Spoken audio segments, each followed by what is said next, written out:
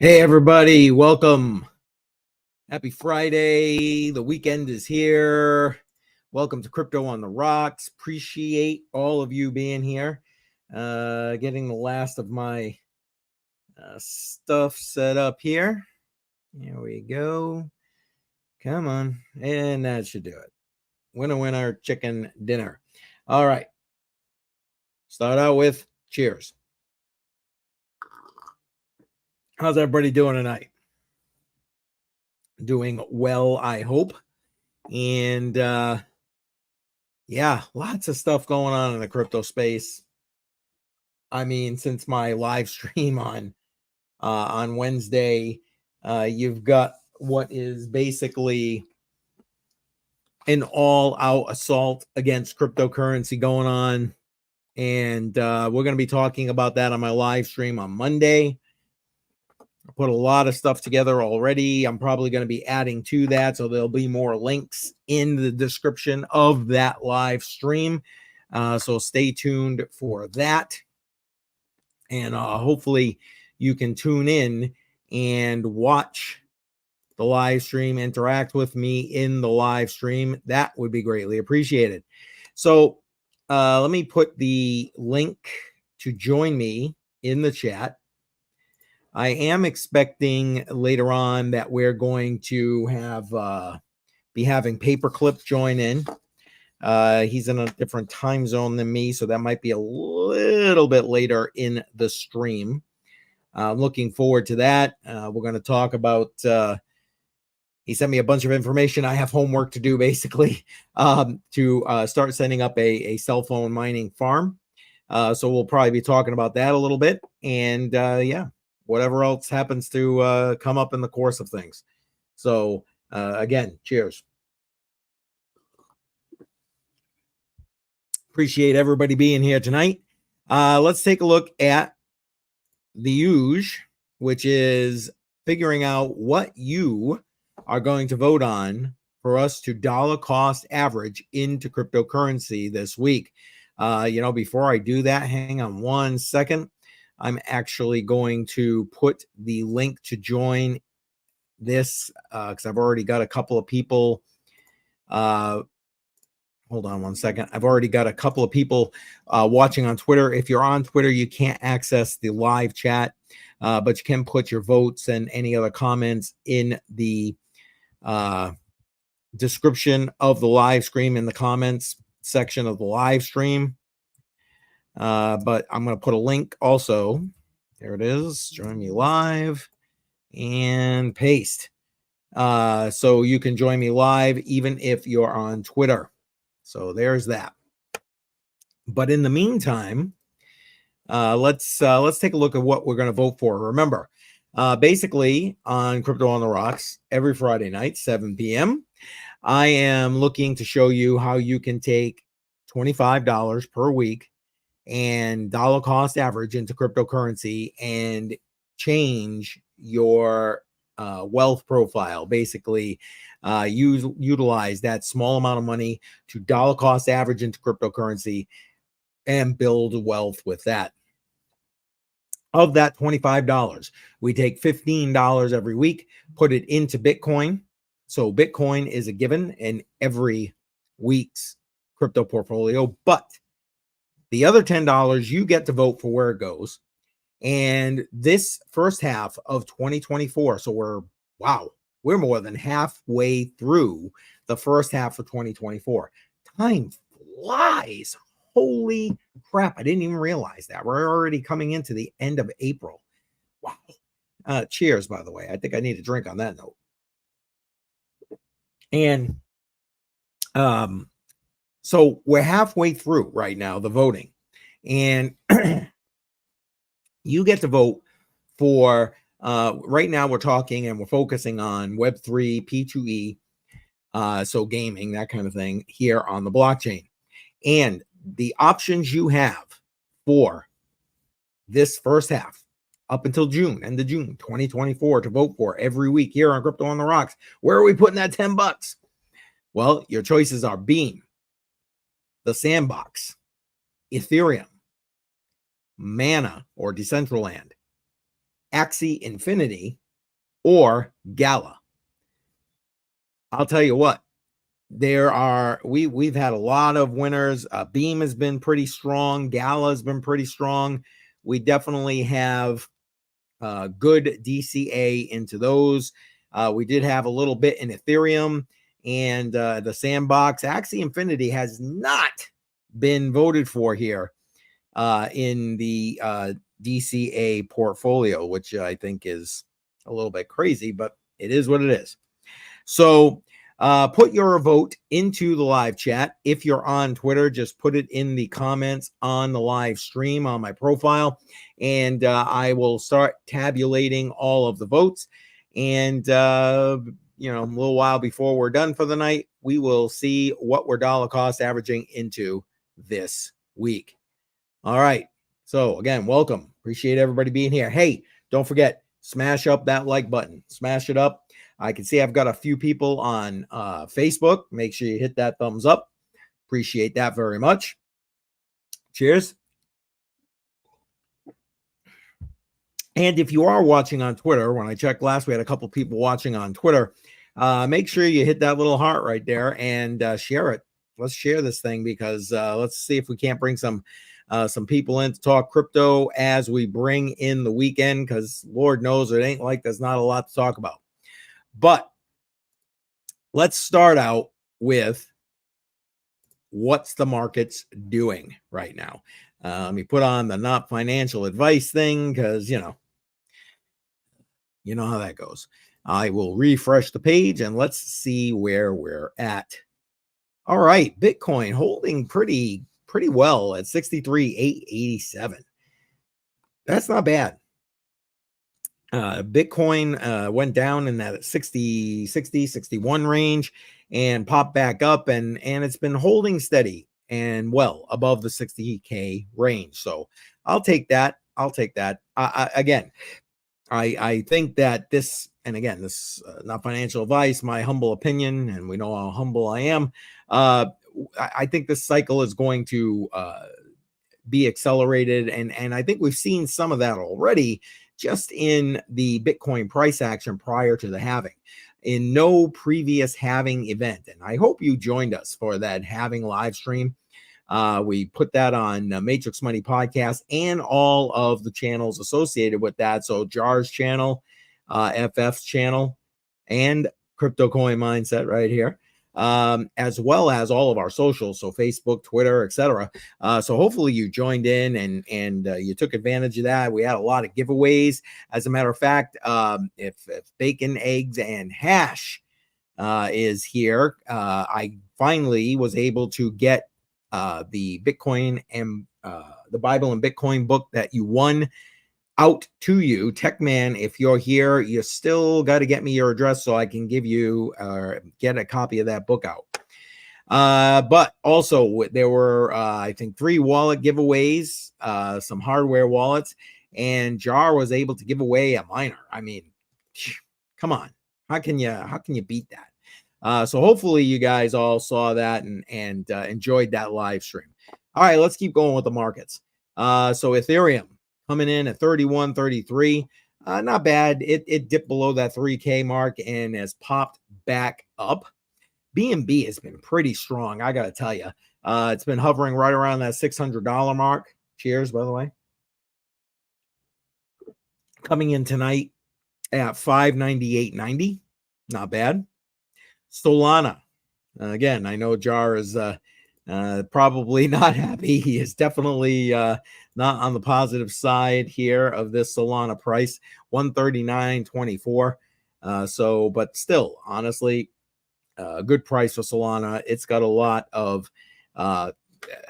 more price action going on when it comes to this particular bull cycle.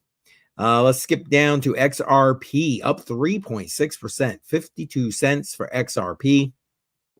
And again, if you ask me, still a good buying opportunity for XRP. How can you say that's not right there at 52 cents? Dogecoin down from when we were live on Wednesday, about 5% over the last 7 days, but still 14.7 cents for Dogecoin. I can't tell you. I've been talking to more and more people, and crypto has and Bitcoin have become topics of conversation. I don't push that topic. If people ask, what I do, I tell them about this, obviously, but I have noticed just in general conversation that people are becoming more and more aware of cryptocurrency and Bitcoin. And one of the coins that most people seem to be aware of is Dogecoin. Now, whether that's an Elon Musk is the cause of that or not, I have no idea. I don't generally go that far down the proverbial rabbit hole when it comes to them talking about Doge, because again, I'm not a meme coin fan. But I mean, it makes sense to me the more I'm talking to people why the price of Dogecoin is so high, and it's number 9 in market cap. I mean, it's ahead of Cardano, and I'm a Cardano fan. I mean, this is just crazy. Speaking of Cardano, let's go take a look. 46 cents. I'm glad, frankly, to see that down a little bit. I think it needs to, again, go down a little bit further before it pops off for this particular bull cycle. Again, cheers. And so Cardano at 46 cents. Sheeb is what it is, up almost 10%. I mean, if you're a Sheeb fan, well, there you go. Avalanche, AVAX, 34.41. Not bad, down about 3% on the day, but still a decent price for AVAX. Look at Tron, back to 12 cents. Back to 12 cents, up 8.8%. I'm sorry. If you are really following things, these countries that really need cryptocurrency, so the Venezuelas and the Argentinas and so on, looking to get US dollar, USDT, and they're doing it on Tron because the fees are so low, and that just gives Tron staying power. So there you go. Tron at 12 cents. Bcash, Bitcoin Cash. Again, I like it for what it's meant to be used for. Spend that, save your Bitcoin. Down a little bit from when we were on Wednesday, 480.75. Chainlink, I am a Chainlink fan. I think they're going to do great in this bull cycle. $14.51, even, and as a whole, up about 3.5% over the last 7 days. And that's crazy. I mean, I'm sorry, Bitcoin. And I've really not had that much to drink yet. But Chainlink, to me, is a great buy below $20. It just is. My opinion, not financial advice. Old guy, interwebs. All right, let's keep going. Matic, 70 cents on Matic. Another one I think is a good buy below $1. That's my threshold with regard to Matic if I'm going to be stacking more Matic. And that's up almost 4% on the week. Still not bad. Litecoin, I like Litecoin for what it's meant to be used for, up 7.5% in the last week. 4% of that in the last 24 hours, and coming in at $87.60. And I use Litecoin to pay for shit. And if you look at the blockchain metrics, a lot of people like Litecoin. It's quick, all things being equal. The fees are just so low. You have privacy options with Mimblewimble. Cheers, by the way. And it's what it was made for, to pay for shit. So Litecoin, I like it. ICP down 7%, $13.60. Uniswap, $7.68. You know what? I think Uniswap is holding pretty well, given all the FUD. We talked about it in, I believe, this past Monday's live stream, where I was talking about them being served with a Wells notice by the SEC. Just in the complete litany of bullshit coming from the U.S. government in its attack, all-out assault, frankly, on the cryptocurrency space. Keep going down to H-bar. H-bar back up over 10 cents, up 37.4%. And that came on the news of Larry Fink trying to do RWA on HBAR. RWA, real world assets being tokenized on HBAR. And frankly, I'll tell you what, HBAR was created pretty much with this specific purpose in mind. And its fees are low. It's a stakeable coin. Matter of fact, head over to my YouTube channel or my Odyssey channel, and you can find videos I've put together that show you how to stake your HBAR so you can earn a passive income. While that was down, I did purchase a few more HBAR to try and increase my bags. I think that yeah, I think it's a must. I think the HBAR is going to be one of those that surprises everybody in this particular bull cycle. My humble opinion. Again, you know how humble I am. Cheers. All right, stacks. If you're doing the or into the building on Bitcoin thing, up over 5%, $2.59. Stellar. I like Stellar. 11 cents, basically 11.5 cents, looking good. Filecoin down some more, almost 3.5% in the last 7 days, almost back down to the price action that we started talking about it at, which was about the $5 mark. And we saw that go all the way up to over $10. So doubling in price prior to the halving. So again, Filecoin, another one I think has great opportunity in the deep end space and in this particular bull cycle coming up now. Let's see what else we got. Render, if you're into AI, up still 2% on the last week, but down almost 7% today. And but still up over 8 cents. 8 cents. Ha! Boy, don't a lot of people wish so they could buy Render. $8. Try that again. $8. Pepe, if you're into the meme coin thing, still holding steady in that 5 cent range. But look at this, up 42% in the last 7 days. Meme coins are on fire. They just are. It's the name of the game right now for the newbies coming into the space and for people who are veterans of the space who are just looking for some like quick gains. You know, Bitcoin is going to go up, but like not to the extent that some of these meme coins are necessarily have the potential to do. Immutable X, I think it was Immutable X, just did some kind of blockchain gaming, some platform. I think I'm sorry, it was, I kind of heard about it in passing, and didn't get a chance to do a lot of research on that. But Immutable X definitely, I think, going to be a player in this particular bull cycle, just over $2. VeChain, you know, I like VeChain, down about 3% in the last 7 days, now back under 4 cents. If we're talking meme coins here, we got WIF, and down overall on the day over 11.5%, $2.83. Crazy. But it's ahead of Caspa. Go figure. I like Caspa, up 4.6% over the last 7 days. And you know what? Almost 12 cents. I think great buy for Caspa, if you ask me. Theta looking really good, up 13.8, so almost 14% over the last week. Let's see what else we got here. Monero, you know, privacy coins. Did you guys watch the video that got put out on the Matrix Money podcast? I did put it out on my socials, so if you follow me on Twitter and Facebook, you saw that I did promote that video where we, myself, Jar, and FF interviewed Deeper Knot about the Deeper Network, and part of that conversation we did talk about privacy coins.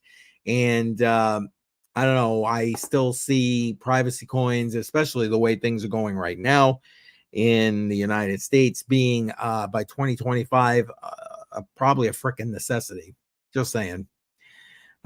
Keep going down. Thorchain, Rune. This is going to be a humongous player in the cryptocurrency space when it comes to chain-to-chain swaps. Thorchain is a player. End of story. That's what it is. Also, you should check out the video I did on having the XDeFi wallet. We're going to be using that to access ThorChain in future videos as part of the Living on Crypto series. And if you have not already watched my Living on Crypto series, you need to do that, because you want to know what? Again, talk about gonna be a freaking necessity going forward, with especially just looking at the way things are going here in the United States. So anyway, ThorChain Rune is back down to $5.34, looking really good. Bonk, for those who are again into the meme coin thing, look at this, up 71%. 71%. Holy crap, right? Holy crap. Algorand, you know, I like Algorand, up about 12.5%, still under 20 cents. Goodbye for Algo. Gallo, one of the items you get to vote for here on this week's DCA portfolio, up 3.7% at about 4.5 cents. Matter of fact, if you have not already voted, which it doesn't look like anyone has, I'll go check Twitter afterward. Again, if you're on Twitter watching, you can either click that link in the chat, on my profile, and come and join me live. I am expecting Paperclip a little later on in this stream joining in. Maybe a couple of other people that I didn't get 100% commitments, but Paperclip did say he was joining me. But again, he's on a different time zone, so I'm expecting him a little later in the stream. But in the meantime, let's look at what you get to vote for here, what we're going to potentially dollar cost average into this week. So again, make sure you put it in the live chat, your vote in the live chat. We're focusing this first half of 2024 on Web3, P2E, and these are the options you have to choose from: Ethereum, Beam, the Sandbox, Mana or Decentraland, Gala, and Axie Infinity. So put your vote in the live chat. Appreciate you doing that. And as we're looking at that, you can see Gala, 4.5 cents, doing pretty well. Quant, down a little bit, but still $106. Not a bad price for Quant. Beam, another one of your options here for the DCA portfolio, down overall. Actually, Beam's been taking quite a hit over the last week or so. As you can see, down about 3.5% in the last 7 days, and down to about 2.5 cents on Beam. Jupe, you know that Jar likes Jupe. He's kind of bullish on that. It's this particular exchange down under $1, down over 6% in the last 7 days. What else we got here? Neo, you know, I still do stake Neo to get the gas. And, you know, I don't know. I'm starting to hear more and more activity back on the Neo blockchain. It came out hot and heavy back 2017, 2018, and then kind of died off. But I'm hoping that they will go back to, getting a lot of building on that particular blockchain. $18.35 per Neo here. So not bad. What else we got? Trying to find something that's of my time here. Axie Infinity. I guess we should stop here because that's one of the options to vote for tonight in the crypto portfolio right here. Don't forget, Axie is one of your options. Don't forget to put your vote into the live chat. Axie Infinity right now coming in at $7.28, up about 4.5% over the last 7 days. Bad. The Sandbox, another one of those options for tonight you can vote for. It's up about 2%, give or take, at 4.5 cents. So the Sandbox is another one of your options to choose from for tonight's crypto portfolio. If that's your choice, put it in the live chat. And that's, you know, the top 100. I generally don't go that far through the market cap. But okay, cheers. I got to open up another one. So we're going to do that in a minute. But don't forget to vote right here. Again, first half 2024 is focusing on Web3, P2E, and gaming. So basically, we're trying to show you, or I'm trying to show you, that you can take as little as $25 a week, dollar cost average into cryptocurrency, and you can change your wealth profile. You can make some money with crypto by simply DCAing consistently every single week. And you get to vote for what we're going to dollar cost average into this week and every week on Crypto on the Rocks.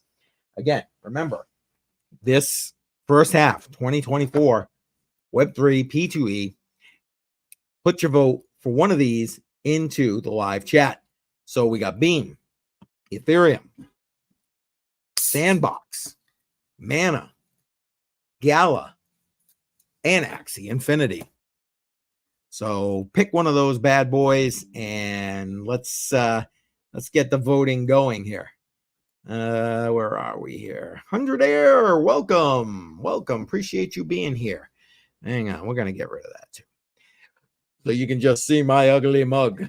Just got home, and Beam is your vote. Okay, you've actually got the first vote of the night as I pour myself another beer here. And Beam it is. So Beam in the lead. And as you know, Beam and Gala have been the two that have pretty much dominated this particular crypto portfolio. So I appreciate everybody who's taking the time to vote. Your vote has been recorded, 100 Air. Welcome. Appreciate you being here. I can see a bunch of people actually just joined in. Appreciate everybody being here. Listen, again, part of this Crypto on the Rocks is you come on, join me here live.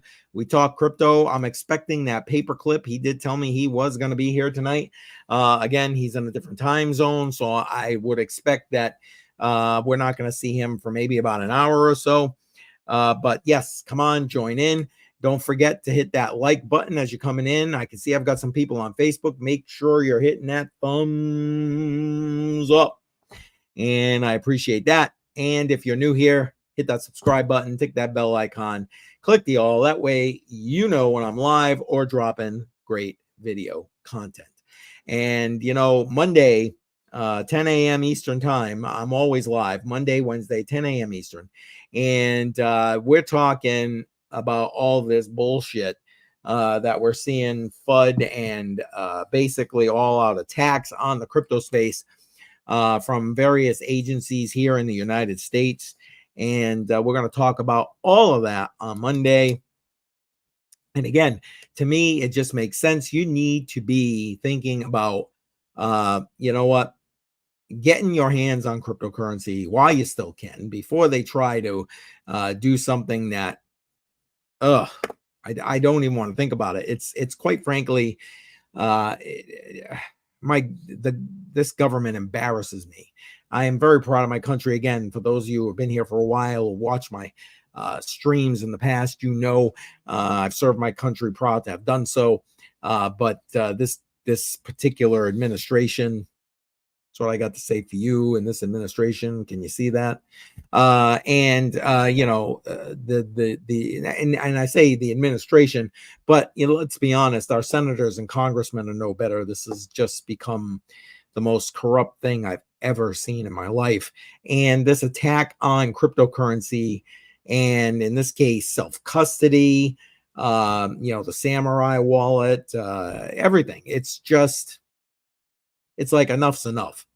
Enough is enough, in my otherwise humble opinion. And we know how humble I am.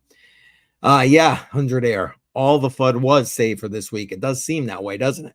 It's like they just like between Biden and his 44% capital gains tax and, you know, wanting to tax unrealized gains. Can you imagine? I mean, think about how inept, because it isn't him running the country, okay? Joe Biden can't change his own fucking diaper. Okay, so he ain't the guy running this country, despite what they'd like you to believe. So the idiots that are running this country are sitting here wanting to tax the rich people, tax the people making all the money. They're going to destroy this country. They are literally going to destroy this country, because what do you think these people who have the means to do so are going to do? They're going to go like this and tell you, screw you, I'm going to go to where my money is treated well.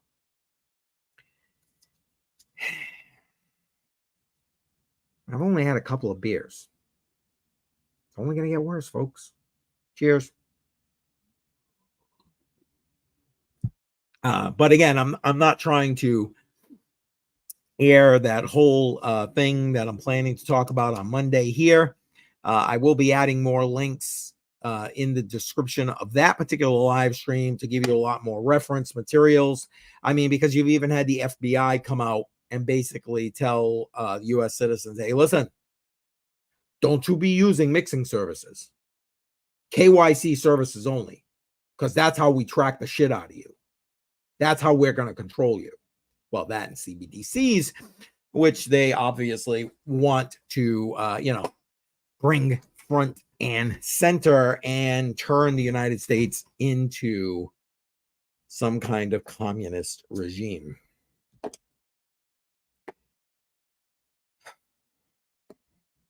It frustrates me because as much as I do say more on Crypto on the Rocks than I do in other live streams, as scary as that might seem, because have you watched my other live streams? But I also realize that to some degree, I have to temper it a little bit. Otherwise, YouTube's just going to be like, man. Now, if that ever happens, in the description of every video, in the description of every live stream, one of the very last links in the description is for Cointree. Now, Cointree serves a couple of different purposes. Hold on, let me bring that up right here. Here we go.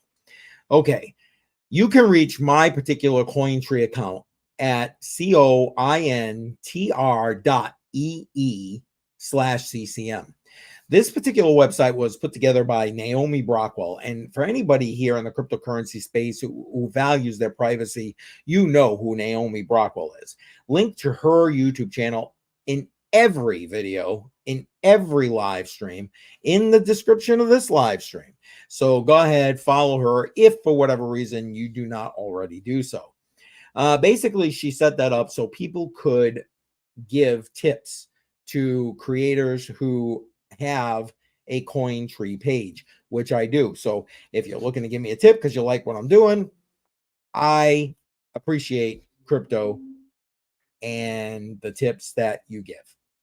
So feel free, if you go to, again, Cointree, cointr.ee/ccm, it will take you there, and there's a bunch of cryptos listed that you can, donate, whatever. Actually, it'll also allow you to send me a direct message with a lot of those cryptocurrencies if you choose to do so. But here's the thing. That's not even the most important part of Cointree, if you ask me. As you scroll down my page on Cointree, all of my official social media access points are listed there, including Odyssey. So if for whatever reason, YouTube finally decides that, they do that to me, it's like, well, okay, fine. All of my content is already backed up on Odyssey. Odyssey, for those who don't know, blockchain-based, censorship-resistant, YouTube-style video sharing platform, part of the LBRY network. And talking about LBRY, there's another one who was railroaded via the legal system, being sued by the SEC, and they've a couple of months ago now decided they're going to appeal that decision. And frankly, like I said during the live stream where I talked about that, it's about fucking time, because the SEC just needs to continue to get kicked in the nuts. And Gary Gensler, Fuck Gary Gensler. But anyway, if you want to make sure you can reach me, all of the official social medias, all of my official socials, Cointree, COINTR.ee/CCM, and you can see what they are. Now, I also use Gab pretty extensively, and I'm in the process of trying to figure out, and I did a video on the help me, soul blocks, because decentralized social media I think is going to be huge as we move forward, much like decentralized cryptocurrency, Bitcoin and the like is going to be huge moving forward. It is, I don't know, it just helps to erode the control that the government has, and allows to maintain, for people like me, to maintain free speech and be able to give you the truth as I know it. Now, am I always right? No. I know I hate to admit that, frankly. Hate to admit it. But the facts are what they are. I am not always right. However, I really do always attempt to do my best when it comes to getting you proper information. And that's why I always make sure that I include links to everything I'm talking about. That way you can go do whatever research you want to do on your own. And as you can see, wait, this way, there we go. As you can see right here, there's a link in the description of this live stream to join my newsletter. That's the other way I'm going to be able to get in touch with you should, for whatever reason, Facebook decide to shut me down, YouTube decide to shut me down, whatever. So go ahead, sign up for my newsletter. I am doing my best to put out good content there. For the most part, you'll know when I'm going live, any special live events that's going on YouTube, that kind of thing. Definitely you'll be notified via email if you sign up for my newsletter. So go ahead and do that. I am trying to put out additional information, but again, much like you hear me say all the time, one-man band here. So definitely, doing my bestest. Right now I'm focusing on the video content because I think I can get and reach more people via the video content. But link in the description to go ahead and sign up for my newsletter. Again, don't forget, time to vote. Come on, vote.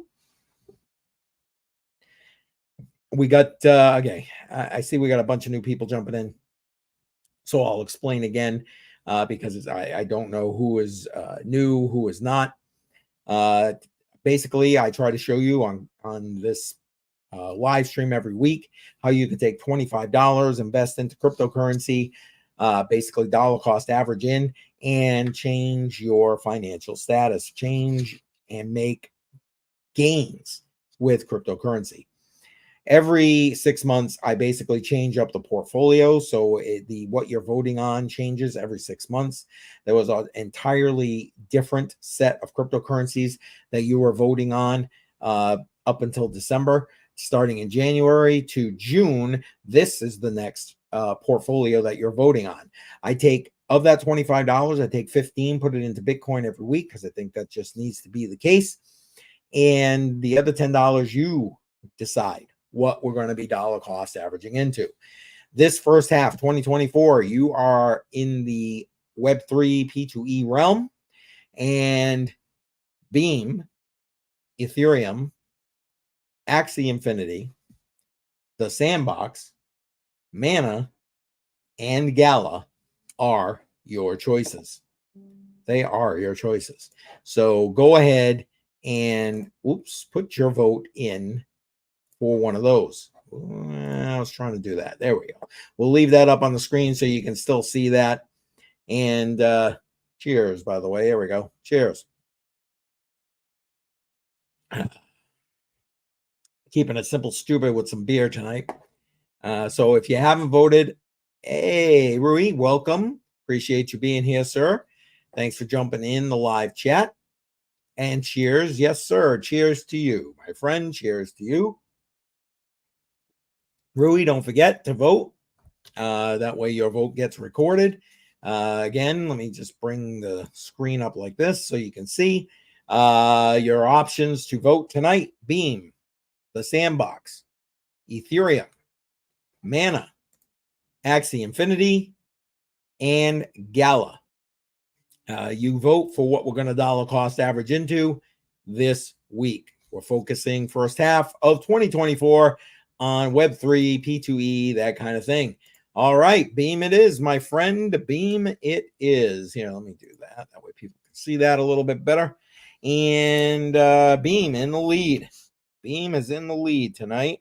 And I'll tell you what, Beam and Gala have been pretty much like, yeah, have been the choices in this voting. Rui, thank you for voting. Appreciate that. Again, if you're on Twitter, last I checked, I had a small handful of people. Let me go look real quick and see what we got right now. Looks like I got about 4 people watching on Twitter. You cannot interact with the live stream on Twitter. Excuse me, the live chat. I apologize. Where you can vote. So if you are watching on Twitter, you can either jump over to YouTube or to Facebook and jump automatically into the live chat, or you can just put your vote into the comment section of the live stream, and I will head there and I will record that and make sure that that's tabulated in with the votes. Right now, Beam has the early lead for this week. Again, I am, if you want to come join me, link is in the live chat. And if you're on Twitter, the link is on my profile page. I'm going to add it again right now to the live chat. That way anybody can come and jump on in by clicking that link. It'll bring you to the back end of StreamYard, which is the service I utilize to do all of my live streaming. I love this service. It's great. Matter of fact, we use it for the Matrix Money podcast as well. You got to see hopefully that great video that we put out in the Matrix Money podcast, the interview with Deep or Not, that came out on Wednesday. So let's hope you saw that. Matter of fact, you know what? Let me go see if I can't grab that link as well. And that way, if you did not see it, you can go and watch that video. We did put it out on all of the socials, all of our socials, and yeah, hello, Matrix Money podcast. All right, and there we go. Let me grab the link for that video. And why does that not want to give me a shareable link? Oh, whoa. Got Jar talking there. Hang on. All right. And we talked about a lot of things on that particular podcast. Obviously, the focus was meant to be the deeper network and the DPR token, the move to the Solana, stuff like that. And we talked about all of those things. As a matter of fact, I just put the link in the live chat. So go ahead and check that out. Preferably later, so you can stay here with me live. If you did not already watch that. But guess what? This Tuesday, Matrix Money Tuesday, so 10 a.m. this Tuesday, we're going to be on the Matrix Money podcast channel doing a live stream with Deeper Not. And I think he's planning on giving away some hardware from Deeper Network. So you need to make sure that you're there. You also need to make sure that you are subscribed to the Matrix Money podcast channel. Link to do that in the description of this live stream. That's 10 a.m. this coming Tuesday Eastern time. So definitely make sure that you are there for that live stream. Now, once we're done, that live stream will be rebroadcast to this channel, Jar's channel, FF's channel. But the problem is you won't be able to win whatever he's giving away because you're not live. So you got to make sure you're joining us 10 a.m. Eastern time this coming Tuesday on the Matrix Money podcast channel. And we'll be interviewing Deep or Not, kind of a follow-up to the interview that I just put the link to in the description of this live chat here. And here's the thing. He's also going to take questions from the live chat. So if you have questions about Deeper Network, the DPR token, about the move to Solana, the bridges to do that, or just questions for Deeper you'll be able to ask those questions. If you're on the live stream, you'll be able to jump in the live chat and ask whatever questions you would like. So make sure that you are here for that this coming Tuesday, 10 a.m. Eastern. 10 a.m. Eastern. All right. Let me get that closed. Again, link for that in the description. In the live chat as we speak.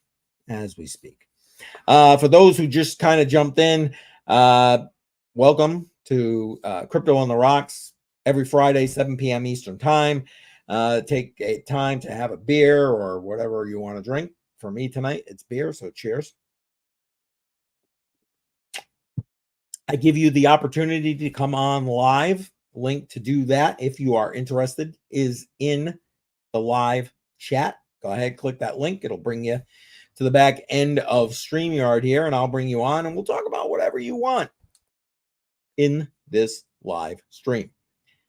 And the next thing we do every Friday is give you the opportunity to decide what we're going to dollar cost average into in a specific crypto portfolio in a 6-month period. So basically, I show you how to take $25 every week. 15 of that goes into Bitcoin. The other 10, you vote. You decide where we're going to be putting that money. Now, again, in this particular cycle right now, first half 2024, we're talking Web3, P2E, and these are your options. So if you have not already voted, and judging by the numbers I see watching this live stream, the most of you have not voted yet. So please put your vote into the live chat. Beam, the Sandbox, Ethereum, Mana or Decentraland, Gala, and Axie Infinity. Those are your options to vote for tonight. And then what I do, just to give you the full circle of things, is then every Wednesday, whatever you voted for on the previous Friday night, I then go and dollar cost average into. And, I wonder, I'm going to try pulling up the first crypto portfolio that we did, which was basically the second half of 2023. And in that second half of 2023, we just picked a bunch. I gave you some options. Yeah, here it is. All right. You guys picked various items, or picked from the items I gave. Matter of fact, you know what? Hold on one second. Let me see if I can bring it up so you guys can see what the options were in 2023. Rui's asking a question real quick. Have you seen the report about the SEC going after MetaMask and Ledger? The answer is yes, Rui. I have already set myself a live stream for Monday, 10 a.m. Eastern time on this channel, where I'm going to talk about all of that. And I'll tell you what I started saying earlier, which is, you know what, if you live in the United States, and not necessarily you particularly, Rui, but you need to start definitely getting your cryptocurrency, getting it into self-custody wallets, and be prepared and learn how to be able to live on cryptocurrency. Because I'm sorry, this country is moving in the complete wrong direction. The FJB administration is on fire in the regard of trying to regulate. I don't know about regulate. That's not even regulation. It's stagnation. It's ban, if you ask me. Okay, I was not wanting to get down this road on this particular live stream here, but this government is basically bending the crypto industry over the table right now. Cheers. So if you haven't gone and started watching my Living on Crypto series, I was you, yeah, I'd be doing that because you may get to the point where you need to be living on cryptocurrency. Just saying. All right, but yes, Rui, the answer is yes. I did. I have seen the report. I have seen the info come out, and again, that's part of what I'm going to be talking about this coming Monday, 10 a.m. Eastern time on my live stream. Basically, the title of that live stream is The Continued War on Cryptocurrency, and it is coming hot and heavy from this fucking administration and the United States as a whole here. Now, here's the thing. I wanted to show you, because again, I'm trying to show you how you can take $25 a week DCA into cryptocurrency and come up on the positive end of things with your crypto portfolio. And I wasn't planning on showing this, so I'd like to update the numbers if I could to give you an idea where this particular portfolio stands right now from second half 2023. So that's going to take me a minute to punch those numbers in. The current price numbers right now for the cryptos that we were dollar cost averaging into in that particular time frame. So let me pop these numbers in real quick.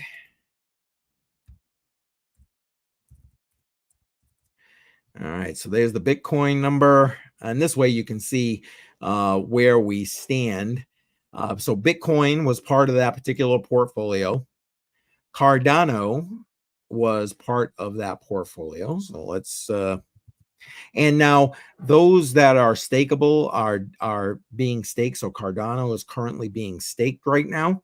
4. I'm punching in again the latest numbers, so you can see where we are. H-bar definitely was one of those. So let me get that current price in for H-bar.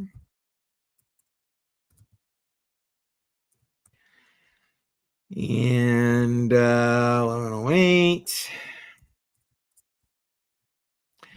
LCX. Now, this one was an outlier. And the only reason I got into LCX was simply because of Philip, who, if you have been watching Crypto on the Rocks for any length of time, matter of fact, I'm guessing he's one of the people that I see lying in the background here, just watching the live stream. And Philip, if that is you, make sure that oh, wait, here comes Betel. Betel, whoops, wait, sorry about that, brother. How about now? Can you hear me? All right, there we go. Thank you. Sorry, I was having trouble finding the links. That's all right. I thought I emailed it to you. Did I not? Yeah, you did, but I've got like 5 different email addresses that I use every day, and sometimes, and then I got kids running around and stuff. You want to come Hey, say I hi get to it. David? No. No, you're just gonna be Cheers. here in the background. Cheers. Hi. Yes. Hi, welcome back. How are you? After you drink. Yeah, exactly. I need a few more drinks. I will try to curb my language because I've already been a bit colorful here. Now that I know you got kids No worries hanging around about that. We just joined like 2 minutes ago, and I was like, "Oh boy, he doesn't even have anybody yet." I was like, yeah, well, I expect Paperclip to be joining in. He did say he was going to be joining, but again, he's in a different time zone, so I'm thinking we may not see him for about another half an hour or so before he's deciding to chime in. Which that's is fine. Yeah, which is still great. I mean, I'm hoping he does. He sent me a bunch of homework to do to see about starting to put together a phone mining farm. So we'll see how that goes. I was going to show everybody. I'm putting together the numbers for last cycle's DCA portfolio. Speaking of which, what would you like to vote for tonight? There's your options. Just to remind you, we're doing Web3, P2E. Well, right now, Beam is definitely in the lead, but your options: Beam, the Sandbox, Ethereum, Mana, Axie Infinity. I like the fact that you took my idea I mean, maybe it wasn't just mine. No, but it was your idea. Yes, that was your put the idea. names on them because I was like, I don't know what is what besides Ethereum. No, I Yep. voted for Beam a lot, and I bought some Beam, and I feel I kind of lost my ass at the moment. You But have. It's gone down. Yep. I'm Yep. still holding it in hopes. Exactly. It's gonna come back up. I think Beam is coming back. But I you don't know know. what? To I me, feel it's a that buying a opportunity. lot of these are like a degen play, except for Ethereum. You know, like I hate Ethereum. I've always disliked Ethereum. Yep. But when I bought my Solana, I was like, do I buy like 15 Solana or do I buy like, 2/3 of an Ethereum? Yep. But I went Yeah. with it. I went with Solana. I don't feel I'm ever gonna vote for Ethereum. But I guess this week it'd either have to be in the bottom three. I don't Okay. know, Sandbox, Mana, or Gala. Okay. Well, I mean, that's Maybe, up to you, my maybe, friend. maybe more or less Gala, because Okay. there's If been that's what you interviews with want, I'll them. record that. Beam is still I'll in go the with. lead, unfortunately, my friend, but that's all right. For those who have not already voted, and I got a lot of people in this stream right now, and not a lot of votes. So again, I'm going to show you the last crypto portfolio, show you where we're at with regard to like numbers. I'm still punching in the current numbers right now to do that. And I'll show you the spreadsheet for that in a minute. But again, I'm trying to show you how you can take 25 bucks a week. 15 of it goes into Bitcoin because I just think it needs to. And then the other 10, you guys vote for whatever we're going to dollar cost average into. And right now, even though we got Betel voting for Gala here, Beam is definitely in the lead. So vote, put your vote into the live chat, and that way we can record that bad boy. I mean, to be honest, I only bought Beam because it was on Trade Ogre. Okay. And I was selling. I'm mining some coins. Yep. And then selling some of those coins to buy what I can. I understand. That's why I bought Beam, because took profits and bought into that. Sure. I mean, that makes complete sense to me. All right, let's see. XLM.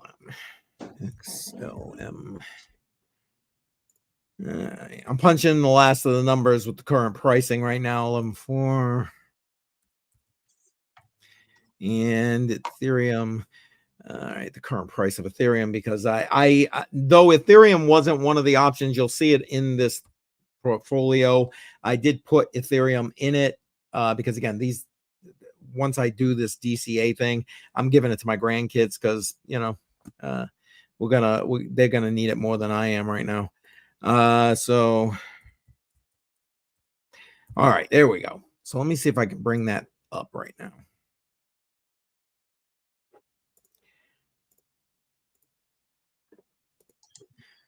So here's the spreadsheet from this is last cycle. So last cycle, everybody voted for what we were going to be dollar cost average, putting on the list dollar cost average into.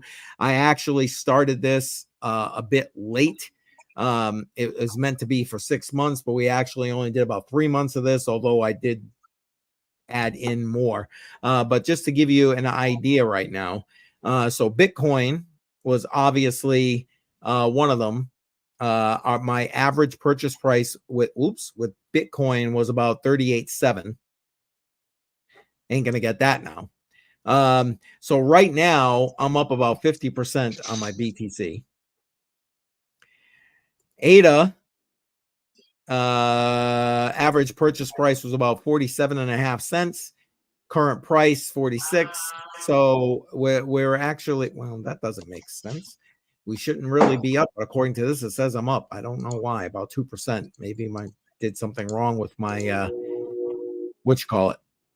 formula. H bar average purchase price of about 6 cents. It's 11 cents currently. That's a 46% increase. LCX, that's what I was explaining when you jumped in here. LCX is a cryptocurrency exchange in Liechtenstein. They're positioning themselves to be able to help people get into blockchain and crypto. And you want to know what? They were not even on my radar. That was my friend Philip, who was in a lot of these earlier crypto on the rocks, that turned me on to that, and up 82%. Hey, you know what? Sometimes those little BS coins or poop coins, as some people call them, Yep. pay Yep. off. Oh, hell Like yeah. I bought into Milady meme coin on crypto.com app. I put Yep. 20 bucks in. I've cashed out 5 times now for I remember you $35. telling me about that, actually. Yeah, And yeah. I still have my original $10+ in there. And I'm like, you know what? Whatever. Like Exactly. Exactly. That's when you're like I this. put $10 into it. I've cashed out for well over 100, and there's still more than $10 worth. And I'm like, you can't Yep. go wrong. I mean, it's $10. Like you're either gonna lose it or you're gonna win. Like, Or you're going to win from it. And you have definitely won from it from the sound of things. Quant, average buy price 104. Current buy price is 106. So up a little bit on that one. Now here's a loser right here. I'm down on this one, Stellar XLM. Lumens. I Yep. used to love that project years ago. Last bull market, I made a lot of money in that coin.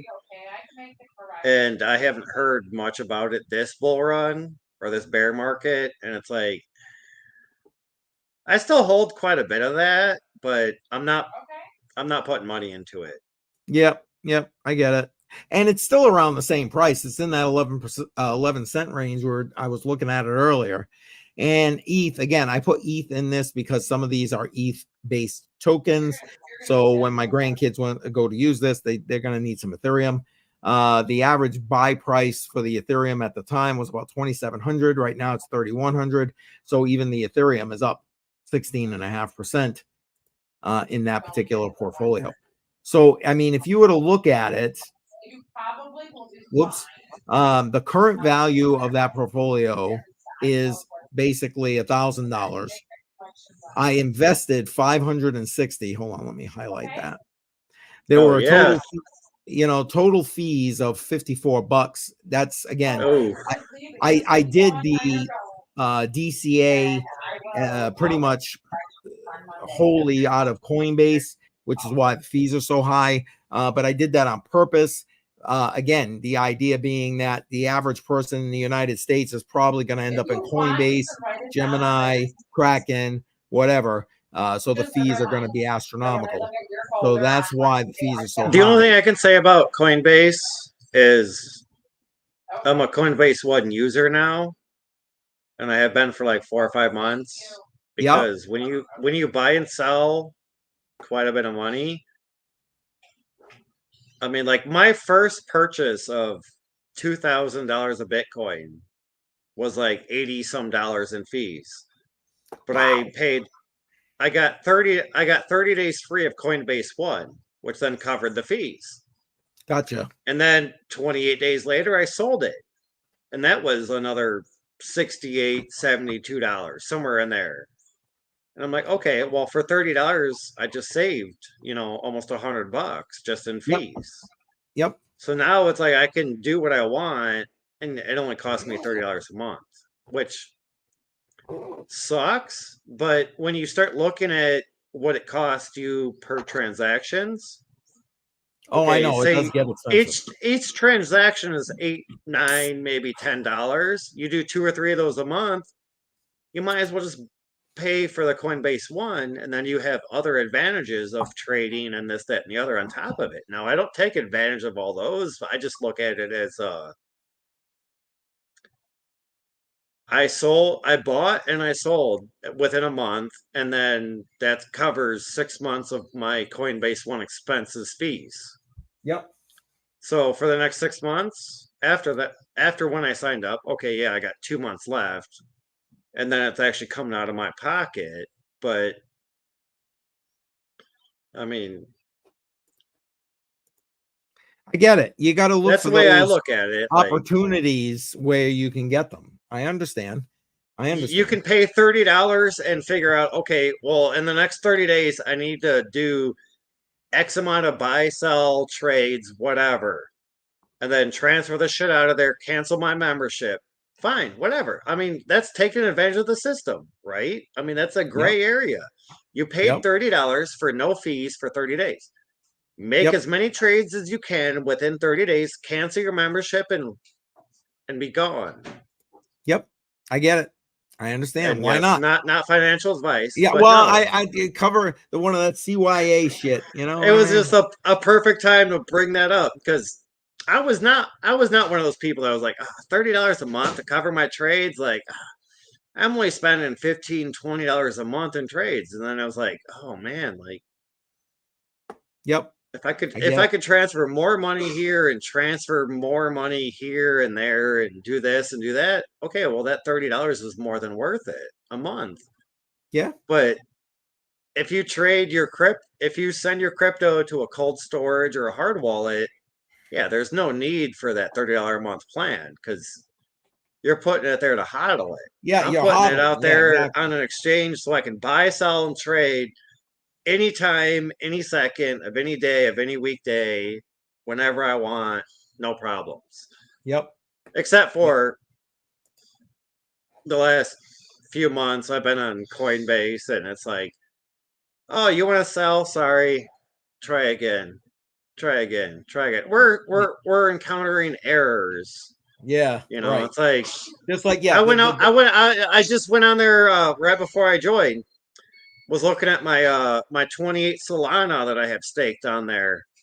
I'm like, yeah. oh, what's my earning rewards for this week? And it's like, sorry, try again. We're experiencing technical difficulties. And I'm like, but I'm paying $30 a month, Yeah. And you're still and you're telling me that you can't even show me what I'm earning? Like, oh, try again later? Like, no. So Yep. I pay for it, but I'm not happy.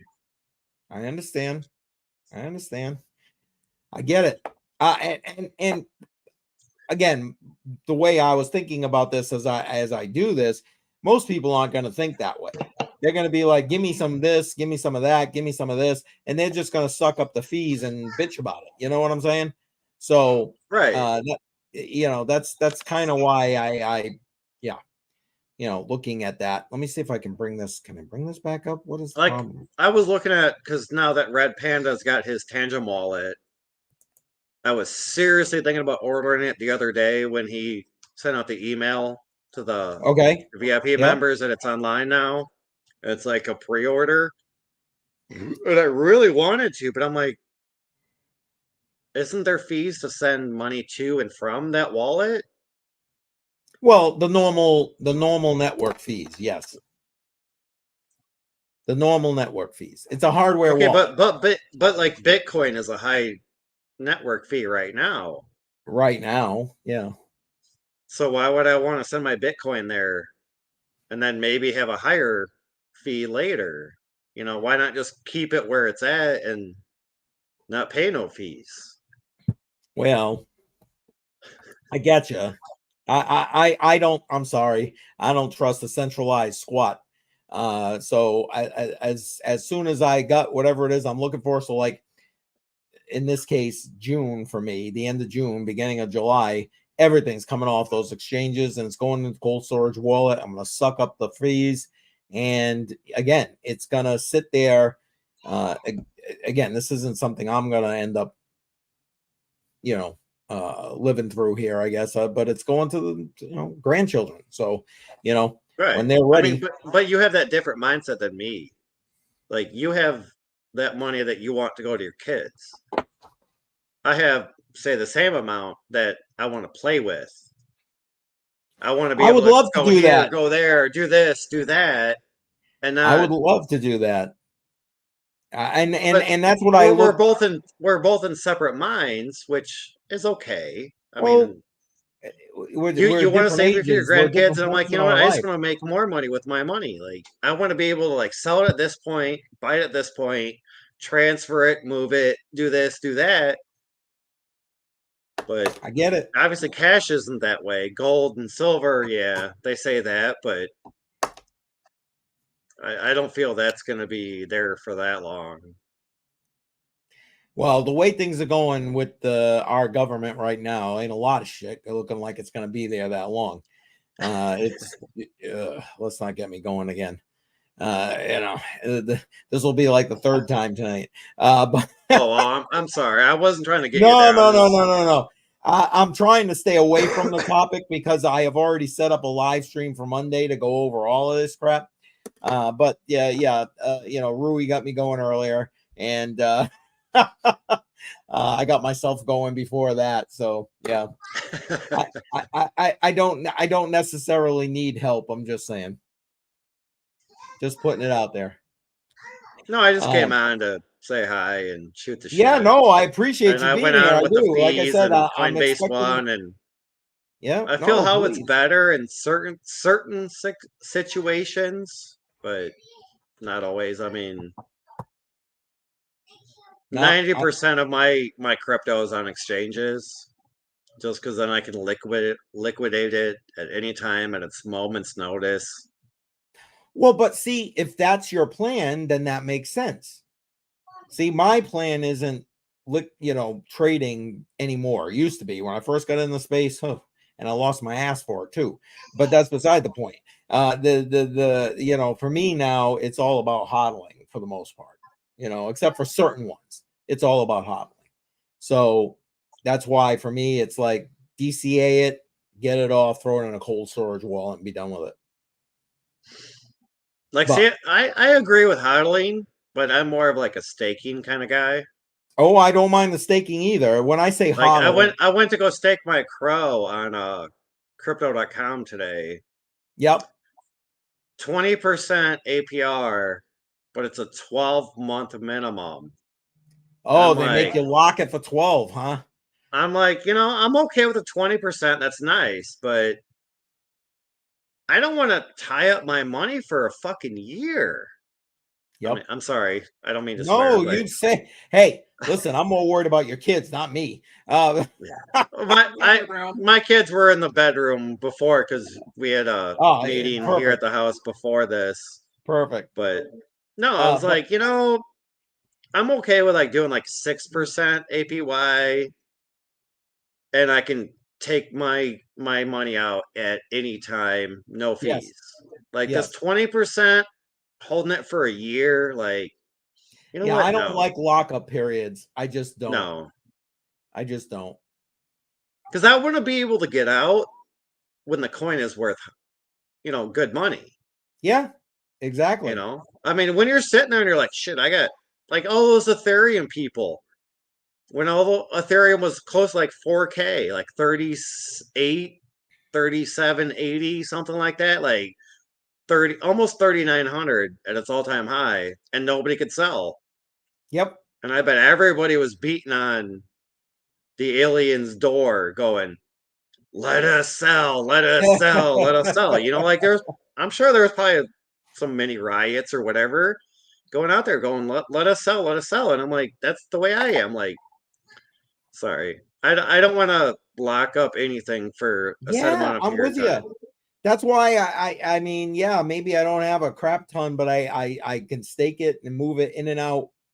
I control the keys. That's the key part to me. Like the Cardano, I'm staking. I control the keys.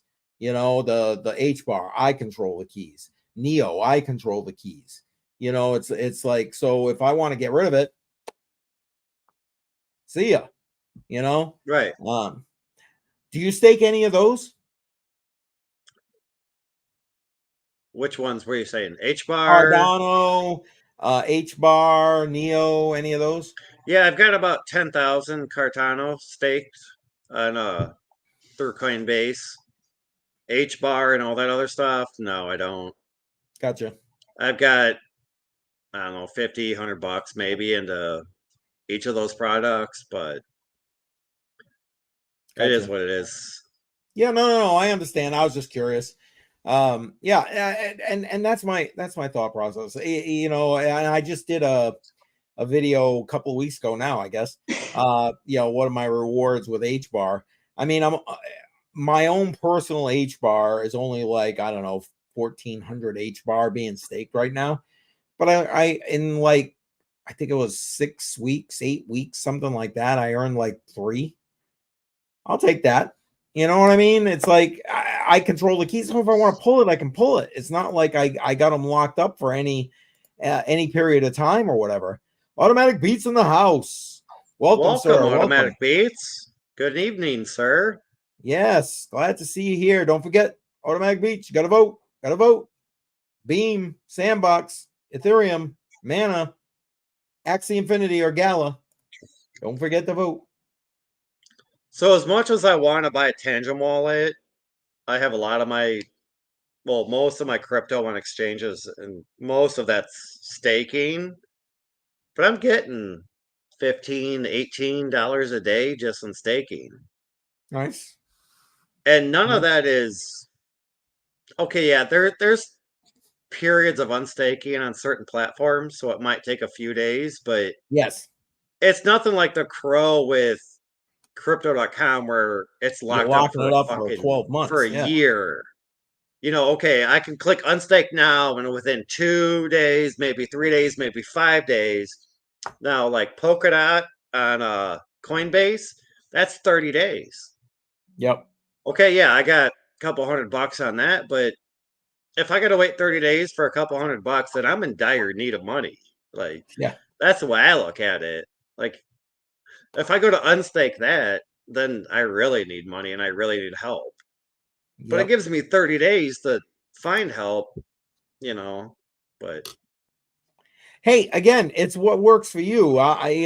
Everybody's situation I is like to be able to different get in, get out quick, and and go. as little as fees as possible. I mean, fees are always there. It is what it is, but I go to the ATM and I can get my money, and the ATM's going to charge me X amount of fees. Then the bank's going to charge me because I didn't use their bank ATM. So then they're going to charge me. And it's like, okay, well, what is that? 8% fee? Okay, Yep. fine, whatever. Do that a couple times a week. But Yeah, that's a pain in the with ass. crypto, I mean, you can go up to 30 to 40% fees in one day just by buying a crypto. I If guess you it depends on buy and it sell a depends on the crypto in where. one day, you could be looking at 30 to 40% fees. And it's like, Maybe. Yeah. Depends on the what, depends on the where. Yes. yeah. You're not But I wrong. mean, okay, not saying 30, say 15% fees. Yep. By the time you buy it, you made a little bit of money and then you sell it. Yeah, easily 15%. Yep. I get it. I'm not saying no. Yeah, I'm not disagreeing. And Automatic Beats got your vote. Appreciate it. And yes, 100 AR, he is a maxi for Gala there. That's for sure. And Gala is now tied with Beam. So we need more votes in here. I got plenty of people, but nobody voting. So come on, vote, people, so we can break this tie. I hate breaking the tie. Well, I won't change my vote just to be nice.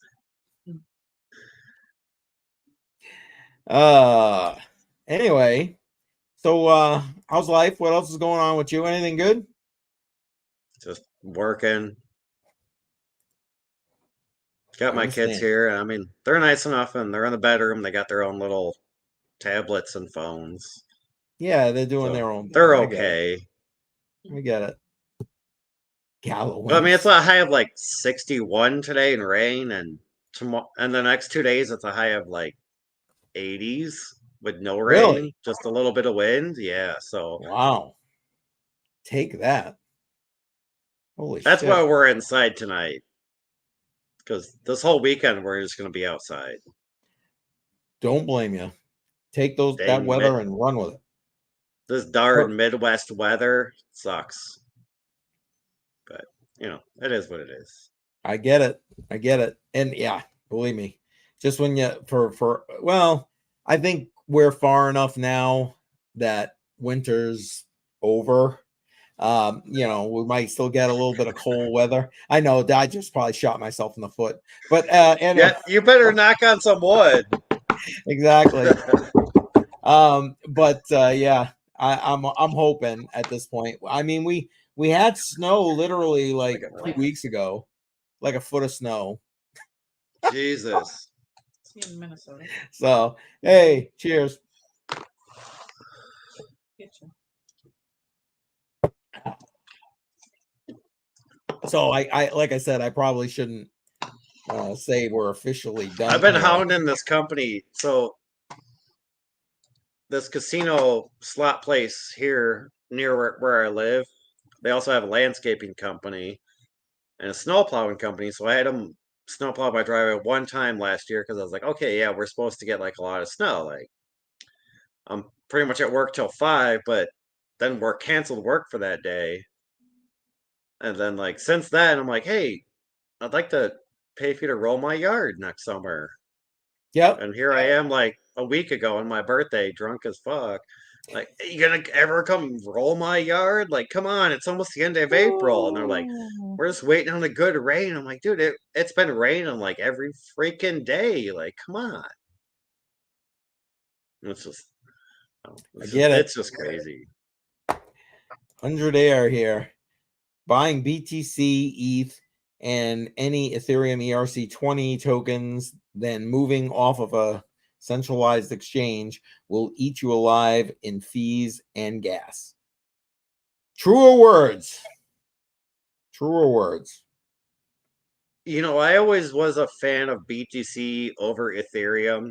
Now, I still hate Ethereum, but I'm kind of starting to dislike Bitcoin because of the ordinals. Because the fees now to move the money is crazy. You got to Yes. move like $30 in Bitcoin, and it's like an $8 fee. Yep. It's like, come on, like you're almost at 30%. Say 25%, I feel might be the right. Like I'm good at math, but I'm just shooting it off the hip here at this point. But Yep. Well, and that's the problem I see going forward. I mean, there definitely needs to be scaling solutions, and I'm sorry, Lightning ain't it to me. You know, you have to have some knowledge in order to run a well, see, Lightning node. I mean, the it's whole like, thing is Bitcoin was not designed to have all this shit run on top of it. It was designed as its own entity and to run as its own entity and to be the best entity. No, it is still its own entity. It's still the best entity, yes, but it's people are building on it to try to make it better, but it's not the same Bitcoin that Bitcoin is Bitcoin, you know, like no, I agree. This whole situation is, yeah, I don't disagree. Automatic beats ETH on base is cheap. oh yeah, because of the new EIP that they introduced or the new forking or whatever the fuck they did to reduce the gas fees. I mean, Yeah, that's all I know is I was gonna they say, do you implemented know? something to reduce the gas fees, but I don't know anybody that still actually uses ETH to trade. So everybody's like, "Well, is it really cheap?" Because I don't know. I don't fucking use it. I haven't used it in years because the fucking fees were so high. Yeah, and not for nothing. Anytime I use it, I bitch about the fees, especially if I'm doing a video or something. I make sure I bitch about the fees because they're just freaking astronomical. You went from Yeah, I like mean, I watched that one video about I think like living on crypto, yep, and you were like bitching about the fees and like how like almost 80% of yep, your coins were taken in the fees, and you're like, yes, you know, I it's only $50. I get that, but I spent $50 and after the fees I get like $18 and I'm like, yeah, that's shitty. yeah. That's just wrong. That's just wrong. And I mean, 100 air maybe it's chiming in here. exchange, maybe it's the whatever, but that's Well, not it doesn't how it should matter be. I whether it's the mean, gas fees or the exchange. And that happened to be, I know you're talking about my point pay video, and that happened to be the exchange fees. But still, then there was gas fees. Then there was gas. Matter of fact, a different living on crypto video I did, it was the ETH fees because I tried to use both. I think the Exodus wallet and the Dash wallet, and Exodus was just killing me in fees because I was trying to use Ethereum, killing me. yeah. Yeah, AMB. It wait if it's on layer 2, no problem.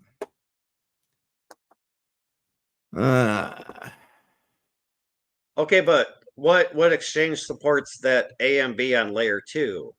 I mean, how many times do you have to exchange that AMB to get it to an exchange without fees on a layer 2 scenario? I don't know. I'm I actually mean, bringing. I feel 100 Air is a lot smarter than me, but I don't even know what the hell he's talking about per se on AMB. I'm assuming that's what he's referring to. I just brought it up on the screen Oh, here. AMP? I You can think buy that that's shit what on he's referring to. Coinbase too. Hang on, let me AMB. Yeah, it's the oh well, no, you got AMB ordinals with the same ticker. I'm assuming AM, he's talking about AMP. AMBI, AMBO, Yeah. I mean, I'm AMBT, assuming this is what he's referring USD. to. Feel free to correct me, 100 Air. Up. Automatic beats, LOL. Wow. Just come join us, 100 Air. You've already been on the show a few times. Hey, listen, 100 Air. It's Friday night. It's been a long week. I don't know how many beers I'm in at this point, so you got to come straighten me out. That's all. You got to come straighten a boy out right here. Oh my goodness. That's funny. That's funny. Damn it. Oh shit. What do we got here? What does that say? What are y'all drinking? Oh, well, for me, it's just beer. Matter of fact, for me, it's Heineken Silver. I was told that I would like it. It's kind of like a Michelob Light, Michelob Ultra rather. And I don't know. I'm not a fan, but I'm not gonna let it go to waste either. So there you go. Heineken Silver. I've never even heard of that. Yeah, hang on. I'll see if I can get the can to actually show up here with the lighting. Can we get that there? Yeah, sorry, I'm trying. Interesting. Yeah, it's the light calories, light all this I would say, baloney. is that like a Heineken Light kind of? Yeah, pretty thing? much. Yeah, they call it silver, Heine Silver. Again, I wasn't gonna get that. I kind of like my Coors Banquet, to be quite frank. But I was told, hey, try that out. All right, what the hell? I don't mind trying new stuff. If I don't like it, I just don't buy it anymore. And I like a lot of craft beers. I like a lot of locals, that kind of thing. That's more my jam usually. We went But to a brewery. Today's Friday. We went to a brewery on like Tuesday or Wednesday, and they will fill any growler yep, from any local or any like anywhere. Because I was like, dude, I got like 15 of these motherfuckers sitting on top of my cabinet. It's not doing anything. I was like, do you clean them and sanitize them too? And they're like, yeah, it's like $5. I'm like, fuck, okay. yep. You're like 20 minutes away rather than the other place is like an hour and 20 minutes away. I'm like, I just kept them on top of the fridges because they were nostalgia at that point. You're right, 100 Air. Boo on all the light beer. I'm not generally a light beer fan, but I got a couple of brothers who are like, yeah. I'm the older one. I suppose I should be telling them, but anyway. Hey, you know what? Sometimes when you get older, you gotta only drink the light beer. Yeah. I got a guy at work that he was a vodka lemonade person. Now he's got health problems. The only thing he could drink is lemon water. Oh, yeah. That So let's hope that doesn't happen. We'll give him yeah, exactly. but I'll be right back. Go ahead, Gotta go. take a little I'll get break. everybody voting. Try to get everybody voting again. Go ahead. All right. While he's away, let's get everybody, because again, I can see a bunch of people on here, and we only have a handful of votes. As a matter of fact, we have a tie going on right now between Beam and Gala. So we need to break this tie. So make sure that you're voting. Again, we take $25 every week. 15 of it goes into Bitcoin. The other 10, you guys vote for what we're going to dollar cost average into. This first half of 2024. We're dollar cost averaging into Web3 P2E coins. So your choices are Beam, the Sandbox, Ethereum, Mana, Gala, and Axie Infinity. So put your choice into the live chat. Matter of fact, if you want to come join myself and Crypto Badal in the live chat, love to have you. I'm putting the link into the chat as we speak.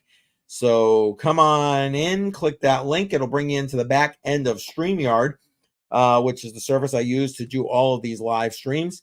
And you can, well, that's weird. Okay, we'll do that for now. Anyway, and you can come and join myself and Badal right now, live chat. Again, I am expecting Paperclip here. I would think any time now.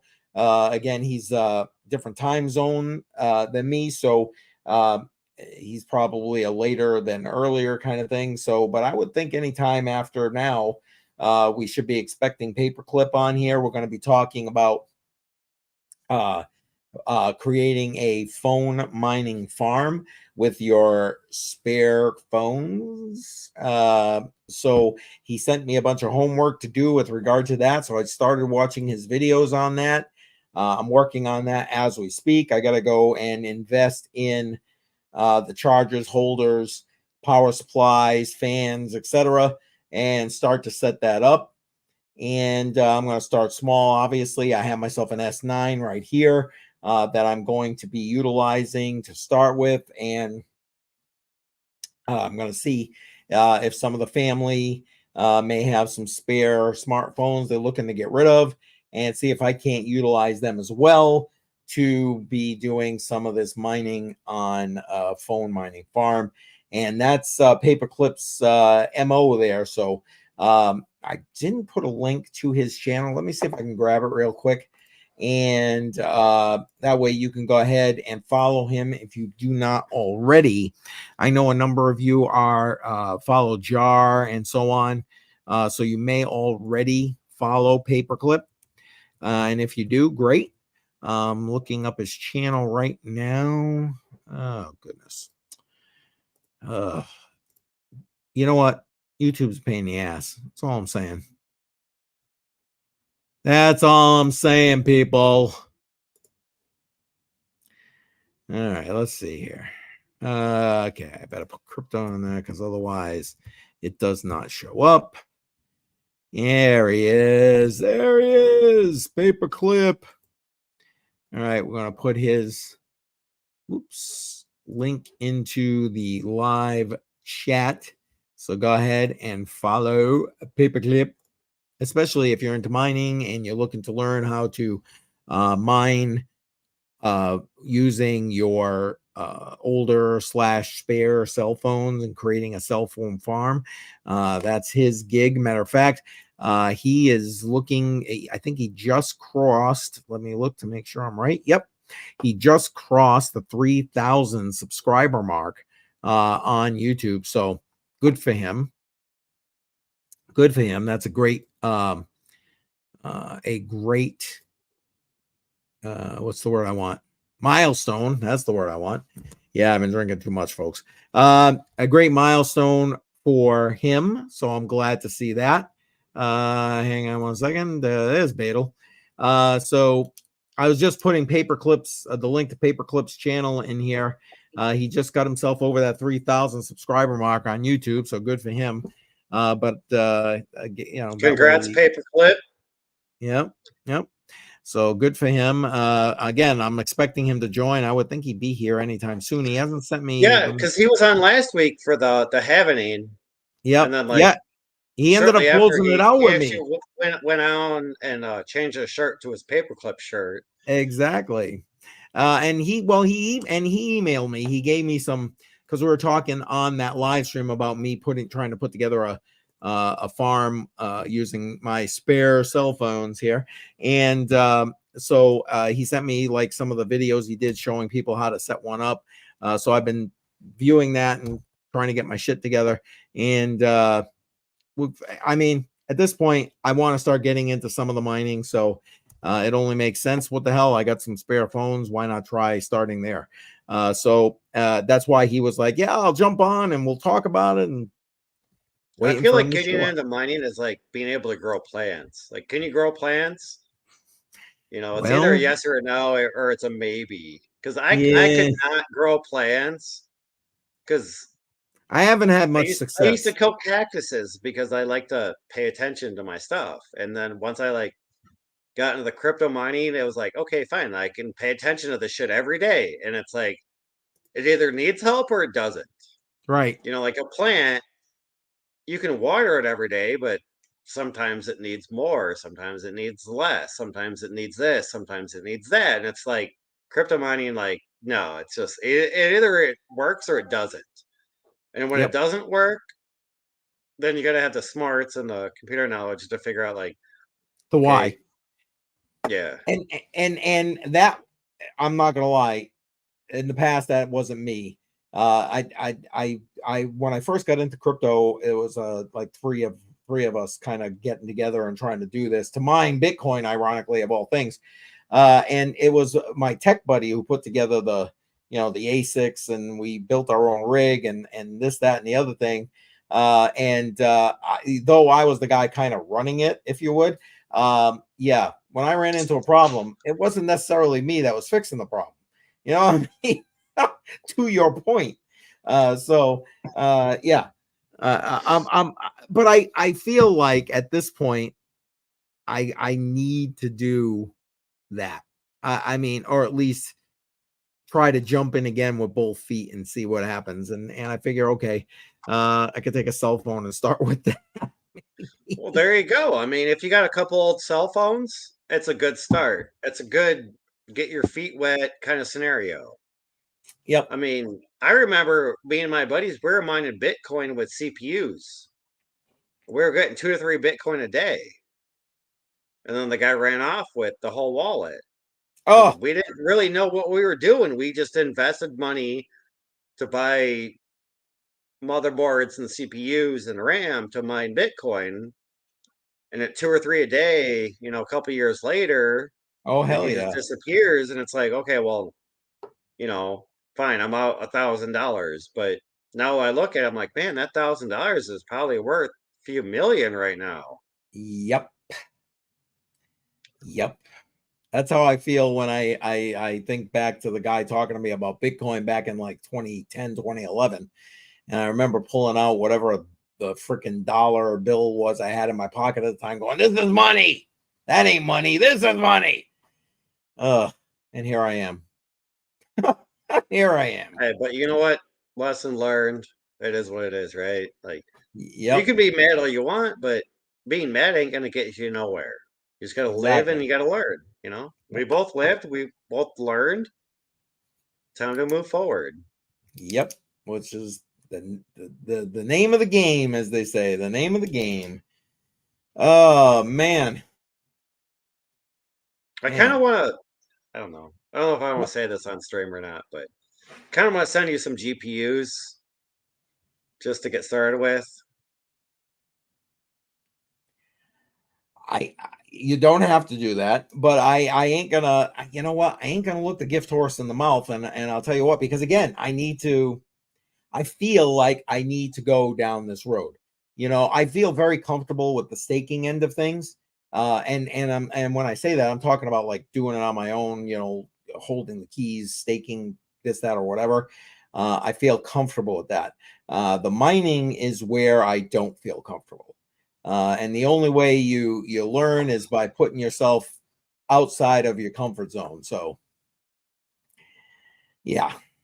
I don't know. We'll have to talk more either via email or after hours about it. I don't Yes. know. Because I just No. got enough cards sitting to the side that I'm like, what am I going to do with them? Because it's going to cost me like, say, $300 to get 2 cards up and mining. Yep. You know, and then they're different series, and then are they even going to work together? And then it's like, why spend $300 on a motherboard, CPU, RAM, and all that to get 1 card mining? Like I know I got 5 AMD cards that are just sitting there. Huh. I'm able to send you a few. All right. I don't Well, know. like I said, we could talk more about that. We could talk more about that. I mean, honestly, I wasn't necessarily gonna jump into, like, again, the whole, like, why I was excited about Paperclip saying he was gonna jump on here, starting with the cell phones, and then I was thinking, I kind of wanted to go. I was talking to Jar about it, maybe into the whole Litecoin, Dogecoin thing. Have you done that at all? Litecoin, The Dogecoin, like the gold shell boxes. and stuff like that. Yeah. I want to right now, but I don't know. Gold shell customer service is rated like 1 out of 10. Then when you order from them, then you got to pay tariffs on that, which costs extra. True. So it's like, to me, it's a bunch of negatives. Like I ordered 5 of the, not 5, 2. I wanted to do 5, but I only did 2 of the Canon Nano 3s. Okay. And it's like the new up and coming like solo Bitcoin miner. It's like 400 terahash or 4 terahash at like $100. But then they ask for a tip, and then you got to pay for shipping.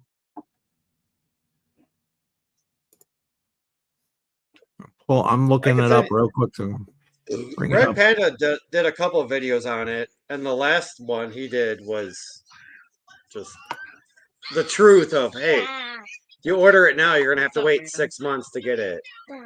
What's up? I'm hungry. There's food on the table.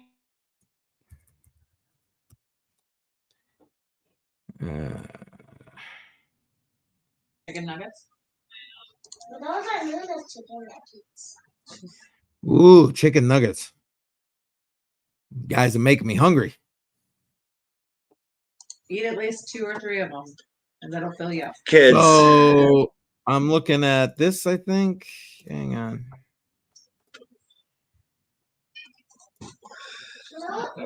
Is that what you're talking about? Oh, wait, that's the disregard that. That Yeah, but I'm top one. trying to bring up the page. Unfortunately, I brought up the search. Hang on. Yeah, the Canon Nano 3, but it's like Yeah. CANAAN. Oh, yeah, right here. Yeah. That the one? No. I mean, that's fine. They're ASICs. But I mean, that's the same company. If you go to like the Nano 3,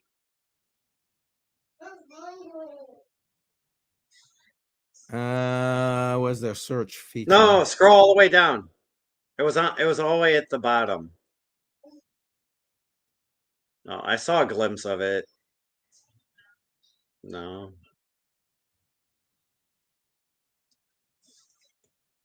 That's Search pretty much it. Nano 3, NANO 3 on their page. That's what. Oh, Nano. Hang on. Yeah. It was right there. Shows like 5 little things in different colors and like a circle. Like that. Yeah. Yeah. So a lot of people have been buying those because it's like $100. I mean, you get the power supply, it's like 120, 130, and you get 4 terahash as a solo Bitcoin miner, but then you can solo Bitcoin, you can solo mine like Bitcoin Cash also. Huh. It's like one or the other.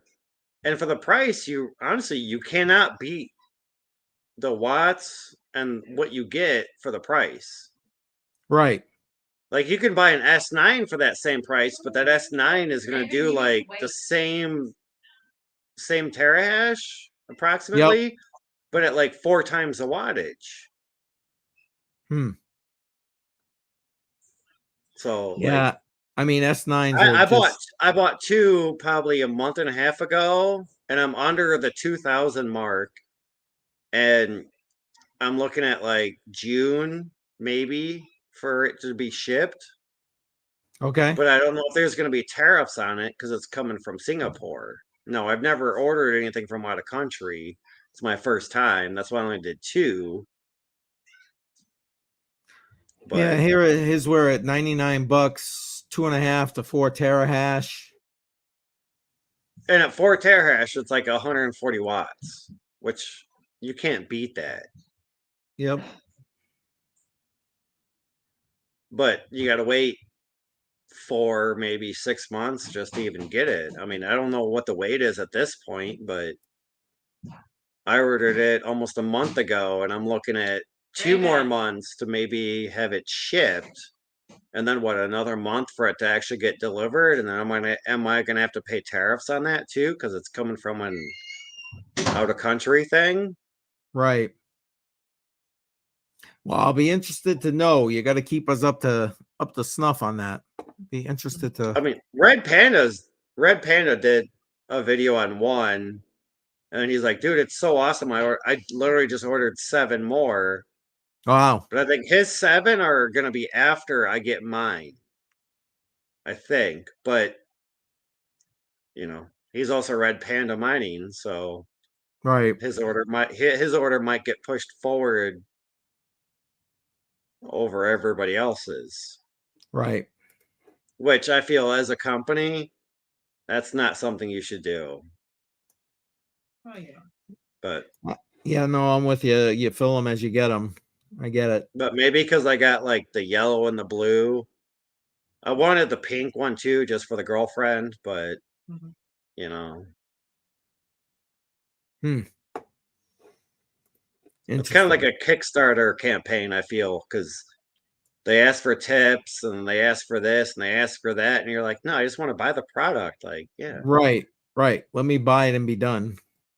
It's $129 each, but yet it cost me $360 to buy 2. Like, do the math. Right. Yeah, I gave a $20 tip for 2. Okay, that's $10 a unit, but you wanted $70 per unit as a tip, and I'm like, no, like. I get you. Interesting. Do more research on that. When you order pizza and they expect a 50% tip, do you say, you know what? No, I'll just order from the next place, or do you just say, okay, fine, I'm okay with paying that 50% tip? Yeah, giving you half of that. I know. Interesting. No, I'm awaiting them, but after what I've been seeing and through their updates, yeah, June, maybe July, I'll get them, even though it's been a month since I've already ordered them, and that's what I hate. Like, Well, at least you got an ETA. Jar and I were talking about. Remember, you ordered that Solana phone or whatever. He's like, I got no ETA. They haven't even told me when I'm going to get it. He's like, there's no date available. That's crazy. well, I got beef to pick with another company about another product I ordered from them, but we can save that for another time. Okay.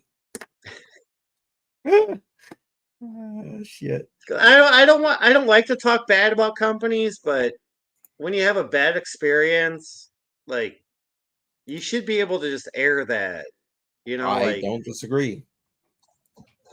Especially if they're not doing well. I mean, if they're doing something to make it right, well, you know what? You should be able to talk about that too. But a lot of these people, it's like, I don't know, especially in this space, you can run into that a lot. All right, come on, people, come and vote. Yeah, because right now we got a Beam, tie. Ethereum, Axie Infinity, Sandbox, Mana, and Gala. Yep. We need Right some now, more it's not votes. looking good. You don't want me breaking that tie, damn it. Let me go check out Twitter because Twitter can't access the live chat. See if we got any votes there. Hang on. I Log gotta on get the in. tree more in the picture because I know before you said you've liked the tree, so. Yes. Wow, we got like 15 people watching on Twitter right now. But none of them are voting. Guys, come on. Throw something in there. Vote. You're watching the stream. Vote. My goodness. Oh, we got company.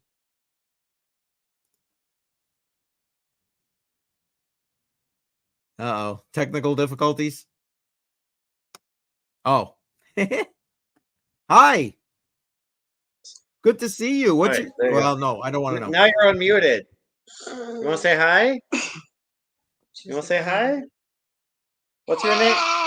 What's your name? What are you playing? What'd you say, honey? I'm sorry, I was What's your too name? loud. What's your name? Luna. Oh, And she's gone. Yeah. And Bye. the typical bye, honey. And the So typical her yeah, name's Luna. She's my youngest. I love the name. Love the name. Yeah. I bought Luna coin at like $86 when she was born. Oh, I'm sorry. Yeah. You already know how that turned out. Yeah, that's why I'm sorry. A few months Oh, later, it's like, oh, there's my $100. Now it's worth maybe a penny. And I'm like, yes. fuck. Yep. Hey, you know what? You Damn it. can't win them all. That's my loss. So Yeah, damn FTX. We're blaming FTX and SBF. hopefully that guy gets what's coming to him. I feel Yeah, to put it nicely. he got off way too easy with well again, he greased how many palms? The minute I saw he was donating to Joe Biden, I was like, okay, steer clear of this guy. He's obviously looking to buy nothing but But his influence. parents also have hands in Oh, other politicians' absolutely. pockets. I mean, hence the whole Gary Gensler connection and so on. Please, these people and that getting me on about Monday's live stream. Again, the I'm sorry, corruption. Like I said, I said it earlier in this stream before you got on. It's like I want to stay proud of my country. I took the time to serve this country. I would like to stay proud of this country, but my government is a flippin' embarrassment. It is a flippin' embarrassment. It is nothing but a corrupt pile of shit at this point. It really isn't. But again, my humble opinion, people. We know how humble I am. Actually, I try to stay humble, but sometimes stuff comes out. All right. What time are we at here? It's almost 9:00. Okay. I don't know. Maybe Paperclip is gonna blow me off tonight. Damn it. So listen, people, let's get some votes going on here. That way we can get to you guys that break this tie. So Beam, Sandbox, Mana, Ethereum, Axie Infinity, or Gala. Right now we have a tie between Gala and Beam. Come on, we need a couple more votes to break this up. So let's put the votes in the live chat. Appreciate that. If you're on Twitter, stick it in the comments, my friend, and we will go and collect those votes. That way you can break this tie, so I don't have to do it. So get your votes in, please. I appreciate that. Whoops, that's not what I was looking to do. Standing in the kitchen, going, "I'm hungry." Yeah, sorry, my kids were. No, you being got a to do little what you too got to do. loud. Listen, Had if to you got to mute. go, I get it. Don't worry about it. At this point, like I said, I'm not sure what the hell's going on with Paperclip. He'll show up if he shows up. And in the meantime, I'm going to hold the voting open for 5 more minutes and then we'll go from there. So that's where we're at. Oh, I see a cat. Yeah, the antisocial cat. He doesn't like Yeah. to be seen. Nice. See? Yeah, exactly. Right there, just in the right spot. When I just sit here like I normally am, you can barely see him. Yep. Like maybe his head, maybe his little tailbone. I think it's The other hilarious. cat will literally just lay on the floor and be like, "Pet me, please, pet me," and he'll just lay there. This cat's like, no, I don't want to be seen. Yeah. He's like, I kind of want to be here, but not really. All right. Oh my goodness, that's all right. That's all right. You know what? You feel up to holding down the fort for a minute so I can go 20 check on minutes. something real quick? Oh, Yeah, you might hear some kid noise. but I don't that's care fine. about that. I'll bring you up full screen and you can just, I don't care. Chat about whatever. I'll be right Oh back. boy. Put me on the spot. Thank you. no. Since you're on. All right, so we need some more votes.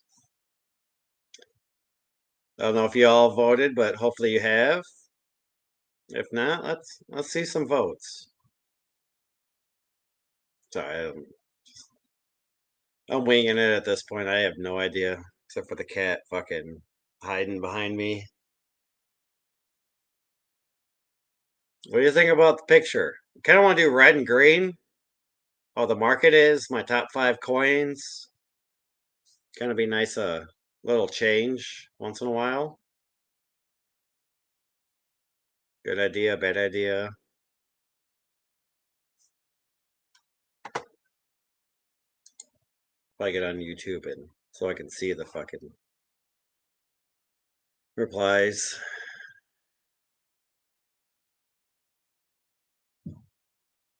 Yeah, I'm not with it tonight.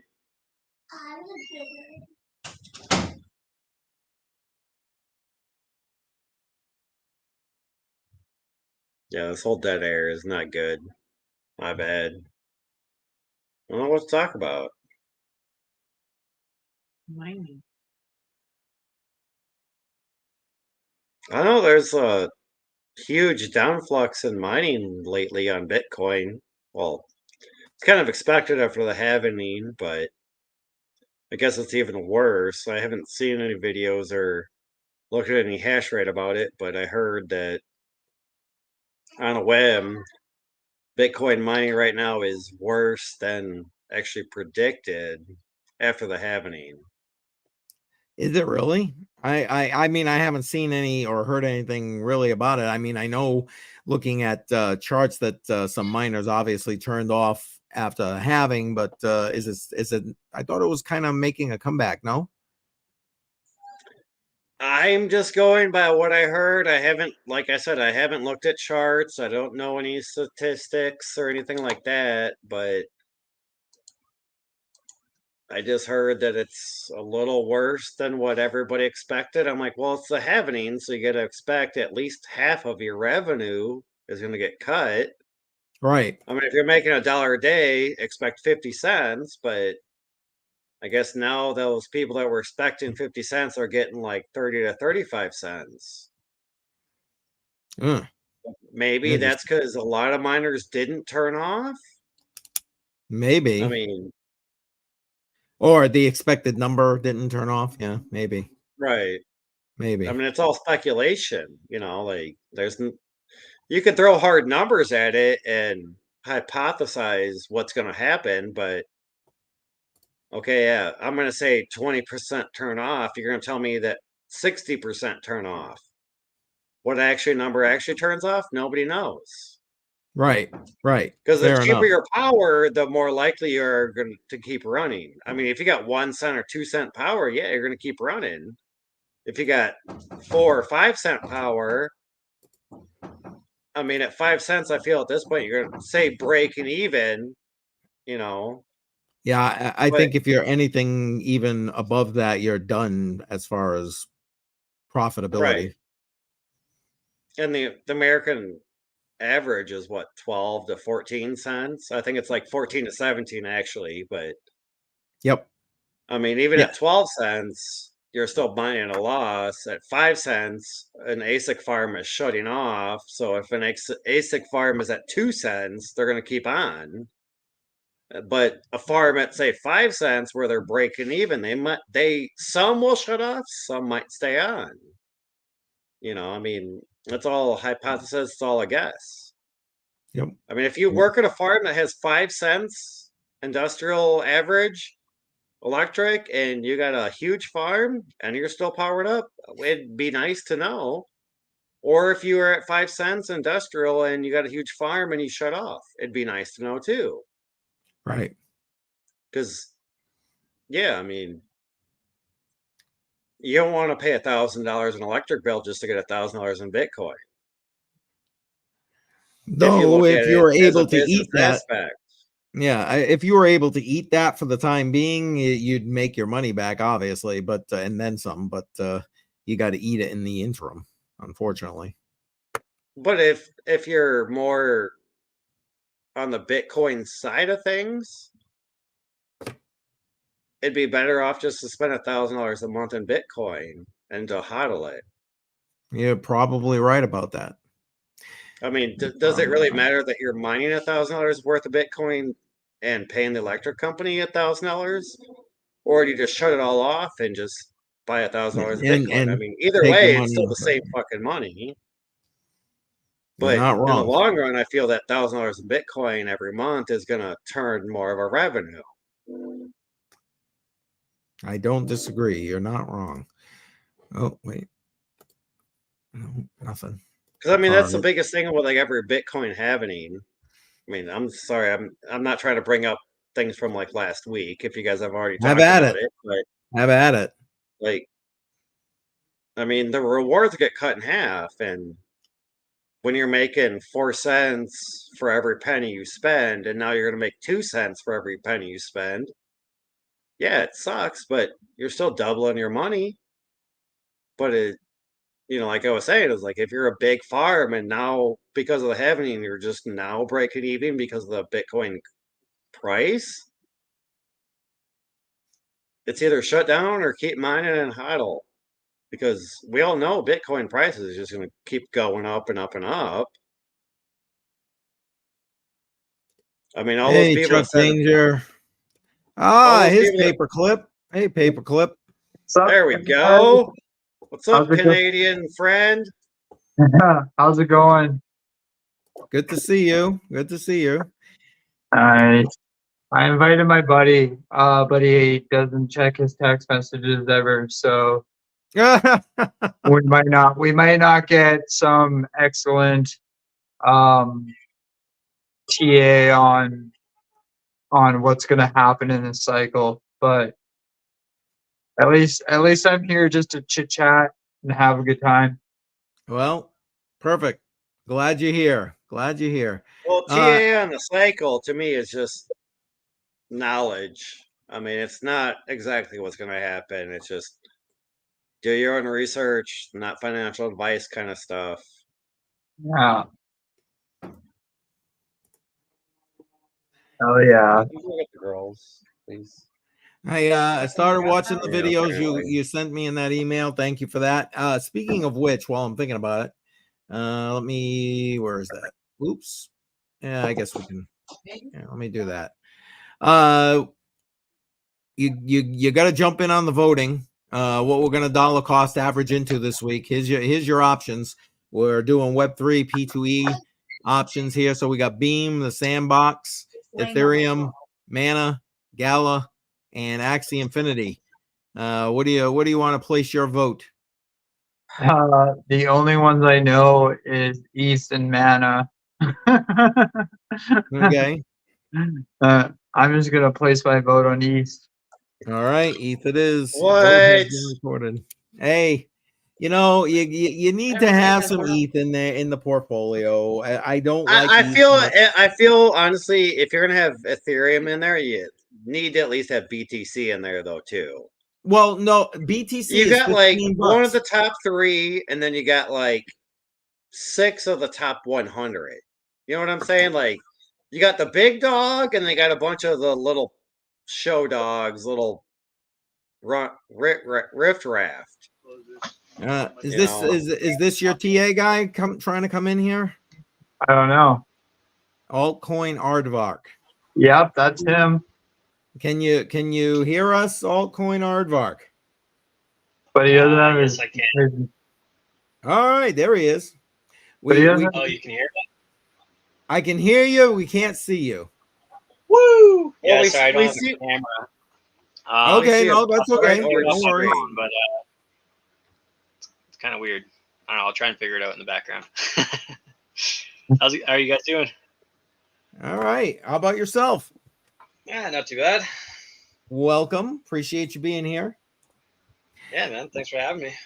Oh, you're more than welcome. Hey, while I got you here, let's start it off. I just made Paperclip do his voting here.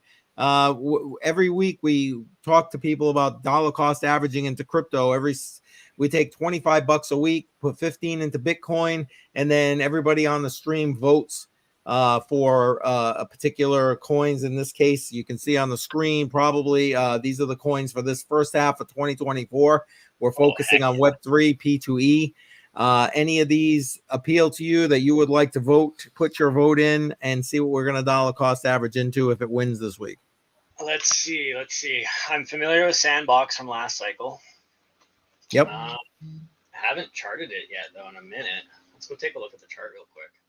I have heard of Beam from this cycle. Sounds pretty interesting. I think it'll probably do pretty well with the new narratives. Yep. Now let's bring up Sand. Let's check it out. Let's go to the weekly. Can you share your screen? Will it allow you to share your screen? I can bring your screen up if you can. I don't know if you can. Yeah. How do I go about doing that? Did you enter from your computer, Cody? Yes, I did. I tried to enter from my phone, but it asked me to open it up on my computer.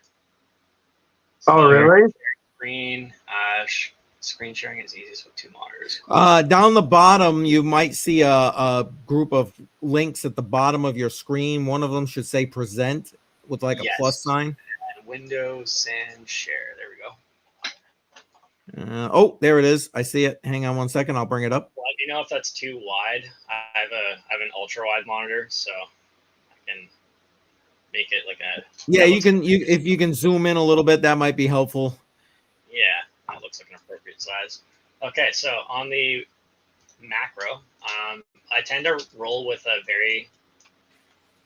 it's the same fractal every single time. So we got the first cycle, and I used to be an Elliott wave technician back in the day. So I used to roll with Elliott wave and Fibonacci is how I started out. Yep. And then I later was introduced to ICT and his liquidity concepts, which gave me a little bit better edge, and I kind of amalgamated it in with my prior strategy. So I mainly roll with ICT, but this is kind of my backbone. So we got our first cycle right here, and we got our 5 impulse waves up. So 1, 2, 3. Within the 4 wave, we normally get a consolidation. This is our consolidation that normally goes over a previous cycle all-time high. So from that point, this is the inducement high that takes place. So from the bottom of the cycle, you're going to have an accumulation range, right? Like just like this or like this. These are both accumulation ranges. So you'll have an accumulation range, and this will be your breakout of that accumulation range. This will be the retest of that accumulation range. And then this is the punch over the all-time highs that brings us into that consolidation. So this is the inducement high. This is what brings in retail, your friends and family, right? So once we crest the all-time high, that's where the majority of people are starting to wake up to the fact that Bitcoin hasn't died, right? It's still around. It hasn't quite died from the bear market. So what's going on? This time must be different. It must be alive again, right? So your retail starts buying back in, and that's when the news starts to cover the fact that Bitcoin's over its all-time highs. So you get your first early retail adopters come in, and we want a push higher to make them profitable, right? So we get that push higher into that inducement leg, which brings in the second run of retail. And then that's normally when we get our large correction. So this is our 30-40% pullback, freak them all out. And all the way through here, we've been training people to buy the dip. So that's the narrative right here. Buy the dip, you're going to be rich. Don't listen to it. All in, let's go. So then we run up over the highs, and anyone that's taken a short here, put their stop losses in around here, any liquidations, all those get triggered. And there's the top of the market. So at that point, you'll notice that this is an accumulation, manipulation, distribution leg. This is your manipulation leg up here. You'll have that same formation form up here on a lower time frame. You'll have a PO3, accumulation, manipulation, distribution. So at that point, like we're right here in BTC, and we're right here in the majority of the alts. So going back to Sand, I want to see this accumulation range high get retested. A lot of the alts are right here. Ethereum's at this point, and I would say Render is already at this point. But some of these have already front ran others. Others are lagging. Those are the ones you're going to want to find. So if we see Sand break the accumulation range highs, So we come all the way down to the low, accumulation range low. We come up to the high. There's accumulation range high. And we've swept the lows, which is good. And so what we want to do is we want to find the order block that created those lows. This is going to be your breaker. So the order block, when it forms the low, when it comes back up to here, this is a standard order block. You expect it to reject and break price if the bearish continuation is going to happen. The fact that it traded above it and we see a fair value gap form above it, that's displacement. So we have institutional sponsorship on this side on the way up. Hypothetically, it's sand. I doubt institutions are going to be buying sand, but you know, through the concepts, this is how it works. So you'll have smart money, you know, buying that. So as you trade through it, you want to see a large impulse to the upside that breaks structure, right? So it starts taking out highs, and then it comes back down, offers entry, and then you can have a little bit of a drawdown here, which is fine. So ideally, to structure this, you'd want entry there, stop loss on the low, and run your TP wherever you want. Previous all-time high, you could taper out, right? So going back to that schematic, we have the all-time highs, and then we have the lower high that creates the bear market. So there's that guy, and then you also have these trend line liquidity right here. These highs are also going to be targeted. So when we come back up to these regions, they're going to act as temporary resistance. Resistance, sure. Yep. Correct. So when we come back out of this accumulation range, we're going to induce the highs, come back down, retest the accumulation range highs, come back up. We take all those, and we go all the way up to here. We induce these highs, start to range, right? Might take the low, come back up. Consolidation, consolidation, take the lows, come back up, consolidation, come up, retest, boom. We might get a little bit bigger of a consolidation in there. It's normally a three-wave, you know. Right. Well, what's your vote, Cody? So I'd look for a confirmation that this gets broken with a lot of displacement. I want to see a fair value gap above this, and I'd buy the retest of that accumulation range. This trade right here would be very aggressive. You know, if you wanted to take a bet, if you wanted to take a punt, you could take that. It's worth the R. But I definitely run a stop loss on that. But yeah, that's kind of how I'm structuring my trades. It's based off of that double cycle fractal. And a lot of the coins tend to follow that same fractal, you know. So this is an example of ETH. Going back to the regular chart here, get back scaled. So going back to that fractal, let's just bring this over here. So we have the previous cycle, and we have the lower high and the all-time high. So previous cycle, all-time high, lower high. When we come out of there, we take the accumulation range high, get the retest. So we come back down, accumulation range low, accumulation range high. We've swept the lows, which is good. And then when we came back up here, we retested this. So that's a good long right there, stop on the low. So this is your confirmation that you're making higher highs back into a bull market. That's the first indication. So you can kind of expect a higher low to form in here. And then you get your first consolidation underneath the high. Punch through there. This is where Doge is currently right here. I'm expecting a move up to here. This is the 35-cent move. So then from there, we get small consolidation. This is your inducement high that I'm talking about that we walk into. So this is what we're missing in Bitcoin at the moment. We got the 3-4 wave, we got the consolidation, but we don't have the fifth wave or the third wave. So a lot of people are selling off here. A lot of people are taking break even. They're going to be pretty surprised. All right, so you're referring to Doge on this, but what's the time frame on that? Same fractal on Doge. If we go back to the weekly.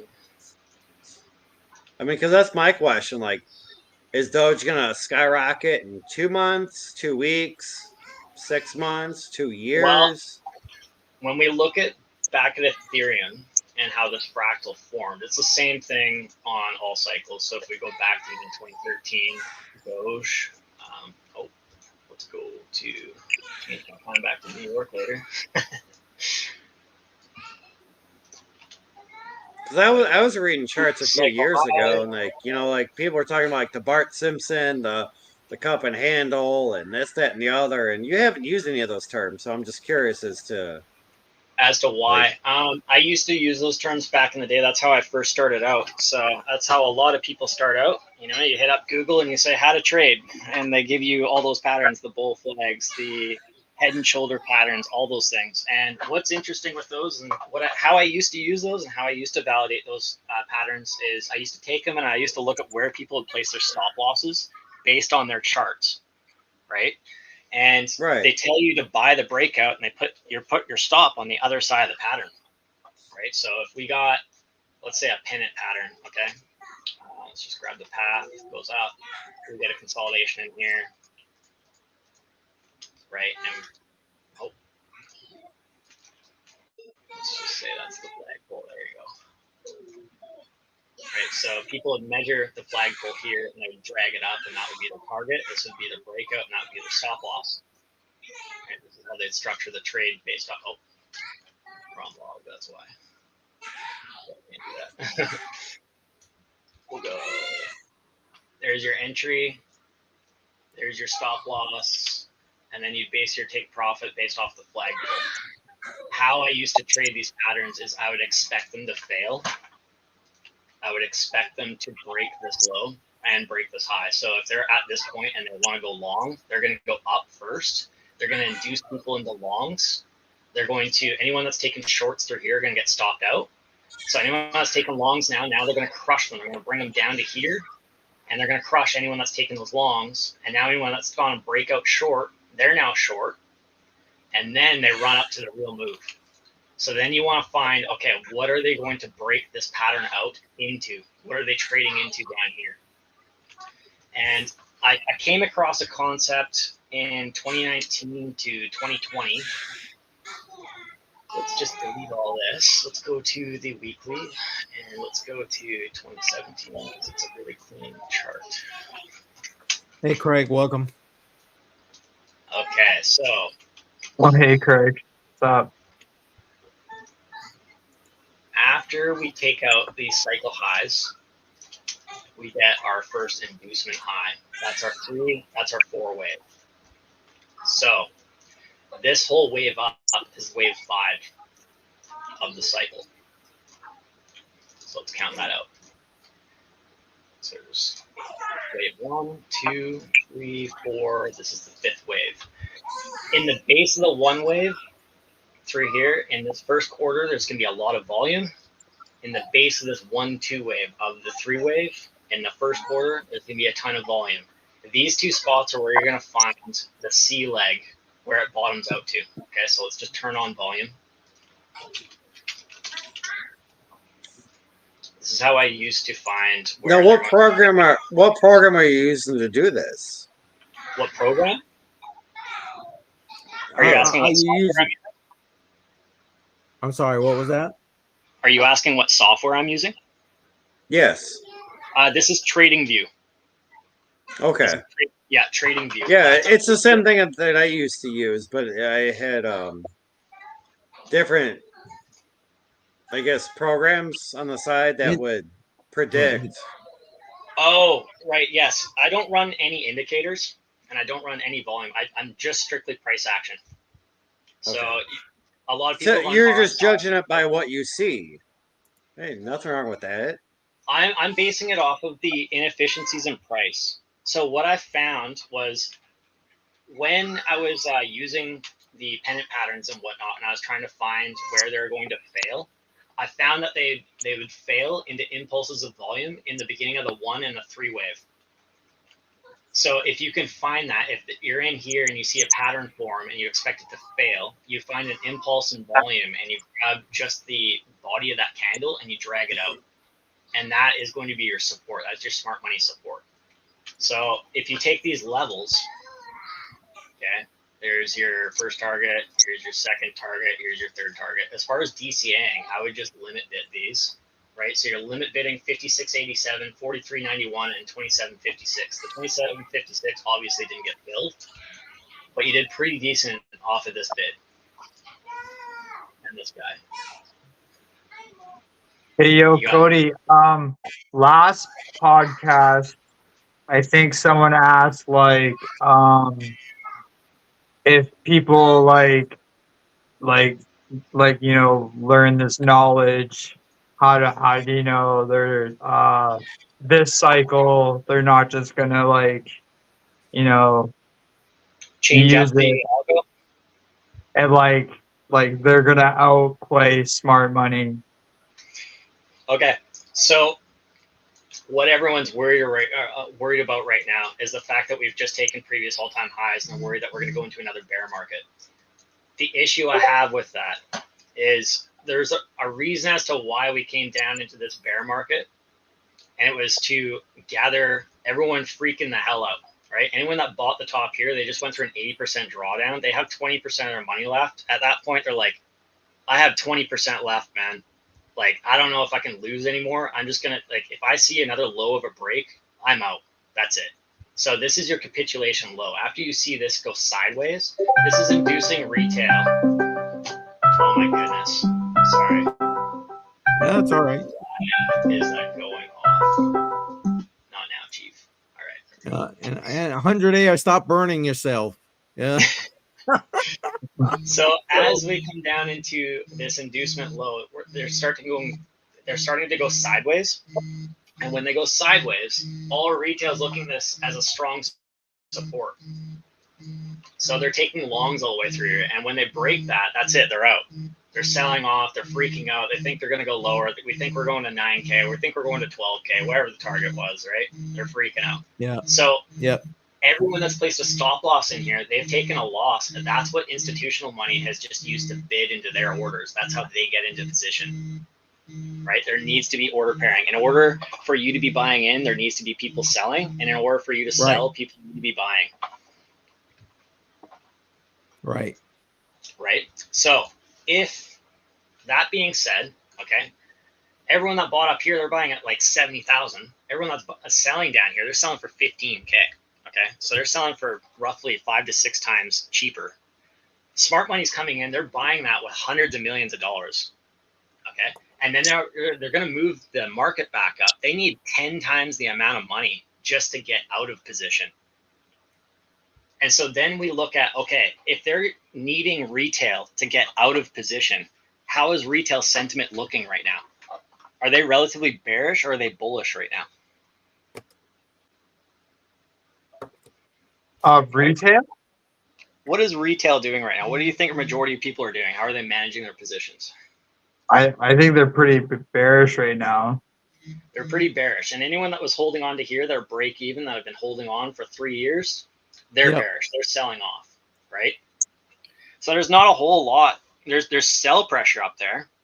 Well, we don't need sell pressure, right? We need sell pressure to buy. We want to sell our bids that we picked from down here, down to the 17 to 15K range. So in order to find that order pairing, they need to push the price higher in order to get retail excited and start diving into the market. So as far as you look at sentimental cues in the market, as far as, let's say, celebrity endorsement, you don't really see a whole lot of celebrity endorsement as far as the crypto space goes when in comparison to last cycle. When you look at Elon Musk talking about Dogecoin nonstop, when you look at the Super Bowl ads, when you look at Mark Wahlberg endorsing Crypto.com, Paris Hilton and NFTs, Justin Bieber buying all the monkey pics and all that, you don't really see any kind of that involvement yet in the crypto space. We're going to see that later on. That's used to draw in more retail. That's used for the order pairing for smart money to get out. That's why when the market's doing really well and it's only good news and it's only up only and this time's different, that's why it's time to get out of the market. Sell the good news, buy the bad news. That's why you're making your money, right? Nobody gets paid for free. We're basically, we're recyclers here as traders, okay? When we come down to the bottom of the market, we're buying everybody's fear and everyone's panic from here. These people were lazy. They didn't want to do any research down here. They didn't want to learn anything. Now they're buying the tokens up here because they've watched all their friends make money. They've missed out. They're FOMO'd in. I want to make 100 grand. Oh, Bitcoin's going to go to $1 million. It's my turn to make money. No, it's not how it works, right? So they impulsively buy here, and we all do. That's how we all start. We all buy the top of the market. That's how I did in 2017. I'm pretty sure that's what majority of people do. Dude, I put a long position up there. You What's know, that? Yeah, we took long Uh, positions. Exactly. Yeah. It's not even buying; it's worse. yeah. We got Craig saying it's the hype phase. 100 Airs talking about Google search trends.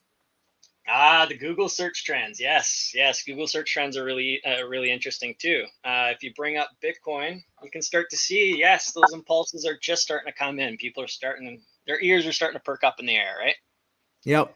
So that's our early retail. That's perfect. We need them to come in and like smart money down here that have been accumulating positions. Yeah, they could be taking some profit up here now. They could be selling into some of that retail hype, mitigating a risk. Sure, that makes total sense. But I still think we push higher just for the order pairing alone. And I don't think they'll change the algos either in the future, because it really depends. If it depends on the type of person you are, is going to make you a profitable trader or not. So you need to be really disciplined. You need to be taking hard notes. You need to be screenshotting everything, taking notes, learning. Any mistakes that you make, you should be taking a proper setup down here, a structured mechanical setup. What does a proper trading setup look like? That way, when that fails, you have some kind of basis as to why it failed, right? So let's say you're at the top of the range, you want to buy lower, and you're about halfway, 3/4 of the way down, and you're like, you know what, I'm just going to go long. I just want to be in a long position. I know the sweep's going to happen. I'm just going to be impatient. I'm just going to long here, and away we go. So you're in the long position, and then this sweep's about to happen, and now it's going lower, and you're going to take a loss because you're like, no, I want the Pico entry that I was scouting out earlier, right? Go with your system, right? If you're buying the discount, if you're buying OTE, if you're buying the 786 bid or whatever, do that. That's part of your system. Buy it, right? Follow your system. If you fade your system, then you know why you failed. Right? I was impulsively buying down here, and then I took a loss, and you're taking notes on that. So that way, when you come back and you review your journal, you can figure out where you're going wrong. You're like, okay, I shouldn't do that ever again, right? And the next time you take a trade, you can write out your whole trading plan, and you can try and stick to it, right? You go, okay, last time I did this, I'm not going to repeat that. Yeah. How many people actually do that is the question. I mean, trading Very has just few. got so much emotion in it. Very few. And that's what's going to really differ the people that are profitable and the people that are not. Those are the people that are in the market. Those are the people that are hungry. I'm very passionate about this space. I come home every day after work, and I research and I study, right? And those are the type of people that are in the market. They're hungry. So if you're coming in here just impulsively long, short, all over the place, those are the people that you're up against. These people are sharks. They're sharp. They've studied. They've taken data. They've put a lot of effort into this to try and win. So you got to be just as sharp as they are if you're going to beat them. Right.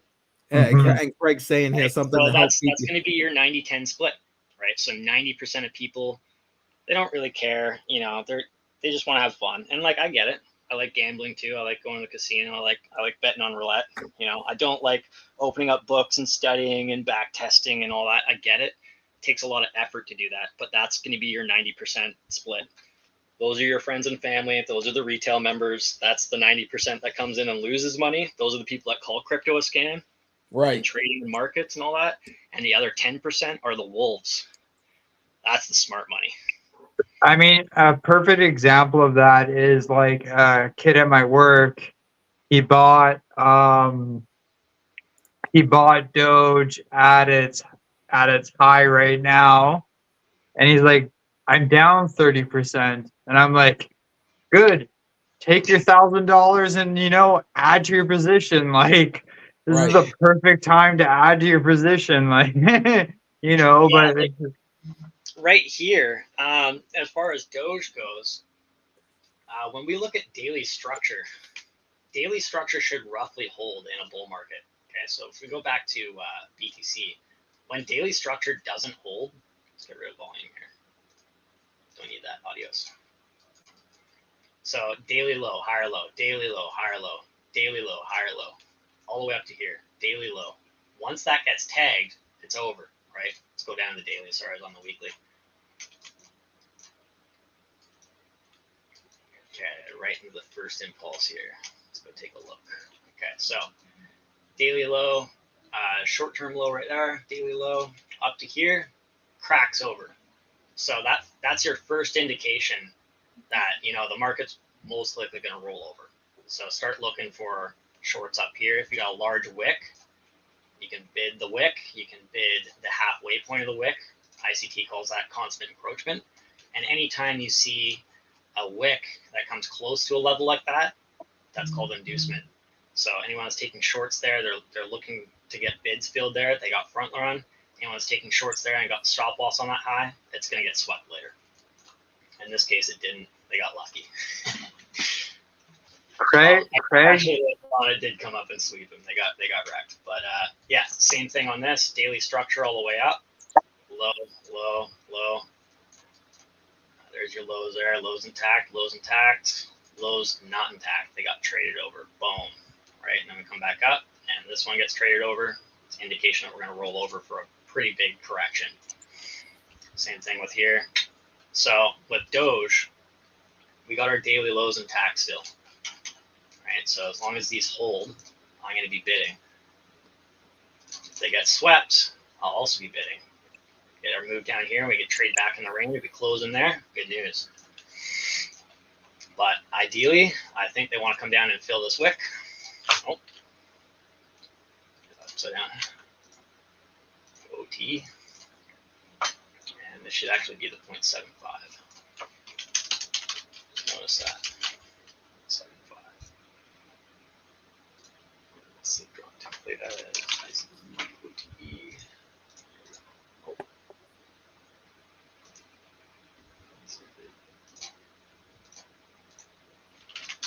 Yeah, I would agree with Craig. Craig's basically saying dollar cost average is recommended. Ease in, ease out. Yeah, dollar cost average. Yeah. You know, I mean, unless you are going to be dedicated into doing what you're showing us right now, I mean, Like, DCA is the way. They could be just filling this wick right here, and so like this spot as it sits is even a decent spot to bid. Let's grab the bottom of that wick there. There we go. See, we're on the 0.62. Here's the 0.79. We've induced the 0.79. 0.62 is not a bad spot to be entering a trade. I wouldn't run your stop right here, nor would I run a stop down here. They're most likely, if they're going to sweep this, they're going to come into this wick. Right, so 50% red line. So whether this move, you know, liquidation stops under this low, play it safe. It should create a higher low in here and take off to the upside. But yeah, I wouldn't be shocked.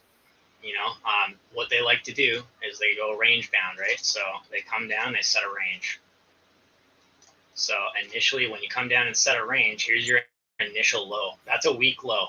Do not put stop losses on a weak low. It comes back up, sets the range high. Comes back down. Normally they induce the low, so they come close to it, but they don't sweep it, right? And then they come up, they'll induce the highs. We already got inducement up here, so that we should get a little sweep. And then we come down and we sweep that low into here. So that's why that is a weak low. Expect it to be run, and then we get the move back up. So where we sit right now, they could be just filling the wick, coming up to do the sweep, and then we get our higher low, and then we're on. all right. Let's see if I can find Bring this. a range that would explain the inducement. So, So 100 Air's got a question. 100 Air's got a question. He says, for someone who wants to buy and hold for at least 6 months, what time frame on the candles are you looking at? Daily, 12-hour, weekly? ideally, if you're going to buy and hold for 6 months plus, what I want to see is I want to see that inducement high over this high. And I also want to pair this with Bitcoin. So if Bitcoin is sitting in November and we're at 150K and Dogecoin's sitting at 55 cents and Bitcoin's starting to roll over, it's time to get the hell out. Everything's going to be rolling over. So pay attention to the king. The king goes, right? But saying that, I would expect to see an inducement high over this, okay? So when we come up here for the first time and we crack over this, that's going to be your inducement high. We're going to get a pretty decent correction. I would look to sell this high when we come back up. DCA out up here, heavily scale out. Boom, boom, boom. So that's what I'd wait for. So time frame wise, wait for this to print. That's all you got to do. Wait for this to print. I'm expecting, I have 2 targets depending on how long we tend to range here in Bitcoin.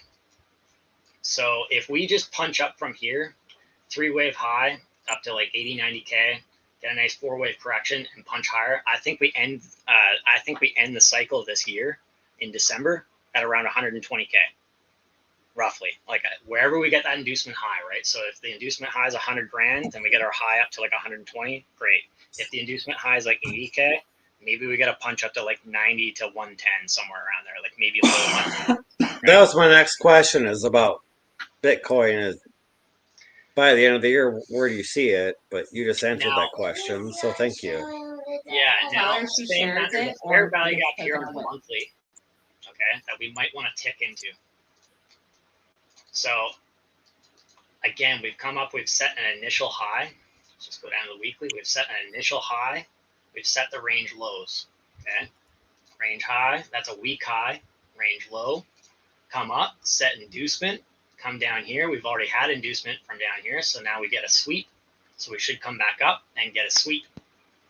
Right. So we get our sweep. That is the inducement high. When we get our correction back down and our final push up, there's our raid.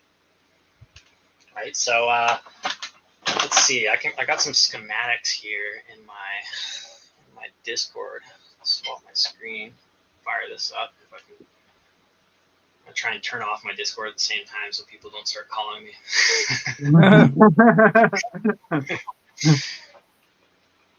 Oh, come on. You like how I invited my buddy and he just took over the whole podcast?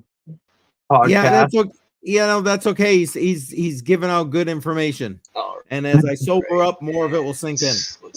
It's nice to see, but sometimes I feel like the That's right. candles and all that helps me like picture it once in a while. Because I feel like a lot of what he was talking about was just the past and the present and what could be. No, I mean, I get it. Nobody can predict the future, but it's like I can't keep hearing about the past and the present and this, that, and the other. And it's like, okay, what's going to happen? What might happen? This is my Discord.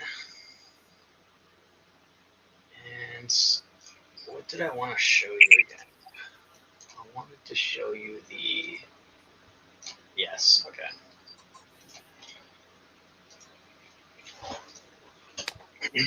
So this is a schematic that I've built based off of how they engineer liquidity. It's the same fractal that takes place on any time frame. So I use this session for session, Asia, London, New York, stuff like that. So I normally see Asia range. You got your liquidity above, liquidity below, so sell side, buy side. Normally when I see the first move out in Bitcoin, now I've been charting gold over the last few days for the first time. I noticed gold is super, super clean. It normally just gets the sweep and that's it, we're good. In Bitcoin, I tend to see that we get a sweep and then we get our raid that takes out that sweep. So anyone that's taken a long within this range, they have their stop losses and their liquidations down here. They get tagged out the first time. They jump right back into the trade because they go, okay, well, I just got tagged out once, whatever. I'll just go long. Now I have a proper stop loss right there. I'm good to go. And they expect it to go up. So it comes back in the range. They start to go long here. They go long within here. They set their stop loss on the low. And then boom, they get tagged out. Now they're really discouraged. They just took 2 losses. So that's it. They're out. That's the point where you want to see a market structure break.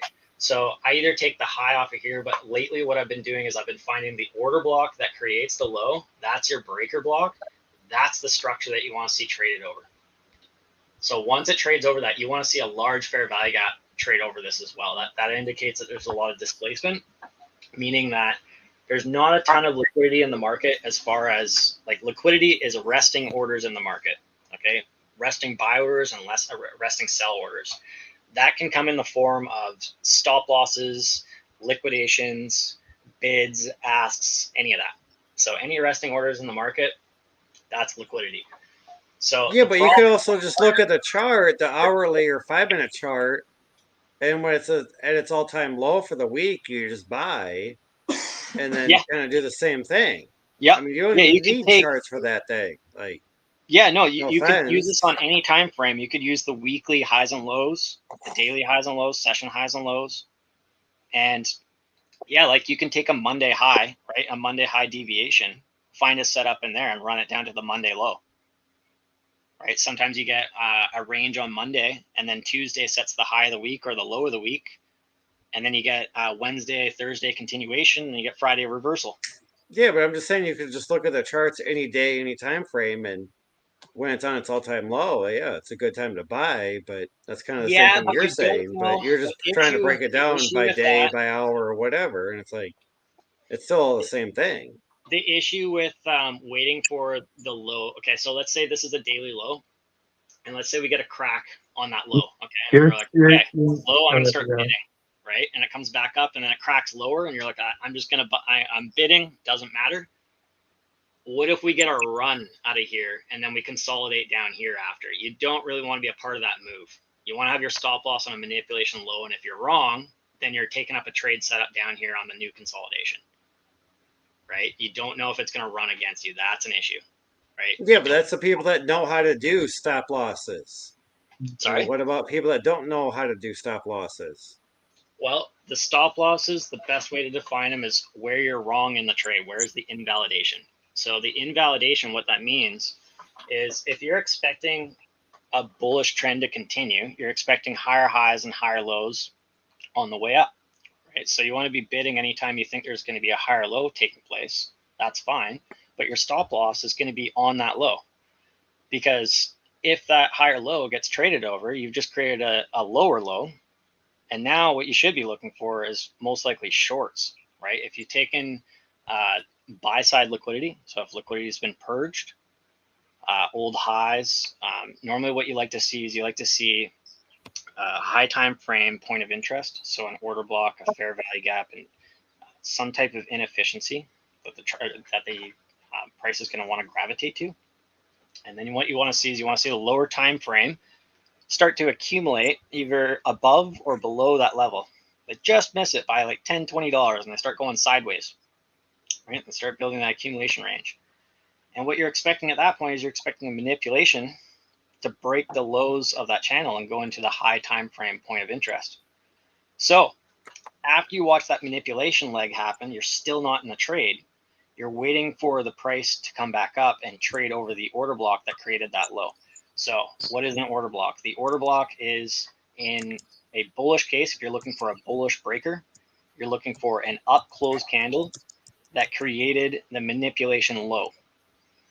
Okay, that's taken liquidity. So if you found that and you watch the price trade over that, now you want to see it displace over that. You want to see a large fair value gap. You want to see institutional sponsorship. Why that happens is because there's very low amounts of liquidity in the market. There's not enough sellers in the market as far as retail goes. And when the institutional money steps in, it's like an elephant jumping into a kiddie swimming pool, right? Where's the water going to go? Yeah, exactly. Out of the pool, right? It's the same idea. There's not a lot of sell side liquidity in the market. So when you come in with hundreds of millions of dollars, you're going to run right through it, right? So if John is looking to sell $10,000 worth of Bitcoin and you got 100 grand worth of buying pressure, it's going to blow right through that price and go up to the next sell orders. So that's why you get that large move to the upside. That's a clue that you're getting institutional sponsorship. So when you see that trade over the breaker block, there's your market structure break. Now you're expecting a higher low to form. So if a higher low is going to form, it shouldn't trade over that manipulation low. That's where your stop loss is going to be. Why is that stop loss valid? They've taken liquidity. They've already punched people out of the trade. If they go back down to that level, they're going to offer that trade back to people. They're already offside. They want to leave them alone. They're never going to come back down there. If anything, they're going to come close to that low. So this is another thing to note. If your stop loss is down there, leave it alone. Do not touch it until you have a higher high, a break in structure. That is when you can go to break even or start trailing your stop. Other than that, leave it alone because they miss it by 10 cents. I've seen it dozens of times in Bitcoin where they come down to that manipulation low and they miss it by 10 cents. And we're talking about an asset class that's trading 5 figures. That's insane. Right. Yeah. Manipulation with, right? So leave your stop loss alone. That is your invalidation. If it breaks that, that is a lower low. You're looking for a bearish trend. Get out. You're looking for a long. That's wrong. Get out. That's your invalidation. So that's the line in the sand. Aardvark, we got a few questions just jumping in here. The first one is, what candles are those? Are they weekly? What candles are those on the weekly?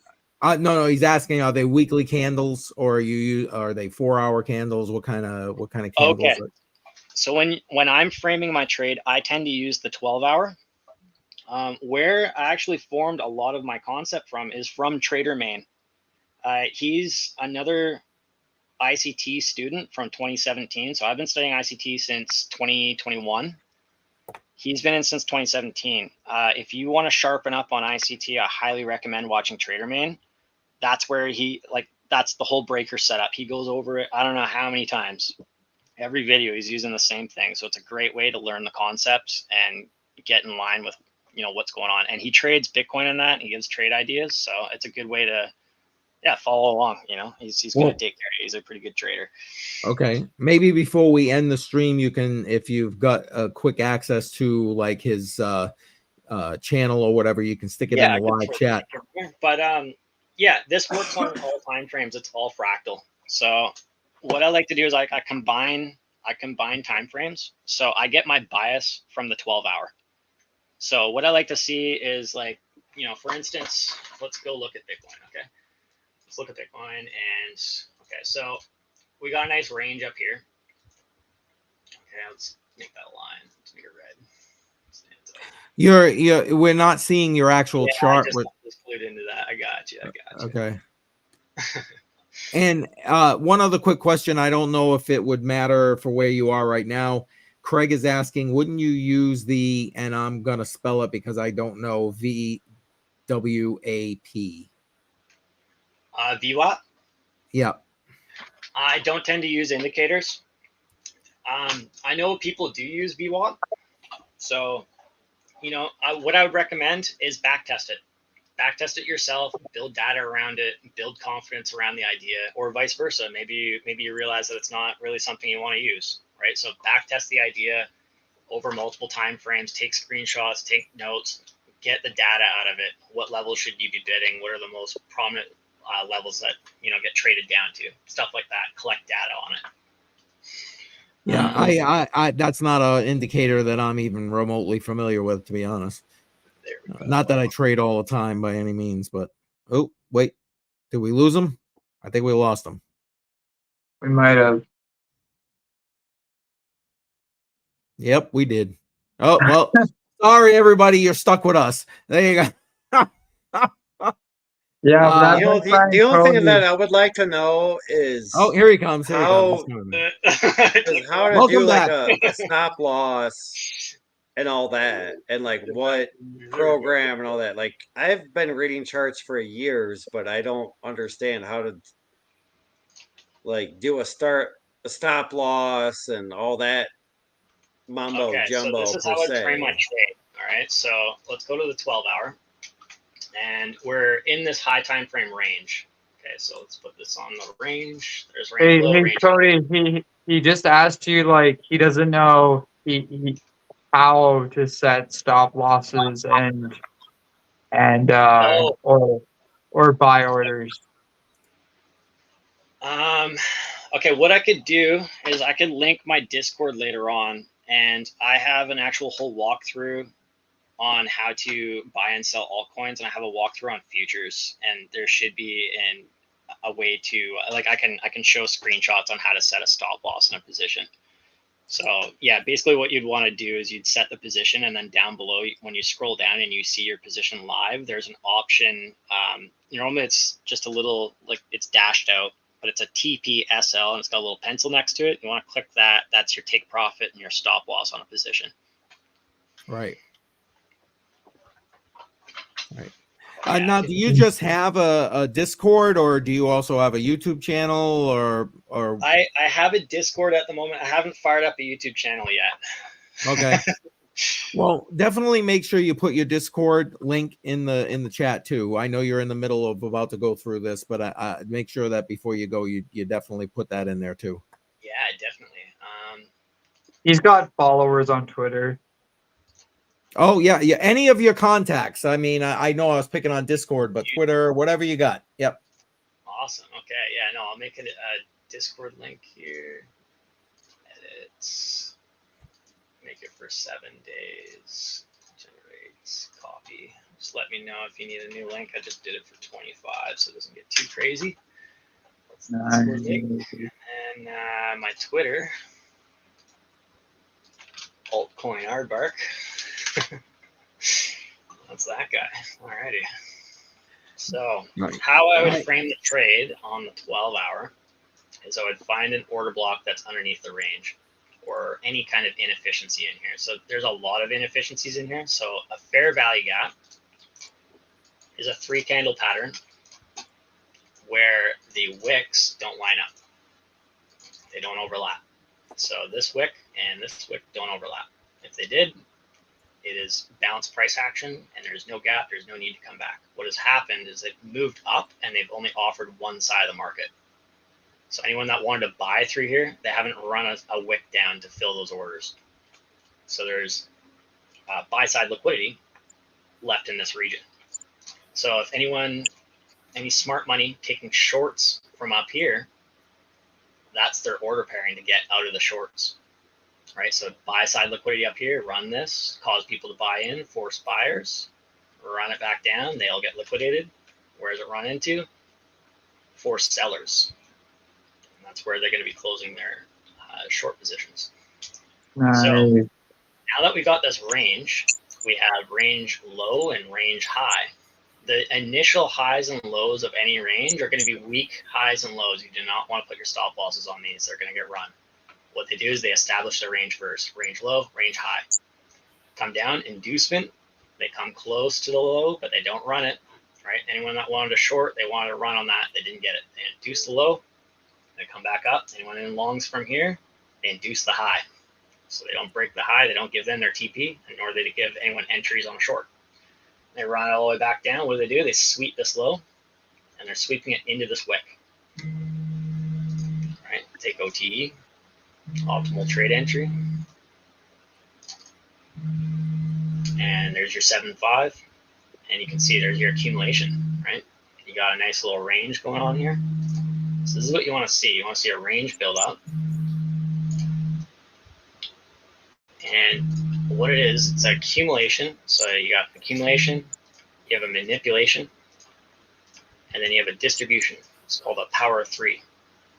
So you have your accumulation, your manipulation, and this should be your distribution back up. Now, this low got swept, so that's also a good sign. Right? Anyone that took longs in here and had their stop loss there, they just got tagged out.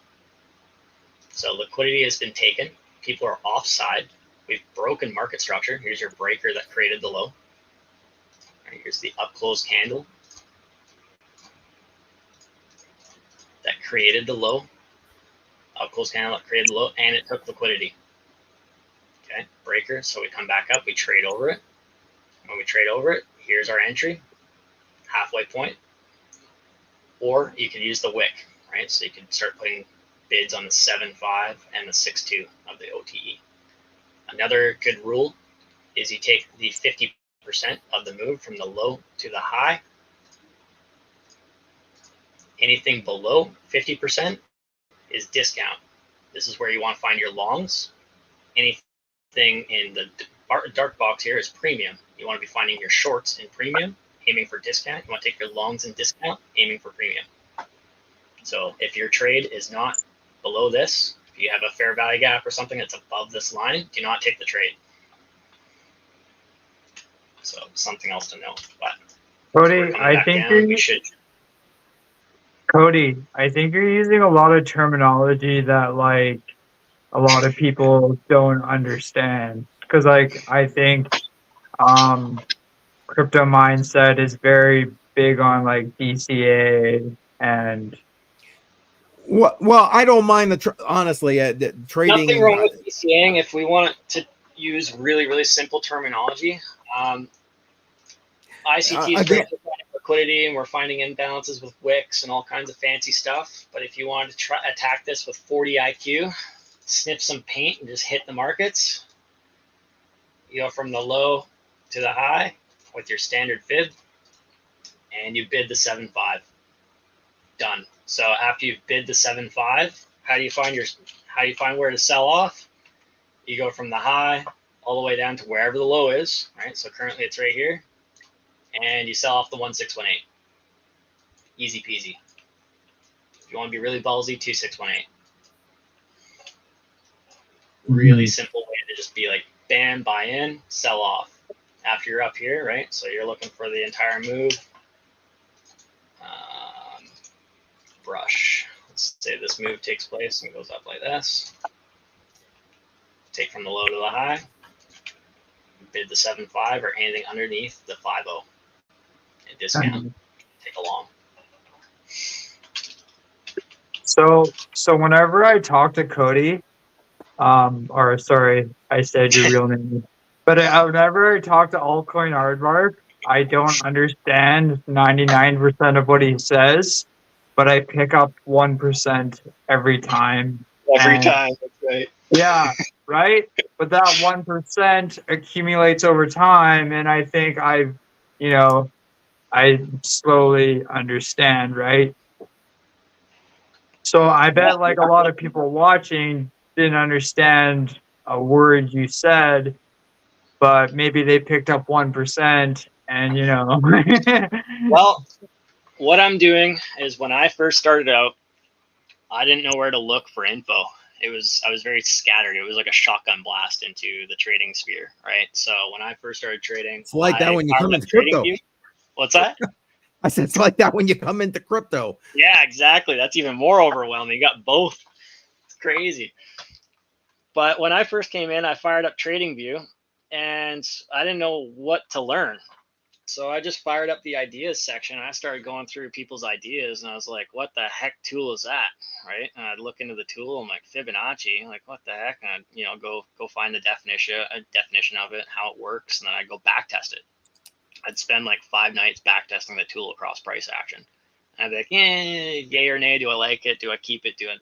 Whatever. And I go find the next tool, and I go use that and back test the hell out of it. So what I'm doing here is, yes, the terminology may not make sense and you might not understand it, but rewatch this video, and anytime you hear a term that you don't understand, order block, fair value gap, volume imbalance, whatever the case, just go research it on YouTube. There's tons and tons of videos, and there's tons of content on ICT, and everybody's trying to shortcut this stuff. So ideally, I would highly recommend going through ICT's program on his 2021 mentorship and into his 2023 mentorship. And I highly recommend anytime he's talking about something. I know ICT is super boring and he puts you to sleep. That's a part of the game. He's teaching you patience. Just go along with the thing. Just take notes.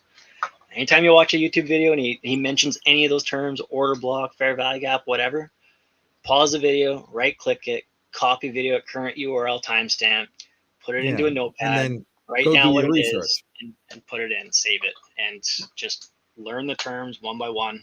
And by the end of it, it'll be like Dylan. You get 1% every time, and then all of a sudden it all hits you at once, and you're like, oh my God. I think I know how to read price action. That's funny. I don't know if you can see the screen. I've got 100 Airs comment up on the screen. He's like, I'm following. I just need to sit down and watch instead of just listening. And it's like anything else, you got to do your own research if you're going to be going and do this. I mean, I don't even want to begin to tell you how much money I lost trying to trade back in the, as I came through degenning all the way through from 2017. But like, I mean, dude, I degen 2021 to 2022 like so bad, and I lost so much money. Exactly.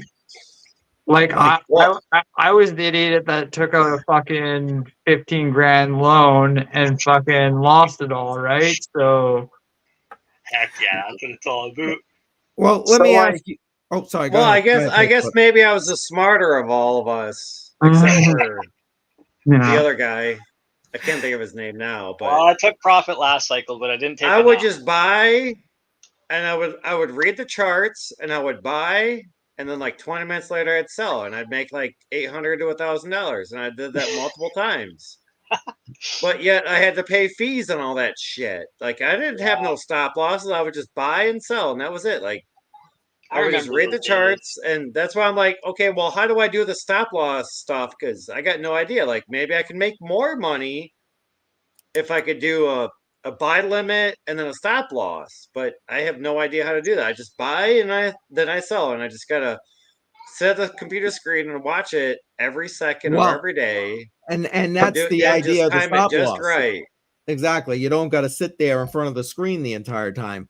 Do you Cody, have Aardvark, do you have a favorite trading platform you use? A preferred one? I strictly use TradingView. No. I mean to actually execute the trades. Oh, yeah.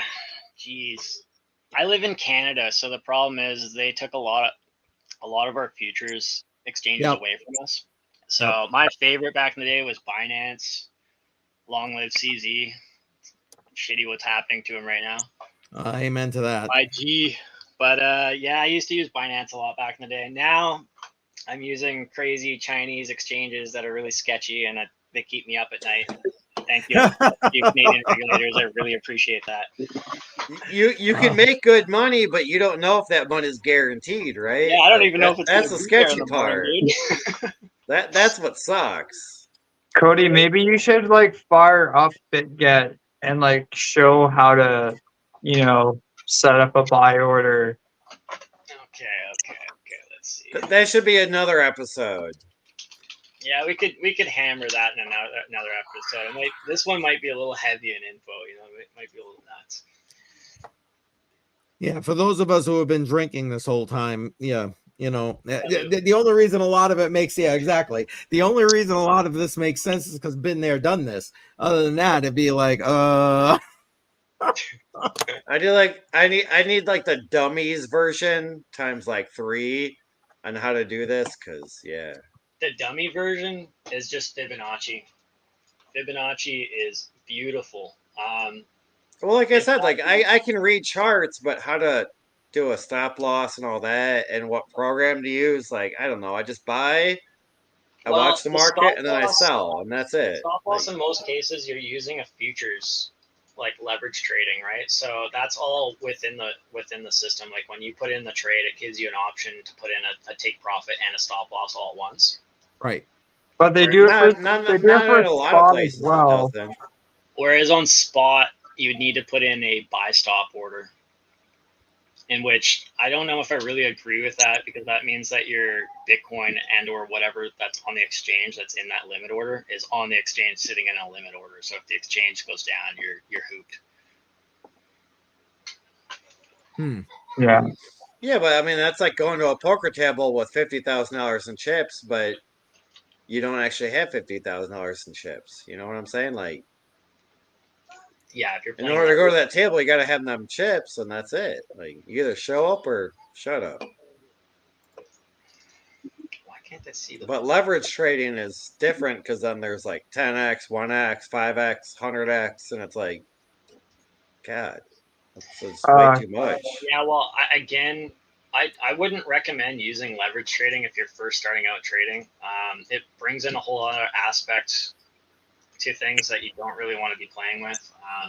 It brings in the whole fact that you have a liquidation, right? And whereas spot, you don't have that. Your liquidation is just zero.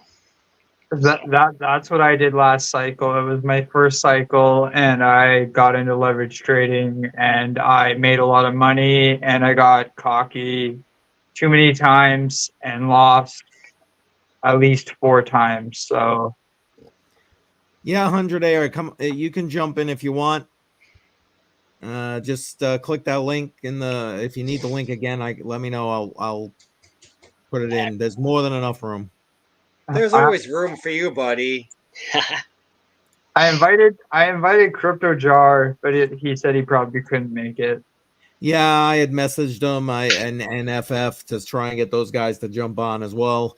But I get it. Friday night, family stuff. I understand. I feel bad. I couldn't join last week, but this is the 10% club versus the 90% club. This is it. The 10%ers hang out on Friday night with a bunch of internet scam coins. Yeah.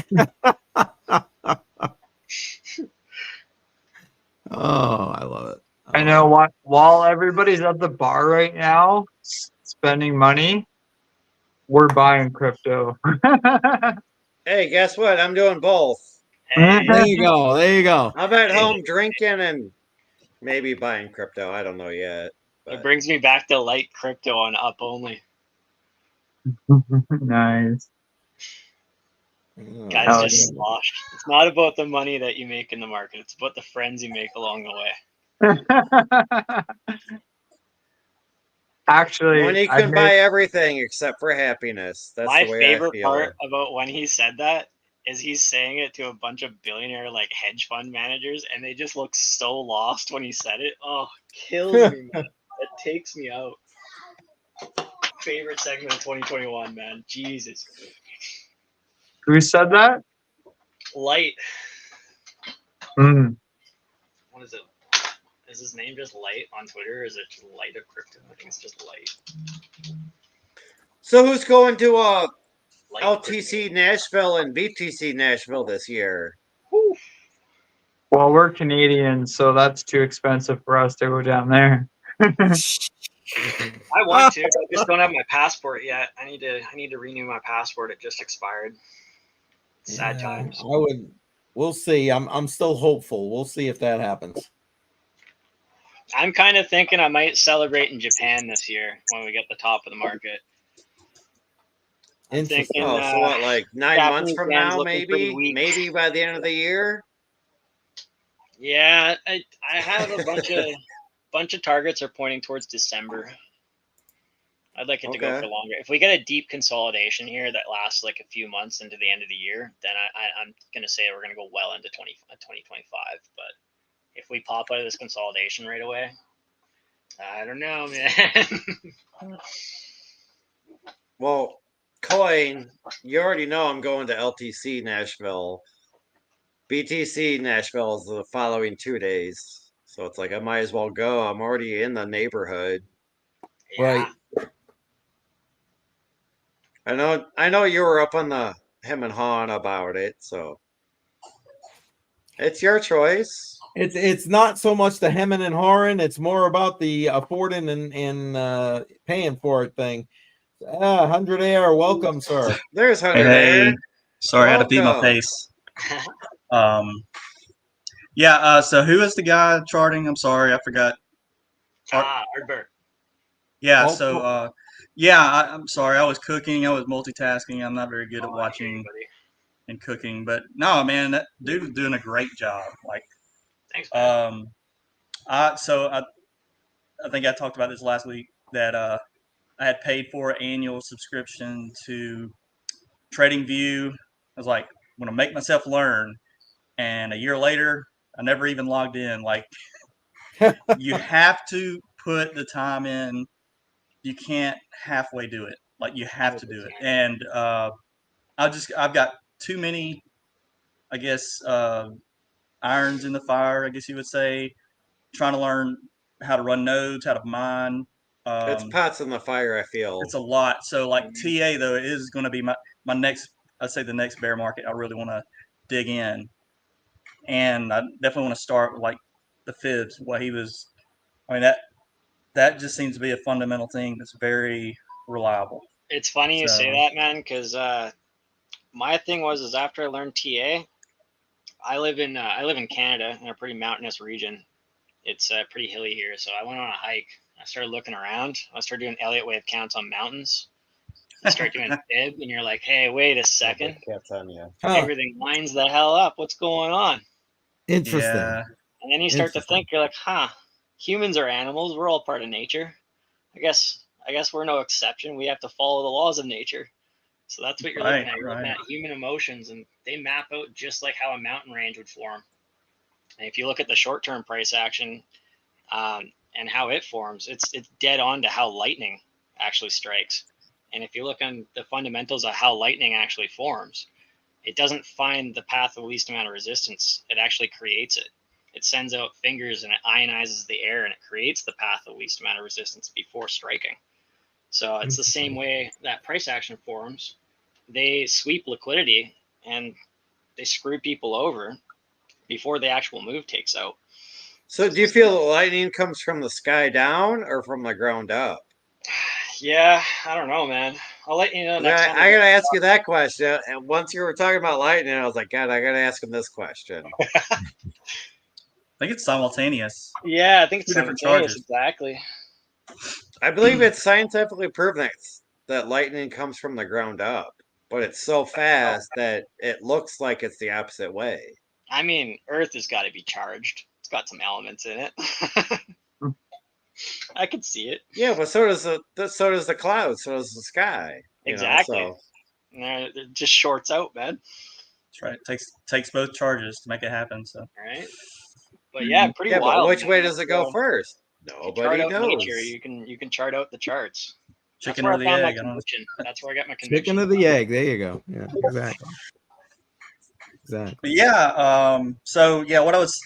Yeah, and I hate trying to ask the questions while I was in a chat, but I saw you brought it. It was BTC pair, and it looked like a very long, or it looked like a full period. I don't even remember what you had up, but it looked like it was from the beginning of the token all the way to the end. So I'm guessing that's like a monthly, or was it like a monthly? Or... that would be a monthly and or a weekly. Okay. Yeah. Okay. Gotcha. You can find that through. There's a couple of them. BLX, Brave New Liquid Index on TradingView, has the full price action, as well as if you go BTC USD and you click on either the crypto and or the index by TradingView, those will also provide the full price action. Cool. Yeah. Yeah. It's Appreciate it. I'm going to give up the day trading, so even the swing trading. I mean, I think of course everybody wants to buy the low and sell the high, but that's really where your TA needs to come in. It's even for your holders that are like for the whole bull market, like it's very important to not to sell too early. And then as soon as you get an indication that, you're losing your support, knowing when to punch out. So that's why I feel like for me, I need to TA, not necessarily, I'm definitely not going to do leverage trading. I'm going to wait long down the road before I do that. Now, I can't say I'll never do it, but I may want to do it one day. But yeah, you want to make your trading boring before you hit leverage. But Yeah. Here's the thing, like if you sell too early, then you enter the next bear market and then you can like go back in the chart and be like, oh, okay, just what Cody went through, right, with all the charts, you can be like, oh, okay, so next time I'll sell here versus, selling here. Exactly. Well, I think what you're talking about maybe is like fractal type trading, which means it would have to kind of replicate. Well, I wasn't talking about trading at all. I was just talking about like when to sell. Yeah. Every cycle, keep in mind, every cycle doesn't replicate the previous one perfectly, but they all rhyme. Right. So if you look at the shape of a mountain, all mountains are different, but they all take the same shape. Right. Yeah. Yeah. So at what price point would you sell Solana? Well, I'm basing everything off of how price actually paints. So yeah, I can take extension targets and try and figure out where Solana is going to go, and I have a pretty good guess of where I think it could go. I'm kind of guessing around. Well, I've got 30 Solana at an average price of $24. Yeah, that's wicked. I sold 2 Solana at $200 each, and I took my money and I walked away. But guess what? I still got a lot more Solana left, and it's like, where's it gonna go? Yeah, I mean, the Solana network honestly fucking sucks because it keeps stalling, it keeps failing, it keeps stalling out. Time I mean, like. That's honestly, like, I can't believe it even hit $200. I was like, there's no fucking way. Every But single people time are predicting it to be like a couple thousand, maybe a couple hundred. I'm like, okay, fine, whatever. I'll hold on to the rest. But But I don't know. what chain is winning under the same stress that Solana has lately? You know, and still keep their fees low. So None you of can them. look right. So that's the test. I mean, and that's how you get better. You have to fail every once in a while to find out where your limit is. So Yeah, but they fail all the time. Like it's a never-ending test with them. I mean, it's like every 3 or 4 months, their blockchain's halted for 3 or 4 days. I mean, how would you feel if you went to the bank and you needed money, and they said, "No, I'm sorry, we don't have money. There's a halt on our system. You got to come back in a week." well, they do You'd be that. like, "What the fuck?" You ever I had, you I ever was know. had a gonna hold? say Like, there are banks in Canada and Australia already doing Right. that.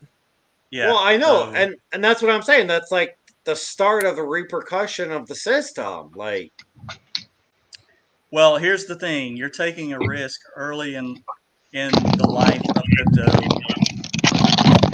If everything was nice and smooth, you would not have any of this volatility. It would be a very I mean, continuous price. that's how So you're Bitcoin taking that was in the risk. beginning, and then they brought on ordinals, and now there's transaction fees up the ass, and it takes fucking an hour to get your money with Bitcoin. When originally Bitcoin a few years ago was minutes, and that was And cheap. faster than the bank. And now ordinals brought in high transaction fees and an hour or two just to get your money. And it's like now Bitcoin's almost not even out of the window nowadays You Well, know you can why use they did that? They brought to in make money. ordinals. They brought in ordinals just to make retail hate Bitcoin, so that they push them into altcoins to pump my bags. There you go. My bag's There up, you go. your bag's down. Yeah, true. There you go. Well, guess what? I hold more altcoins than Bitcoin, so I get you on that. But Me too, friend. Me too.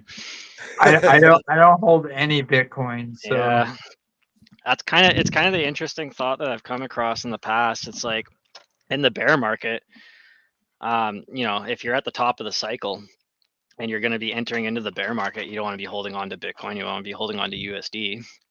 And at the bottom of the bear market, the only time you're really holding on to Bitcoin is when you're accumulating the lows of the accumulation in Bitcoin. And then when Bitcoin hits its all-time highs, you're moving that all over to alts anyways, because they're now just coming out of their accumulation ranges. So or sending it it's to like you're only really holding on to USDT. Bitcoin like in the bottom of the bear market, entering into the bull, and then you're like, all right, fuck you, Bitcoin, I'm into alts. Run it up, make multiple Bitcoin, back out into USD, back into Bitcoin. Yeah, but it's more disheartening watching the alts drop 98% versus Bitcoin dropping, 60%. That's the So big thing, man. Like altcoins, they drop 90% in that bear market, and there's a good chance they don't come back. So it's the game of musical chairs to the bull market. Get the hell out while you can, man. I If mean, anything, and hold on to that's why there's Bitcoin. a lot. That's why there's a lot of Bitcoin Maxis. people out there because Bitcoin maxis. That's Yeah. what they're called. Because Bitcoin, yeah, it'll go up 20% and then it'll drop 8 or 10, but then it'll go up another 10% and it'll drop like another 20. And it's like, okay, but it's still at the same average that it was 2 years ago. Like it goes Well, up, drops down, goes up, drops down. It's like that little market, like it goes the up thing and it is goes with down, it goes Bitcoin up is and it like goes down. But after a you few could, years, it's still right back where it was at. And it's like, okay, fine. yeah, kind of, sorta, right? Like if you were to higher say higher that like highs and higher 2 lows years, if you zoom out. I mean, yeah, exactly. And like that's the thing. Like if you were to accumulate just the higher lows on the macro, so like you go up to the monthly or the weekly and you grab your Fibonacci and you go from the very low of the previous cycle to all the way to the cycle high, right?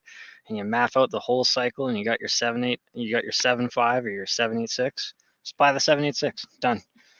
I pulled a post called 13 IQ. I was like, fuck this, man. I was at the bottom of the bear market. You had banks imploding. You had interest rate fucking fears. Everyone's freaking the hell out. Oh my God, are we going to go to 8K? Oh, Jesus, they're all freaking freaking out. Well, I'm not saying anything bad about Bitcoin. I mean, the No, no, smartest idea you could do is just put your money in Bitcoin. exactly. And 'Cause that's what I came down to. I was like, you know what? All this you look rant at and those rave about charts, all like this news. It's like, ever geez, for the man. last 20 years, Bitcoin, yeah, eventually it just goes up. Yeah, you might have a Exactly. little retracements here and there, Exactly. but eventually it just always goes up. All you do is you go from the low of the cycle to the highest cycle, and you go, the 7.5 is at X price. That's the bear market low. Are you going to get the Pico low? No. You know, that's what the thousands and tens of thousands of hours are for, is to just get the Pico low. But really, when you chart that out, all those hours are just getting like an extra 8%.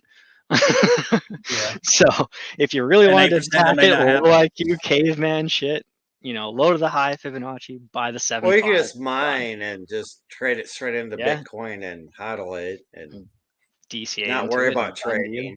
Yep. Because Well, exactly. as long as you're getting enough money back and you're okay with just paying the power bill, fuck it. You're good to go. You know, But yeah, that's the thing. Like if you're accumulating in the lows of the higher lows of each cycle, you're killing it. You're absolutely killing it. If your average price was 10K through 2017 to 2018 and you came back into here, you're absolutely slaying.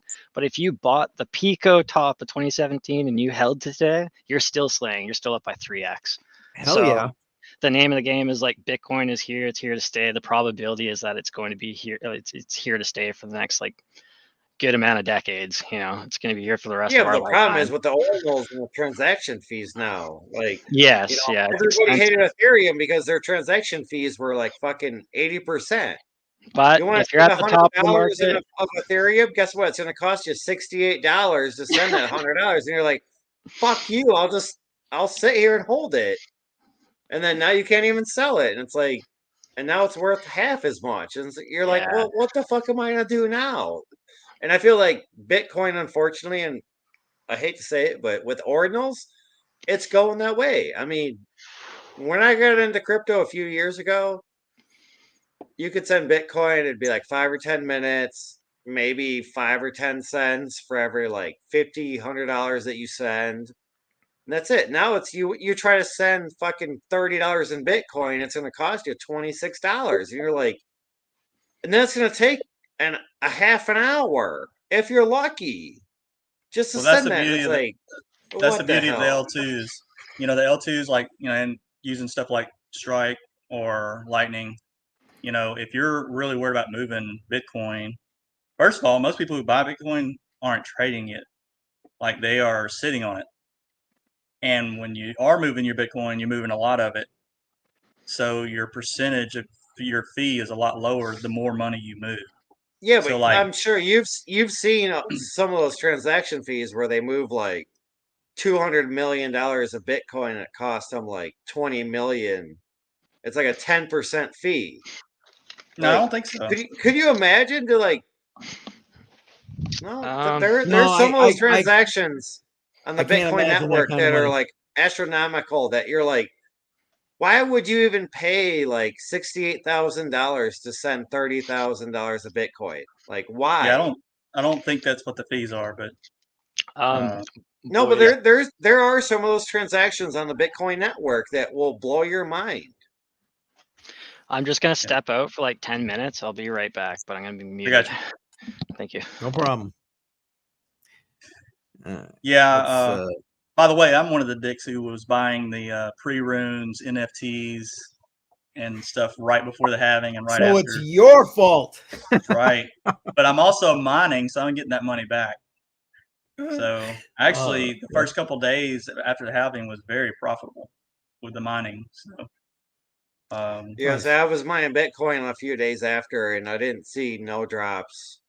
I mean, if anything, I saw a little bit of gain, but Well, like, wouldn't that happen because miners take, like, they would take off their miners and the difficulty would lower? Like, it was a fee on top of the Bitcoin earned. So it was all that transaction for the runes inscriptions Yes. and the ordinals. Yes. So you got your BTC reward, which was fixed. It's cut in half. Like that's not changing. And then but you had these extra fees to get priority to get your transaction in. Yep. That was where we were making the money. So that was, but it was short lived. I mean, So, the fees came down a so whole you lot. seem to have a little bit more knowledge about it than most people Not a I've ton, talked to, but like the I just first saw few it, what I new saw on my blocks after the MyStash. halvening were like 37 and 18 BTC per block reward, plus the fee. Well, that So was the fee. So the what's your knowledge on reward, that? yeah, the reward was fixed. So the reward is fixed. The block award, that is locked in. That will never change. It was the add-on transaction fees is what brought Right. the BTC value up. So that is what's going to fluctuate. The algorithm locks in your reward per block. So it's not like a So- miner actually got like 40 BTC. Well, it And, did like- in fees, and got BTC in fees, not reward. It's two Right. different things, Right. Okay. right? Well, that's what I was saying. Is So- like he didn't actually get the 84 Bitcoin or whatever it was. He just got the 3.125 reward. Well, if it's on a As- pool, Right. yeah, if it's As on a the pool, like you get a reward. share of it. But like Right. you're saying, he got the 84. I don't know if that's the correct number, but he got the 84 Bitcoin as fees above and beyond the 3.125, whatever. Yeah, Yeah, which and is it all- making about like 40 BTC. Yeah. And that's not what the miner gets? Yes. the miner gets it. It's two fees that just come together when it gets paid out. So I was just And saying, then like, whatever look the at the pool- first 3 blocks that were mined after the halvening, like 840,001, 2, and 3. I think Mhm. they were all like 17, 37, and then like 20 something. So yeah, It's like- that's I forgot who had it actually broke out. I don't know if it was Chump Change or who it was, but basically, if you look at that line, I don't know if it's on the mempool or where it is where you see that, but it breaks down those fees. So you'll have the fee, then you'll have the reward, and then Yeah, they'll show the total at the Chump end. Change was streaming it, but then the next day he was like, how the fuck does this all work? Because, like, and then somebody was like, well, you got to add that plus the fee of the 3.125 Bitcoin.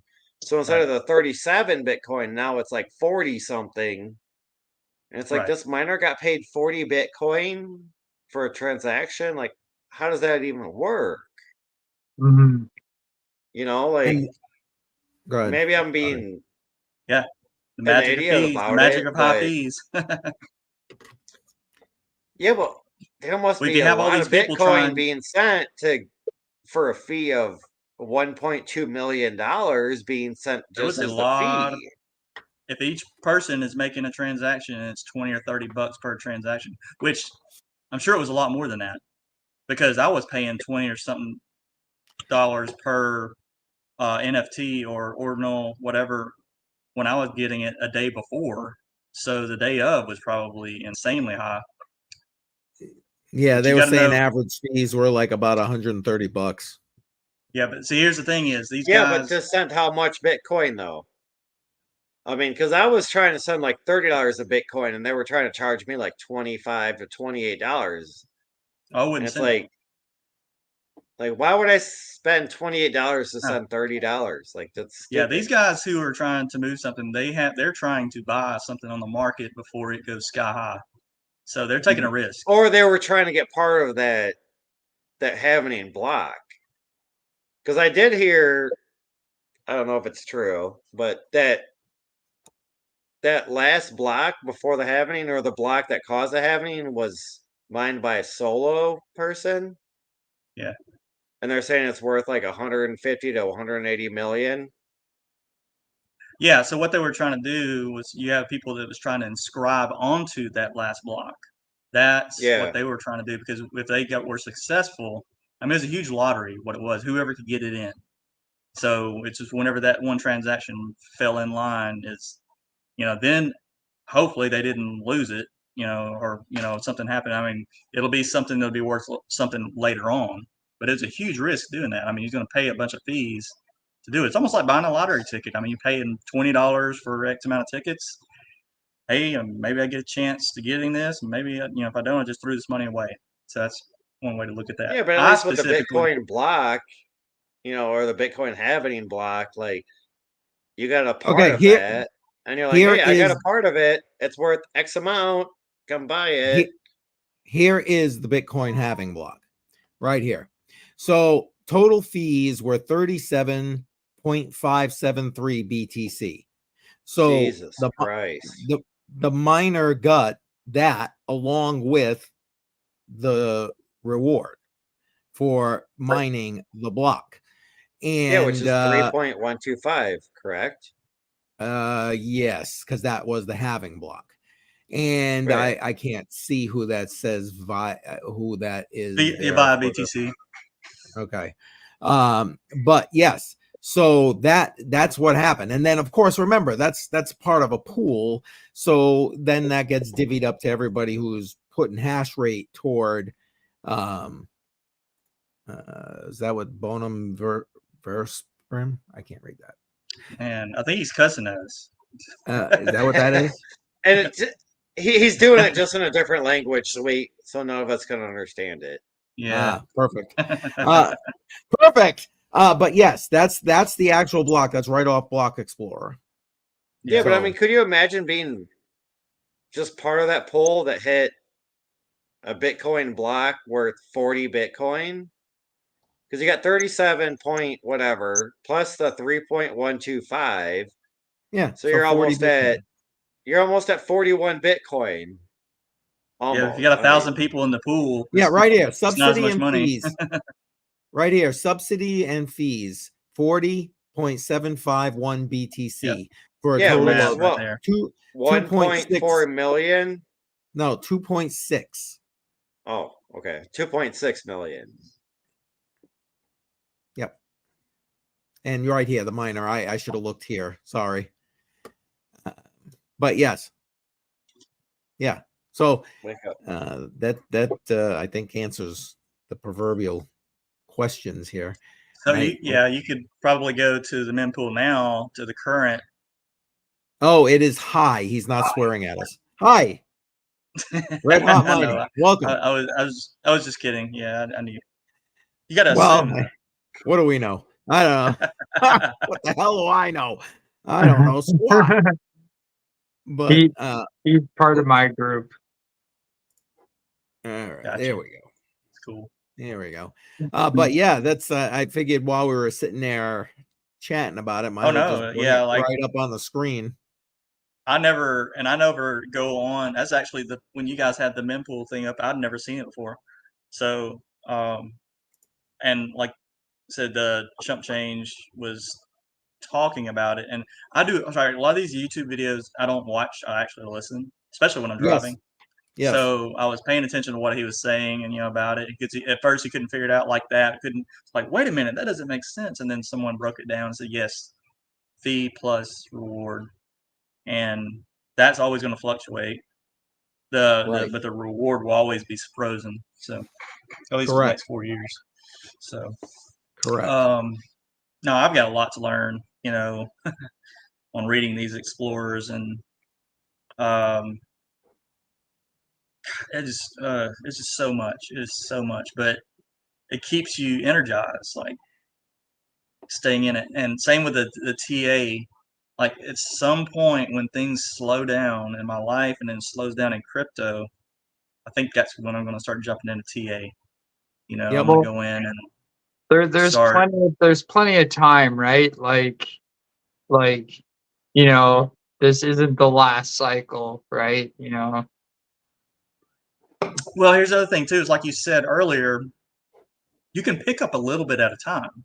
Mm-hmm. So always keep your eye on it. Always keep your eye on it, and you're going to pick up. Like I can start seeing some of these wedges, and I understand, support versus resistance. And when it's in that channel, the question is which way is it going to break? Is it going to break up? Is it going to break down? But we know it's going to break.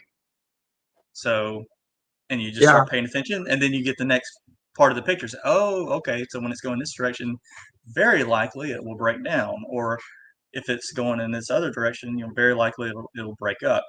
But it will break a pattern. Patterns are going to break. They're not going to be the same. If so, then everybody would know exactly what the price is going to be every time. Yeah, I think Cody was trying to show us that earlier, but you were cooking chicken. Yep. Yeah, yeah. Chicken. No, he was burning himself while cooking chicken. Yes. Yeah, man. I was trying to get all my life, requirements done. Getting my food, getting my kids to sleep, getting something to drink, all at once, and there's not enough time to watch. So, hey, can I deviate and say some good news? Absolutely. all right, so you're moving. So I surpassed 3,000 subscribers, Sweet. and I also hit 1 gigahash on mining Varus. Wow. So- Excellent. So like for a year and a few months now, I've been accumulating phones and mining rigs, and I have finally hit 1 gigahash because I have a series on my chat or a playlist on my channel called Road to 1 gigahash, and it's finally done, and I'm at 1 gigahash. So So when you say 1 gigahash, is that running? I'm sorry, I'm probably a dumb question, but you're running that much currently, or is that accumulated? I mean, when you're saying gigahash, you're talking about like gigahash per hour or whatever. I'm trying to figure that out. it's what I'm mining at all times. So Okay, yeah. So you're up to that level. So you basically just kept adding phones, adding and streamlining your phones to where they're more efficient. Is that right? To where you can hit that rate? yeah, so I do phones and rigs. I'm trying to sell my rigs to buy phones because they're way more power efficient. Yeah. Well, Unless shit, you're if you're trying to transferring down sell the stuff, house. let me know. Hit me up. What you Well, got? so I have two 5950X builds, and I want to sell one of them, and then I want to put one of them into my main machine. Oh, CPU build? I thought you were talking like a GPU mining Oh, rig. I had one of those, but I just sold all the cards, and I just have the motherboard and frame. It was the thing about it was What do you want for that? I might buy it. uh As long as the you price can is right. you can DM me later. I have all the risers, all the everything you need to start. So if you want to talk about it, the only thing about it is Red Panda Mining gifted it to me, and I feel kind of guilty selling it, but I don't use it. How can I Yeah. find you in the DMs? Like what channel Um, on Discord? Here I will put a link to my Discord. If I close out of this phone application, will I get kicked out? It will probably kick you out. Yes. Did you send it to me in an email? I can go and look. No, I didn't, but I will do that What right. I was going to say, why don't you do that, and then I'll just pop it in there if you can do both. Okay. I was just thinking of an idea, but don't want to say it out loud.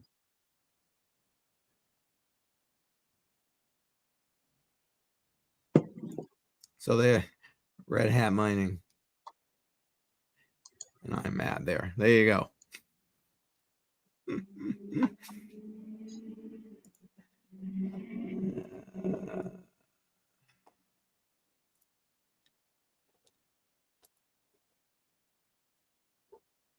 I'm trying to find our last messages. What are you trying to find? The last what? Our email? Yeah. Hang on. I'll send you another email. That way you got something fresh. Hang on. So, dudes. Oh, Cody's back. Oh no. Oh, fuck. The views are going down. Sorry, Cody. We're in the middle of something. We're trying to figure something out. Yeah, I just sent you an email so you can just like reply to that. It'll keep it easy. Alright.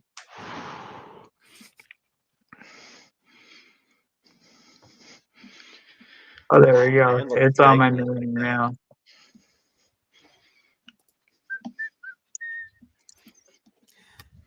And once you send that to me, do you want it in the private chat? I'm assuming you don't want that out for the public.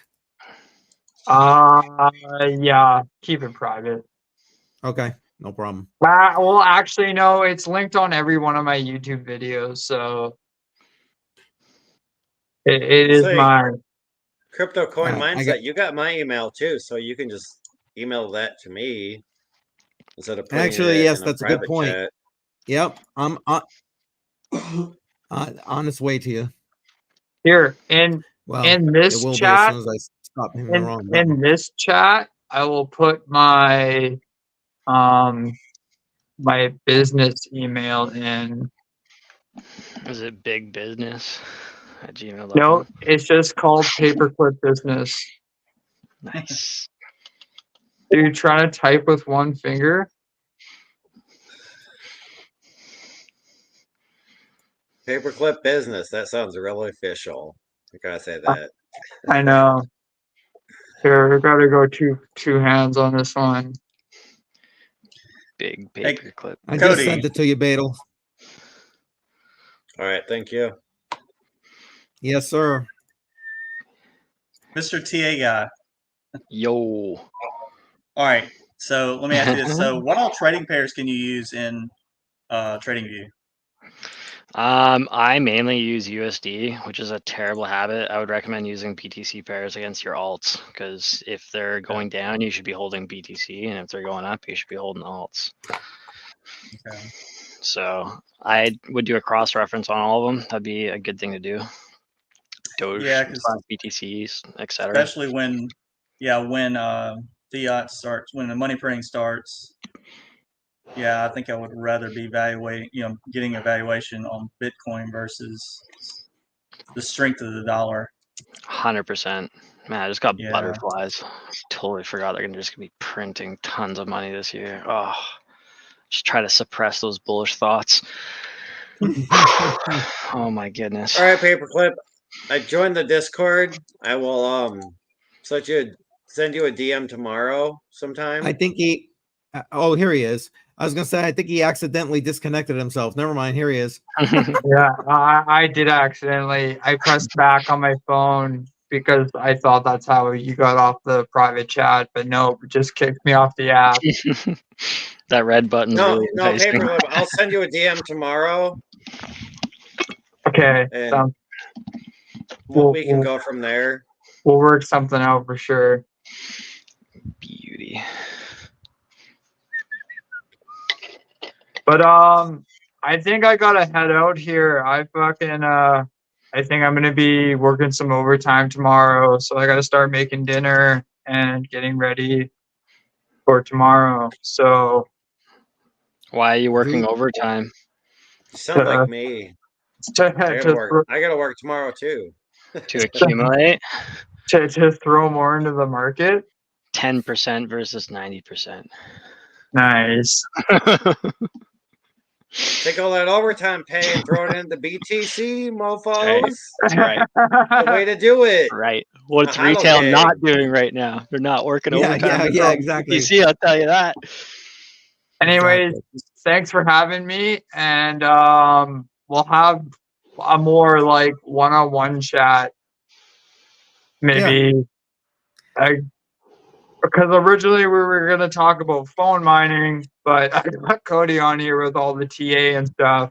Yeah, we'll blame him. Yeah. Yeah, thanks, I Cody. was curious about your phone mining, like how many phones you got. Like, Buddy, I'm long ahead of you. What do you I spend? already have blame what Cody are you back in the day. profiting? You know, like I was curious about the phones, but I Yeah, guess well, that's not gonna happen. we can Well, always come back next week, there, Paperclip. You know, I'm just saying. yeah, Honeybee. well, it's nice. It's nice just to come in here on Fridays and just like Shoot the it's nice shit, to chill. Hell it's yeah. nice to talk to people that have the similar interests as you, Mhm. Yes. because when I go out to my group of friends and you start talking about Varus coin, they're like they don't give a STFU. they don't Yeah. give a fuck, right? Yeah, Like, and you they're know, like, "Whoa, yeah, I yeah. get it." But Can't believe anyways, I'm out of here, and thank you for having me, and I will talk to you later. All right, thanks for Out being Shout here, out. out man. Paperclip. Later. Thanks, Paperclip. All right. Long live Paperclip. Long live. Awesome. Hey, I appreciate you being here, Altcoin Arbach. I know a lot of that TA you were doing probably did go over, because we've got a bunch of people who are sitting here saying nothing, which is great. I appreciate everybody being here. Probably went right over their heads too, and that's okay. That's I okay. did put your Discord link in the public chat as well. That way people can find that in case you know, 100%. they're Yeah, interested. in the Discord, when you open the Discord, it's going to be a jumbled mess in the beginning. What you're going to want to do is right click the title of the Discord. You're going to say mark as read, and you're going to right click one of the title of the categories, and you're going to collapse all of them, and then they're all color coded. So green is your TA section. The little sun is your smart money concepts. I got it all linked to ICT's courses in there as well. If you want to bang through the courses, they're all linked in there. And then, Awesome. yeah, there's a bunch of notes in there as well that you want to look over. So, yeah, if you're ever confused about anything that was said today, it's all in the Discord under the smart money concepts. I'll explain it with definitions and pictures and I'm whatnot. always confused, just so you know. Hey, That's all I see nothing is wrong with corn. honesty. I get it. That's okay. All I see is corn. So, I mean, when the fields are growing, that's all I see is corn or soy. So That's I just okay. like to say That's I'm always okay. confused. Yeah. Yeah, you don't lose, man. I'll tell you that. Nice. Like, Nice. people can sit there and hate on the maxis, but the maxis ain't wrong. It's just, Right. I don't know if they're profit maxis. Right. Right? It's a slow. It's a good win. You know, it's a very slow lottery. I like it. The best thing you can do is just buy and hodl. Hmm. I mean, just wait till it goes mainstream, right? And Bitcoin's sitting there at million, 10 million a coin, and you're able to borrow against it. You're just borrowing against it to buy houses Yeah. in their bear market. I mean, isn't that kind of what the ETFs are doing right now? I mean, Yep. granted, it's still new to the market and they just got it Yep. introduced, but that's kind of their ideology. It's insane. So if you bought Bitcoin a year ago, you're pretty good. Keep stacking, no matter what. Keep Well, yeah. stacking. Well, you saw what when I brought up the portfolio from the last cycle. I mean, Bitcoin's up over 50% with my average buy price to the current price, just from doing nothing more than DCA. It's beautiful, man. Yeah, it was You're pretty much. much. That's where I'm Oh. curious as to where this next bull market is going to come into play. This fucking camera. Well, I think it's just the same. There hasn't fragile. been any bull markets ever that has hit 2 or 3 all-time highs before the halvening. And then it did this year, and then we had the halvening, and now it's like it's not even really dropping that much. Like what? A few percent here and there, and then coming back up and then dropping. And it's like I don't know. I mean, everybody's saying like 150, 200K by the end of the year, and I'm like, I don't know. Like I'd be okay with like 80,000 by the end of the year. Never underestimate the election cycle either. So it aligns up with the election cycle. So there is so many things that can go right and so many things that can go wrong in the next 9 months. I'm not trying to talk about the election at this point because, but I think it was by plan, by design. 4-year cycle. It does seem that 100%. way, doesn't it? Well, if you look at the business cycle, right, when they do the liquidity injections, it's all based off the national debt, right? So whenever they have to service the debt, boom, that's why they have to print money, and then they have to make But then, excuses as to if why you they're look at printing the money. So Bidenomics war. now, his second plan is he's raising all the corporate and company taxes by like 4 to 5% each. I wonder where And they're it's gonna going to be go. the highest paying business taxes in the world. Like China, Yeah, you don't think they're they gonna say is flee? a communist country, and they're at like 26%. Now most of our businesses are going to be paying 28 to 29% taxes. Well, the key word there is proposed, number one. Number two, he's already tried floating this and it's been shot down. So not terribly worried about it. He has shot himself in the foot though with his timing. So Well, I feel like hooray. the real puppet master is the central banks. Oh, They yeah. control the government. All the politics is bullshit. It's just Yeah, fugazi. you're right. It is bullshit. Biden can't change. It's all the oil So it's like- dwellers that control the money, and what they Yeah. say goes. Like Yeah. we're all Jamie just Dimon puppets, Jamie Dimon you is know, our Yeah. like, president. So that's the the thing. People president are is like, nothing but a puppet, and he's just a person to blame. Like, yeah, he can say this and do that, but it goes through a lot of separate hands to even get approved. Yep. And then even if it does might happen to get approved, it's not just him that's taking the blame. It should be everybody, but he's the scapegoat, and that's the one that's getting blamed. And it's like, shouldn't be that way. Should be everybody that voted in favor and voted yes for this bill to pass, and then all the residents, all the citizens that are mad about it. They should be looking at everybody that voted yes on that and saying, no, it's your fault. It's your fault. Like, why did you vote for this? Yeah. The sad part is You're everybody's supposed to too have busy our just trying to back, freaking but then survive, you you turn know? your back on us. Then you I would voted never yes. vote again. I mean, I don't know what's in the future's in store, man. Hell no. That's Well, a it's like liability to vote. if you live in the United States of America, there's no law stating that you have to pay taxes. But what happens when you don't pay taxes? Yep. You go to jail. Yep. Yes. So, but how does that Unless work? you work for Congress. Yeah, true. That's hilarious. Or you just have enough money just to pay their fine, and then they just walk away. I mean, Well, that's the other that's kind of option. it. It's But just a handshake deal, right? Thanks for yeah, coming out. Thank you.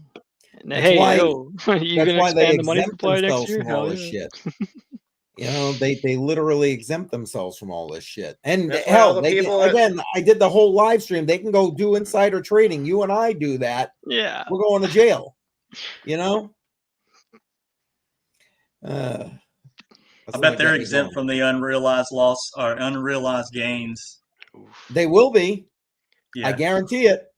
Yeah. They will well, be. yeah, because now that's going up to like 48%. That's why you Rather hold than like the 28% it was. It's almost doubled for the unrealized and or capital gains tax. Well, unrealized all that's is going like completely double. Yeah. Mhm. Yeah. That's And I don't understand how they can understand like what unrealized tax is. It's like or not unrealized tax, but the unrealized gains unrealized tax. gains. So in other words, if you bought Bitcoin at the beginning of the year at 40,000 and at the end of the year it's 80,000, you got unrealized gains of $40,000. Pay your tax. Well, no, but that's the realized gains. But they're saying, well, That's what not if realized. Bitcoin goes? No. That's But not what if realized Bitcoin gains. goes to what if Bitcoin goes to 160,000? So It now doesn't you got matter. to That's pay not more. realized. You got to pay taxes on that unrealized gains. No, you only pay taxes when you take it out and use it. Your IRA can do whatever it wants. Your 401k can do whatever it wants. It can go through the freaking roof. You're not paying taxes on it until you start accessing it. Yeah, it's not until you sell that's the taxable event in normal cases. But what they're Exactly. saying is if you're holding So on how to the does that work position, if you use Bitcoin to buy stuff? That's you're paying, different. Yeah, you're paying taxes on So holding. how it. does that work then? You created a taxable event because you Right. bought it it's a and sale. you sold it when you used it. You created Right. a taxable event. But I never sold it. I bought Bitcoin. Okay, say I bought $500 worth of Bitcoin. Mhm. It was worth 1,000, and then I used say 500 of that to buy a Bitcoin Nashville ticket. Well, you sold Bitcoin, it transferred to USD, and then it bought the item. No, so no, no. it's a taxable I event. never sold it. Or I transferred if you Bitcoin from transfer, this yes. wallet to that wallet. You lost But possession. if it's a merchant, if it's not your own wallet, if it goes to another entity, then it's You a lost taxable event. possession. Right? That's It's a a taxable transaction. event. If it's a transaction, you're receiving an item for transacting Bitcoin, then that's a taxable event. That's bullshit. Exactly. Yeah. You're right. That's It is fucking bullshit. What That's you life. want to do, the way to get Because around it's supposed this. to be privacy, right? Isn't that the whole thing about cryptocurrency is privacy? Well, it's on a public. Well, it's on a public It's on a blockchain, though. public blockchain. It's Yeah, not. that's It's not Yeah, but it's really not about a public privacy. currency, right? It's not a public currency. well, it depends on what government agency you ask, but that's a Like- whole nother issue. Yeah. Just saying. I'm just saying that if I double my money in Bitcoin and I use Bitcoin to buy stuff and it goes from my Bitcoin wallet to another Bitcoin wallet, it should not be a taxable event. Well, this is what's scary with that. Okay, let's think about this. Let's say I want to transact in a good. I want to trade with you. I'm going to give you Bitcoin. You're going to give me an item, right? You keep my Bitcoin. I never declare that, right? And then you hold on to Bitcoin for the next 10 years, and then you sell off for a profit at 10 million. They're going to look at that as like, okay, well, you just sold off on your Bitcoin for 10 million. Where's the But tax, right? that's my problem. Yeah. Where are you involved in that? Well, Because 10 if years I never ago, claim you it, if I sent never me claim some it, X right? amount of Bitcoin to buy this item. Like if I never KYC, it's still in your hands the way they look at it, right? They're like, well, whose wallet is this? And you're like, well, it's this guy. And you're like, well, he's not saying anything. Like, who's that guy? You know, I could say anything and just be like, yeah, I'm Joe Schmo. Do a trade. It's off the books. And then it's like selling a car without transferring the insurance, right? It's like, dude, transfer the insurance before you give him the keys because you don't want to get into a car accident and then you're blamed for the accident after, right? It's your vehicle still. Same kind of thing. Like you want to claim when you're trading your Bitcoin for that taxable event. So it's like you only owe the taxes on that amount. And then it's their problem after from that point because they've taken the Bitcoin at whatever price. That's their entry price. And then they're going to Yes. track that from when they sell it for that taxable event. They're going to be taxed on that. What the unrealized gain is saying is that you don't need a taxable event. You don't need a sales event. They're just going to tax you for holding the Bitcoin. So if you had $10,000 that you're holding in an account, and let's say you use $1,000 to go buy goods, yes, that's all taxable events. But what they're saying is the unrealized gains, the other $9,000 sitting in your spot holdings, you're also going to get taxed on that. That's the unrealized gains, right? So it's the difference between the unrealized gains and the taxable event of having a transaction, right? Merchant sale. To me, it's just fucking stupid. Well, 100%. I mean, 100%. it is stupid. You're not That's wrong. new citizenship time. Adios. Sayonara. Yeah, it's Yep. not going to pass. I'm going to tell you. That is I'm a bargaining Canadian. chip I they know how threw to in build there. an igloo. I'm out. I mean, well, think what that would do. I mean, that would just, Yeah. you know, you'd have businesses and Yeah. high net worth individuals just saying, Adios. you know, and they're gone. You know what I'm Yeah. saying? And then the economy implodes. you know, like when Well- I had my own business a few years ago, I accepted cryptocurrency, and a lot of people didn't know what that was. And I was like, if you want to pay me in Bitcoin, you want to pay me in Litecoin, you want to buy, you know, you want to pay me in Dogecoin, that's fine.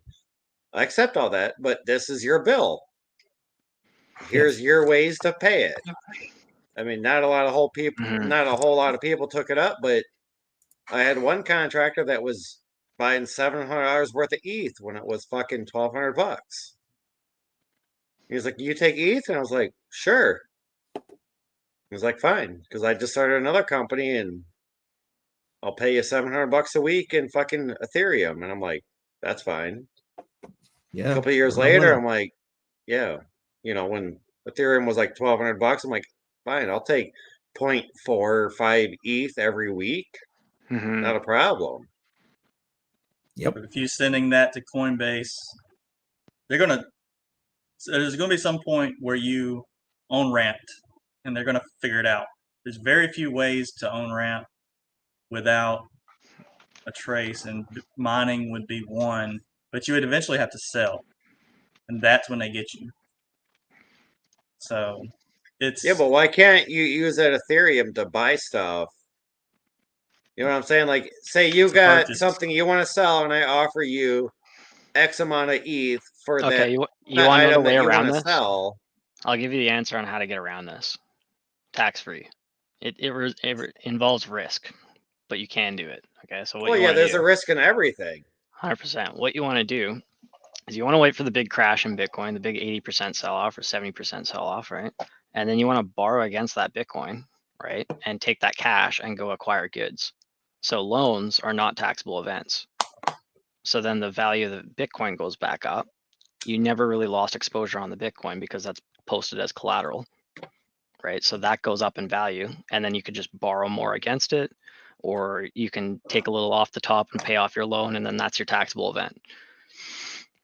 Well, Yep. see, I got no So idea how either to way. do any of that. That's Yeah, and my I problem. think that Michael Saylor Like when was you were talking about actually like leverage trading, I'm like, okay, I understand like the Head and Shoulders, the Bart Simpson, you know, whatever people want to call it at that time, and Trading View is what everybody uses. But I'm like, okay, but how do you start leverage trading? How do you even just start trading? Like I'm just used to like How, just buying something or getting something and then selling it at a higher price, and then not really selling, but converting it into Bitcoin per well, se. there's, And there's two recommendations. I would say if you're just interested in keeping the super basic, like bare bones 13 IQ shit, you wait for the 70% sell off, you accumulate, you DCA, right? You DCA all the way up to the previous all time high. And then when it cracks the all time high, you just start DCAing out. Done, right? That's super simple. If you want to start trading for real and you want to learn how to like where to place a stop loss and how to read liquidity and all that, I think once you know how to read liquidity in a market, and that's all based off of just price action. That's why I only have price action on my screen. I don't use any indicators at all. I don't even reference them. It's all price action. And off of so that, you I can I was say you got to do the determine. work. You got to put the work in to learn. I mean, Yes, you yes, just but have it's to. all You got there. to It's grind all it. there, and it's not as bad as what you think because when I first started out, like I said, I just hopped on TradingView and I was just shotgun blasting into TradingView ideas, but and I it's know, been a but I'm long just saying, time, like right? I But know a lot of the info is all right there, and you can learn it all in like 3 to 4 months. You could crash test yourself, and like you'd be 100 times sharper. Just pop out of there, and you're like, okay. Give yourself a year of reading price action and getting used to things and practicing things, and it all starts to fall into shape. So, realistically, if you want to be serious about like learning how to trade and you're a beginner trader, you could crack this in about a year to 2 years but if you're how? serious. Like where do we So, go? in my Discord or even on I was like, YouTube, do you have a Discord? there's yes, he linked it in the public section there. In the Discord, there's a smart money concept section. It's about 3/4 of the way down. It's got a little sun logo on it. So in there, it's all smart money concepts. That's all ICT. Those are all On things I've the taken notes Twitter? on my Discord. I'll send you his Discord Yeah, link and email as well. link them up, and then you can DM me after. I can kind of show you around in the Discord after and give you kind of a crash test. But I linked you to the outline of the server, so it actually just goes right through the whole thing. I kind of made it for beginners that wanted to buy Bitcoin, and like it's the whole crash test. So you can just go through the outline of the server, and that should be good. But in there's the smart money concepts. Within the smart money concepts, there's the courses. The courses are the ICT content. If you watched that content, the 2021 mentorship is the linked YouTube playlist in there. And it's also on YouTube. If you just go ICT 2021 mentorship, it'll show up as a playlist on his channel. Bang those out. Do a video a day. They're roughly about 20 minutes to an hour a piece. A lot of them are his ramblings about how he's the greatest trader of all time and how everyone's wrong and they're beefing with him. And it's just meant to teach you patience. Just take it as that. Just try bang through it. He drops gems in the video. They're about an hour a piece. So once a day, go through an ICT video, take really thorough notes on it, right click. Anytime he's mentioning anything, an order block, a fair value gap, anything you don't know, list them all in alphabetical order in your notepad on your computer. And anytime he's talking about those things, right click the video, copy it current URL, timestamp, and put that in your notes and what he's talking about. Just take a quick note.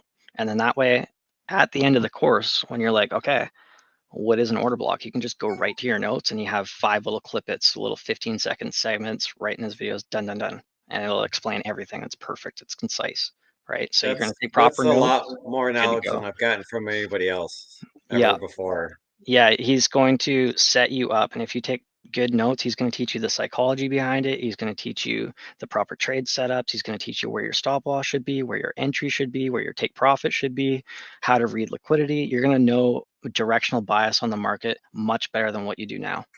I'll tell you that. It helped me a lot. So go through that. There's also notes in the Discord that you can use to kind of shortcut yourself if you want to try and take a really, really horrible crash test. Just go through that. I would recommend listening to ICT. Is going to be a lot more concise than I will, but it is there. I do have notes on things, so you can kind of shortcut yourself there. And then anything that's in that Discord, like if you're like, what is an order block? You can also just pop that right onto YouTube, and there's so much info on order blocks. So I was gonna say, lots of we just info got out more there. research. But once you get through that, then it's up to executing, right? So at that point, you've gone through the course, you understand the lingo, you kind of get what's going on, right? At that point, you're going to put it into practice. So you're going to start paper trading. Just go on TradingView, markup charts, take notes, screenshot things, put them into a folder, timestamp it, note it with what your idea is. You know, another good program that I'd highly, highly, highly recommend is called Notion. Download Notion and build yourself a little table and note everything. Note the time that you took the trade, the symbol, so Bitcoin, whatever you're trading, the open of the day. So open of the day is based off of New York time at midnight. So you're going to go open of the day. Are you above or below that open? What is the kill zone that you're in? So kill zone, London, New York, or Asia time zones. What was your entry? What was your exit? What was the duration? What was your drawdown? You know, what was your TP? And note what happened in the trade. Note what your trade thesis is, and then what happened in the trade. What things went wrong? What things went well? And talk nicely about yourself. That's what ICT says. Always speak friendly about yourself in your notes. It's not I'm a dumbass and I missed this. It's hey, this is here and like I could have entered there. That was a better entry. Look at that. That's awesome. Make notes like that are compounding and build yourself a huge folder of this ICT library of all the notes of what his lingo is, and then all of your trades and all the setups and all the different notes. And then that way you can go back and reference those things. And when you're looking at price action, you can go, hey, I kind of recognize that kind of deja vu. I'm going to go back through my notes and you'll find a fractal that's like really similar to that. And you'll be like, oh, that's an accumulation manipulation distribution, a power of 3 setup, or a AMD, accumulation manipulation distribution setup. So when you recognize that, now you know how to play it and you have notes on it. And they're all constructive and they're going to give you precise notes, right? So you're building a trading Bible, right? You're collecting data. And once you collect data, then you understand the probabilities behind everything. You understand if you go for the perfect entry, it might get front ran. But if you go for the easy entry, you have a huge stop. You're taking a lot of risks. You're finding the balance between that. Maybe your take profits too far away. You're always aiming for 50R because you want to be a god on Twitter, and you're never getting filled on those take profits. So maybe you dial those back more. Maybe you start front running levels. Rather than a sweep of a level, maybe you start aiming for inducement. A front running a level. You're coming $10-$20 before you take the sweep, and that's your take profit. So it's a nice conservative target, right? And you're going to take notes on all these things. And man, it's like I tell you, like you take this at 100 days, take an ICT course or like an ICT video a day, take notes on it, start drawing up charts, start building up a huge framework. Man, you're gonna be surprised where you're at in 100 days, man. I'll tell you, 3 months later, you're gonna be shocked where you're at. And then from there, it's just honing yourself, just getting better. I mean, just buying a ton on Coinbase, I was doing all right just by looking at the charts. And I feel if I had stop losses and a little bit more knowledge and a little bit more tools, I feel I could do a lot better. But I also understand that as a new beginner, I'm going to get wrecked more than I'm going to win. So I have take another that friend. chance. I have another friend. He doesn't look at charts at all. No charts at all. Zero. And he just goes off of strictly sentiment. So he'll just, and like I've started to do that too. I'll like order a pizza, right? And the pizza guy shows up. I'm like, hey man, can I pay in Bitcoin? Right. And I read him and he goes, no, what the hell? Bitcoin? No, dude, it's down like 70%. Why the hell would we take that, man? You're an idiot. Buy That's the Bitcoin, time to buy. right? You go back inside, you grab that slice of pizza, and you double down on your Bitcoin stacks, right? There you go. Yep. And There you same go. guy 2 years later, holy shit, man, I should have got in Bitcoin. Like I just got in 2 weeks ago. I hit all-time highs. Woohoo, I'm along for the ride, right? It's time to start taking profits. Yeah. I've been Right? talking Start to a reading- lot of my close friends about Bitcoin and Mhm. like just cryptocurrency in general. And they're When do like, your DMs start blowing up? why would I do this? And all of a sudden, I go in there last week, and he's like, "Oh yeah, I just bought $1,000 of Doge and $1,000 of SHIB." And I'm like, Run. "What'd you buy that on?" He's like, "Robinhood." I'm like, God, Oof. Ah, could you sometimes at it makes least your head talk to hurt. me in the first place before doing this transaction? Because I was like, I get it. Now you're putting your toes in the water. I get that, but that's a lot of toes in the water. I feel, and like in what you're in meme I mean, again, not a meme coin fan, but I get it. Meme coins bring a lot of people retail into the market. yeah, Real, but that's how it is that they're feeling that FOMO. right. They're thinking Just like Doge to $1 when Mhm. Doge is like 14 cents, and they buy Geniuses. $1,000 of it, and I'm like, yeah, no, dude. That's not retail. That's giga brain. That's yeah.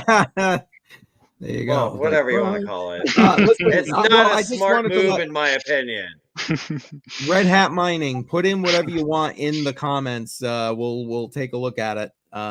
So that's Yeah, I fine. was wondering if VCC meant virtual credit card.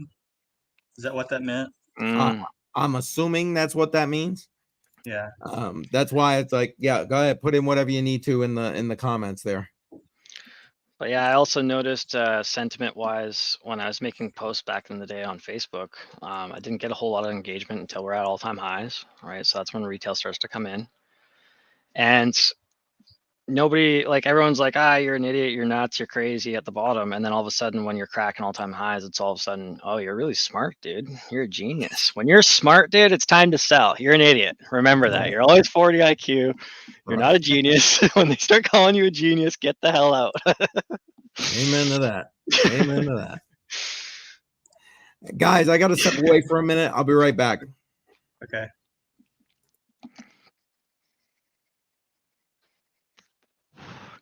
But yeah, really basic things. Celebrities start making cues on crypto. It's like those are good times to sell. When you're the proper time to be buying Bitcoin is really boring and sad and depressing, and the news is terrible on everything. The macro is horrible.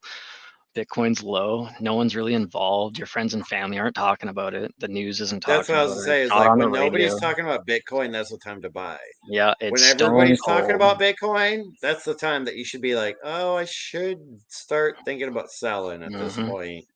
Start DCing out, go slow at first, and then once you start seeing crazier stuff, start pulling profits. And like I have a general rule where it's like I'll look at my overall portfolio and I'll watch the figures.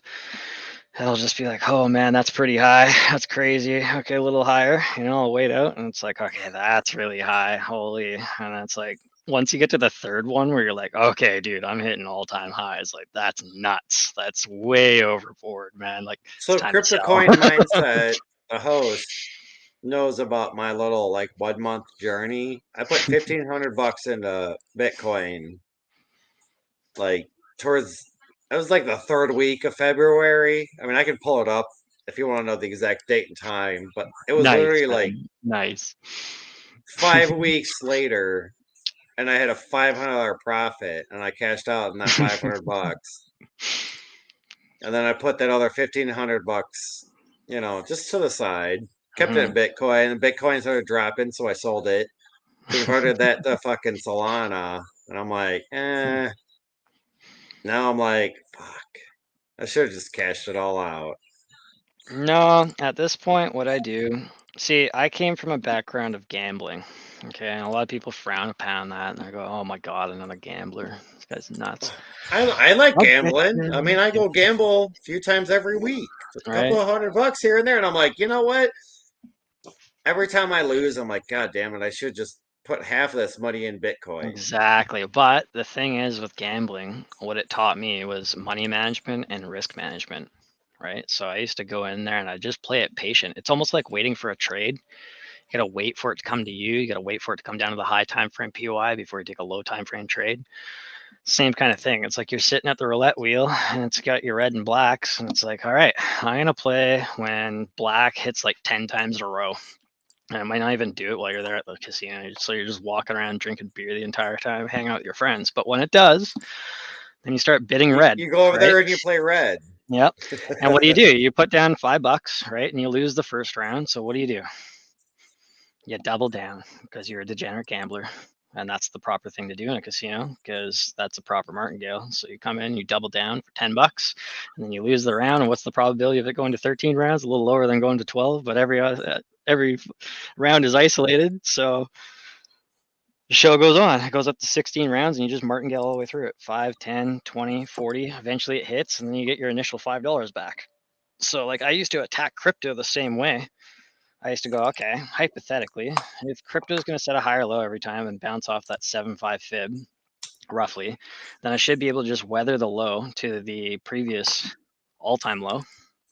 And as long as I can weather that, then I'm good to go. So I used to just DCA into my leverage positions. I used to run really low leverage at like 3x.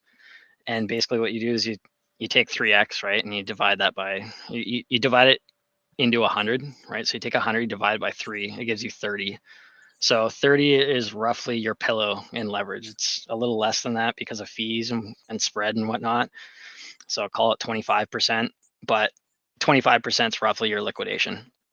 So if it comes down to your liquidation, you lose your money. So what I used to do is I used to just put a limit order that allows you to set a bid at a specific price.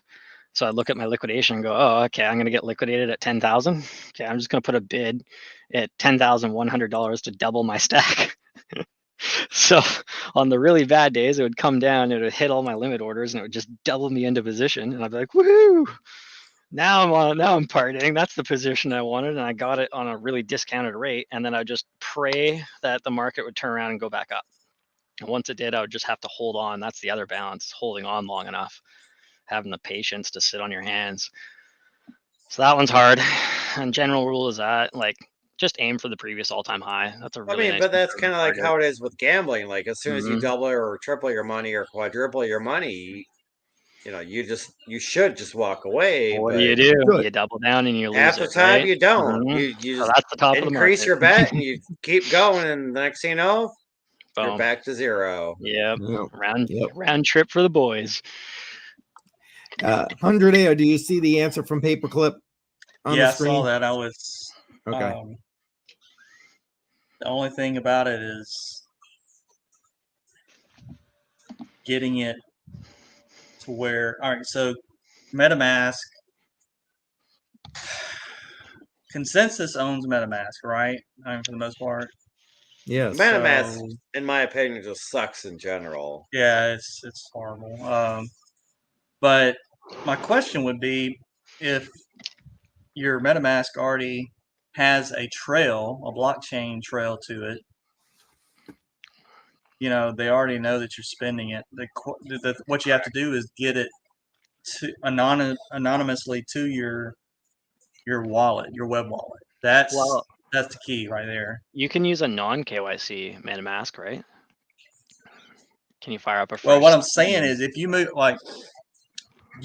the tokens you move it have off to the come from exchange somewhere. over to MetaMask. Yeah, no, you're done. Right. It just depends on where if you mined it, no, that's a different story. Like, so if you mine, that may be Correct. what he's getting at. So you mine, that was whatever, red hat mining, right? whatever it is. So, and then you just got to make sure the pool or whatever you use, you didn't give any information there. That traces it back to you. Yeah, we're talking about things that we probably shouldn't be talking about publicly. FBI. Amen. but What's up, yeah, CIA? Looking good. Right. Hey, wave to the camera. But yeah, so I'm already on a list. Yeah, yeah. So I bought a bottom tick wick this morning. I think I'm on a list. Yep. But IRS, what's that? I don't report to them motherfuckers at all. IRS, dude.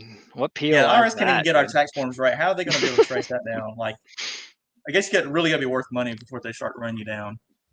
Can you show me that imbalance on the chart? I don't know what that is. Can you show me what law states that I have to pay the IRS taxes?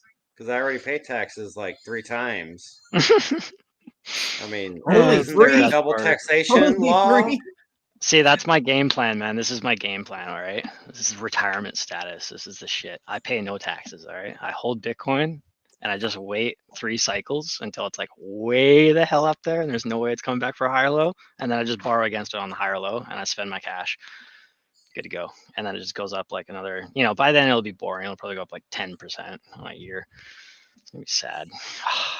But it's going to trade super, super duper clean, just like gold. Oh, man.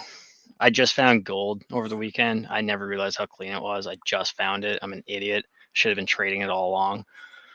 I'm probably just going to turn into Peter Schiff 2.0, to be honest. With how clean it trades. Oh my goodness. I may never Yeah, touch but you still gotta pay again. capital gains on all that. Dude, I don't even care with how clean it trades. Oh my god, dude.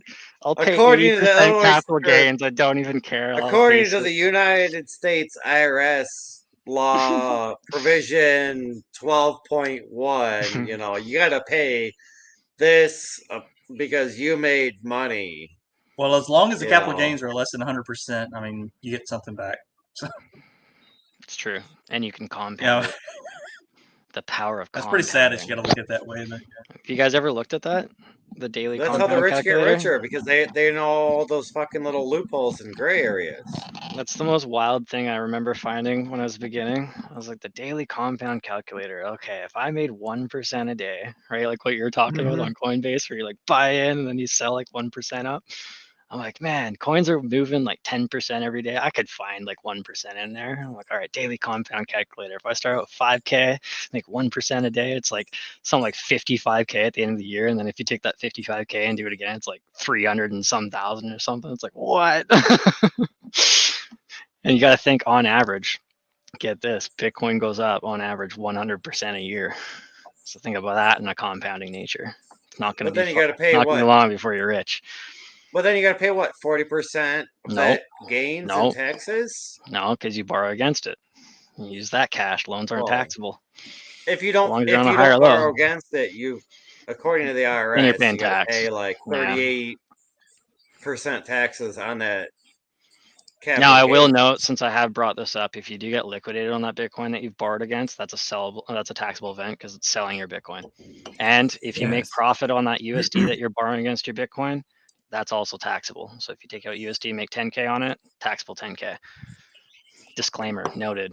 Pay your taxes. Yeah, we'll put it up on the screen. There we go. There we go. Right. That's right. There's Don't no leverage law trade. stating you gotta pay taxes. Fuck the IRS. You know what? Just don't trade. It's bad for you. Just DCA, Yeah. hold forever. DCA, hold forever. Okay, get this. All right. Here's a funny little loophole. All right, so you go down to Wells Fargo. Everybody goes down to Wells Fargo on Monday morning. Okay, we all take out a loan, 25% APR. All right. Oh, the most corrupt bank in America? Good Hundi job. P, baby. Hundi P. What do? We take out a huge loan, 25% APR. We throw it all into Bitcoin. Okay. What did that do? Where do loans come from? People's money, people's interest. Thin air. It's printed. They print it. Yeah. They print it. And if they print it, what's that? Expansion of the money supply.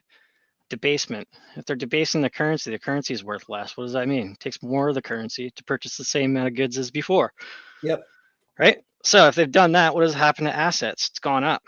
So wait a second, hold on. You borrow for 25% APR and you throw it into Bitcoin, which debases the currency, which then reprices Bitcoin higher, which then puts you into profit. It's a feedback loop. So when the rich all fucking freak out and start to FOMO and they all start to buy in at once and borrow against their shit to purchase Bitcoin, guess what's going to happen to USD? It's going to hyperinflate just based off of the loans. And the Isn't that expansion what of kind of money what's supply. already happening though? Michael Saylor's already onto it. He doesn't want to say it. He's not saying it out loud, but he's saying it. He's like, yo, check this out, guys. You can borrow against your whole company, throw it into Bitcoin, expands the money supply. You all know about the money printing. We all know that's going on. Wait a second, you throw it into Bitcoin, it just goes up 100% a year. And wait, hold on. And then that's on your balance sheet. which just expanded your company value, so you can borrow against that and throw it back into Bitcoin. Holy shit!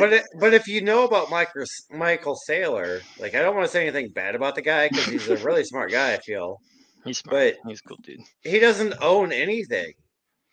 He just That's has pretty smart. companies that buys Bitcoin, and that's it. And that's all he Well, needs to do because those Yeah, companies but that buy is that for Bitcoin, tax reasons? Is that why he did that?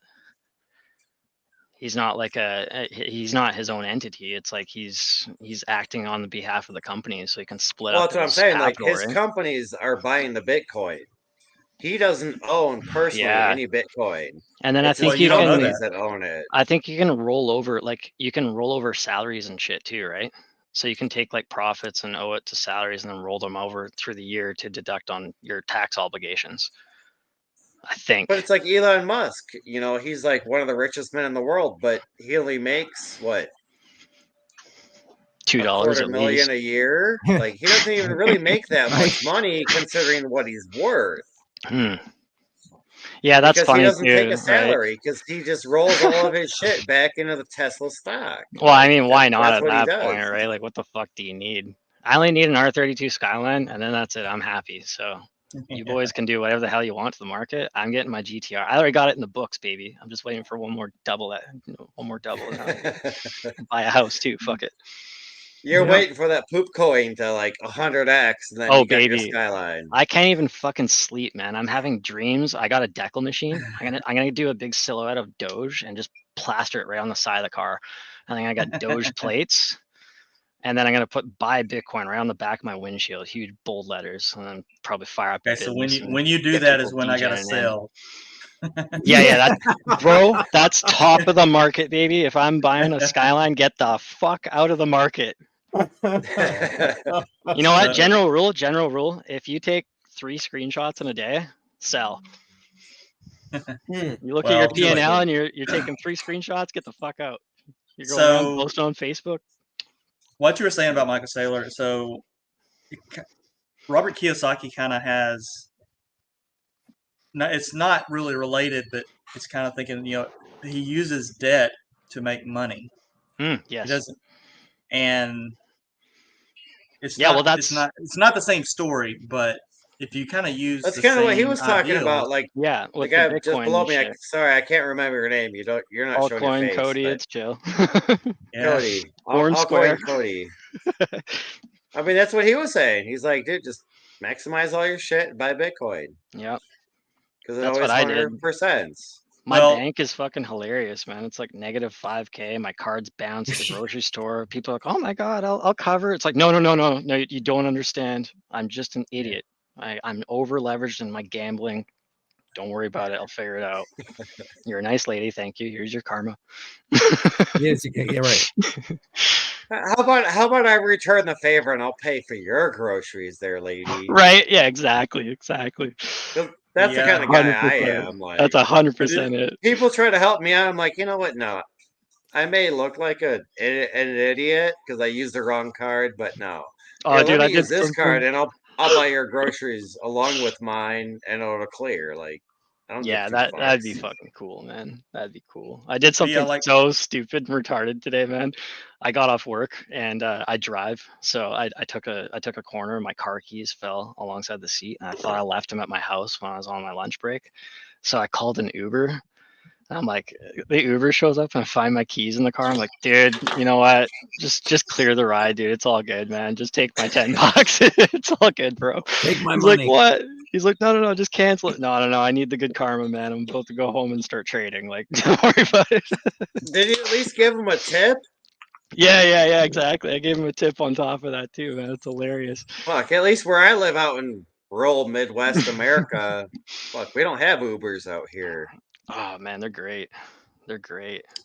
You go We ain't got drive no them on the day. Ubers. We ain't got no Lyft. The only thing I can do is just call a best friend for a ride, and every best friend's like, "Oh yeah, call me anytime," and I'm like, "Oh yeah, I'll call you," and they're like, don't even answer the fucking phone. 2 or 3 days later, they're like, "Hey man, what do you want?" I was like, "Dude, it was my fucking birthday. I was shit faced at the bar. I was just trying to get home. Like, where the fuck were you at?" You want the low key real life alpha? Sorry, on that, man. dude? I was at home with my girl. It's like, You know, I get that, but don't tell me one thing and then do the complete opposite. Like, And fuck then, off.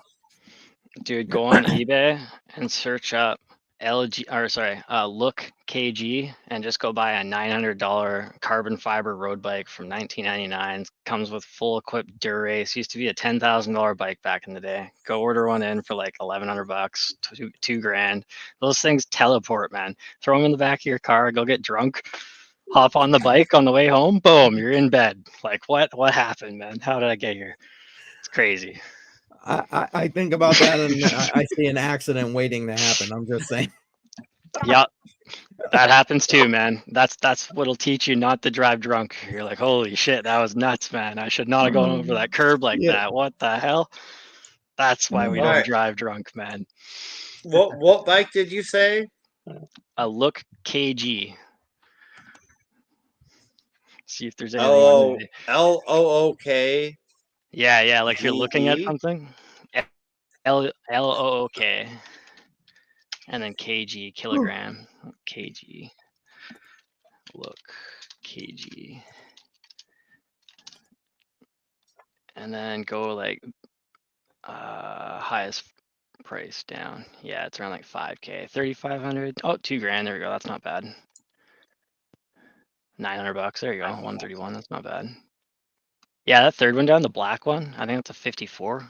That's a pretty like standard size. That's a nice setup, dude. Running looks like All right, Shimano paperclip. 105. Not bad. You're Not harsh bad. in my buzz, paperclip.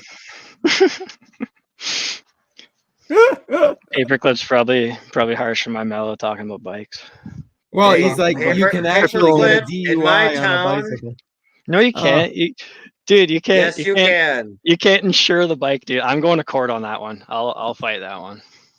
In the town I live in, well, the village I live in, there have been people that get a DUI on a horseback. Dude, I get And there's that. been A horse could be people that drunk, get man. DUIs on lawnmowers. Oh yeah, that's hectic too, man. I went So, and like- visited Nova so, like, Scotia, and they're An all e-bike is kind of lawnmower. like pushing the gray line, I Oh feel. yeah. That's. I wouldn't do that. No electric bikes while drunk, guys. That's way too fast. That's motorcycle and drunk. That's not cool. You're allowed to do tricycle and drunk. You'll learn. You'll learn real quick. Well, I mean, it's still the same thing. You can still get a DUI on it, but it's probably a lot safer. You can't get a But- DUI because you just take the trails through town and lose them, bro. Never stop. You only get a DUI if you get caught. Don't get caught. Yeah, don't Yeah, get that's caught. true. There you go. Very That's it. true. You know what? If you're too drunk to outrun the cops, you deserve it. You're too drunk to ride that bike. Oh my goodness. Oh my goodness. It's a 2 beer and ride kind of thing. Yeah, but sometimes you don't understand. Like in the town I live in, there's no Ubers, there's no Lyft, there's no cabs. You're either Yeah. driving home or you're walking home, and guess what? When you walk Yeah. home, Oh, it's still public intoxication, and you can still go to jail for that. see, that's So worse. because So then, you're what choice do you walking. have? You look like a drunk idiot when you're walking. That's the difference. Yeah, but at least you're not driving. You're taking a smarter route to walk rather than drive. Yeah. Well, I But mean, yeah, you still if you're get not the being public an- intoxication charge, but no, then only if you're being an reflects on idiot, your though, right? driver's license, and it still makes you look like an idiot. And you're like, well, at least I took the better road. You know, I 'Cause, didn't get like- in my car and drive. I chose to walk. Like back in the day, in the on the height of 2021, I used to work at a hospital, and then I got canned because of the whole COVID thing. So I made enough money in crypto where I was just like, well, I'm just gonna go full time in crypto. Fuck you guys. So that's what I did for the whole year. I just hung out in my basement and stared at charts, and I got to the point where I went like grocery shopping one night, and I came home, and the next day my feet hurt, and I was like, holy shit, I'm a piece of shit. I need to start doing something. So then Steppen came out, and I was like, dude, I get paid to walk. Hell Fuck yeah, yeah, step in. dude. I'm still a member Hell of this yeah. shit. Is it Fucking any good? $400 for my first shoes. Wait, is it worth it? Like, what's ROI like and shit on that now? Like, if I were to buy a shoe today, like, what am I making per day? Or if I guess I got to buy 3 or whatever, right? You're probably gonna make garbage, but I paid like $400 for my first shoe, and I would Mhm. walk like half a mile a day, and I was making like $35 a day just Oh to yeah, walk back half in a the day, mile. dude. Yeah, I was I getting mean, paid right 3 grand a now, month. right now, I feel you're gonna make like 20 cents on a $400 shoe every day. Okay, that's not bad. That's not bad. I mean, maybe, Okay, but okay. if you hodl it, Am I yeah, it petty might be enough? worth it. But Oh, dude, that's a sick consolidation in the trees, dude. Oh, that's dope. Look at that. Oh yeah, that's nice, man. Fuck yeah. There's like a full 5-wave count with consolidation periods in the trees. Even the 5-wave has a consolidation period. you gotta show Ah, your sick screen, game, man. Come dude. on, Yeah. What are you Here, hold drinking? stop on. holding out. Let's What see the if I fuck? can. Let's see if I can grab my phone and take a picture of that. That's tight, and then I'll chart it on my trading view. Oh yeah, and then I'll share my screen. That'll be dope, dude. Fucking right. It's all coming together. Oh Come on, man. We were yeah. just talking about Oh yeah. stepping. Let's go. Yes, baby. Damn, that's sexy. All right, let's see. Let's go to. All right, man. We gotta cut this guy off. Yeah. He's being so sexual, but he can't even show his face. He can't show what he's doing. Sorry, gots to go. Reading. Oh, whoops. Now we're all at a moment of Picture. silence. Oh, Yeah. frick. Some of yeah. us are getting tired. Some of us are old. I'm just saying. You know. Hey, you know what? I just turned 39 last Thursday. I'm feeling Oh. pretty old too. Be Oh, 39 again. perfect. The chart's already up, baby. Let's go. All right. You got paperclip here. When Cody showed me charts in nature, my mind was blown. Well, Uh-oh. paperclip, that's a good thing, but you're the only one saying stuff. There ain't nobody else seeing his charts. Well, let's see. Oh. Wait, is he here we go. Here we go. That's cool. Yeah, you already see it, right? Like, right there's your 1, 2, 1, 2, 3, 4. There's your 3-wave. A, B, C, 4th wave. Come up 1, 2, 3, 4. Another consolidation, right? And this would be your 5th wave. So the subwave count, you got a subwave count in there.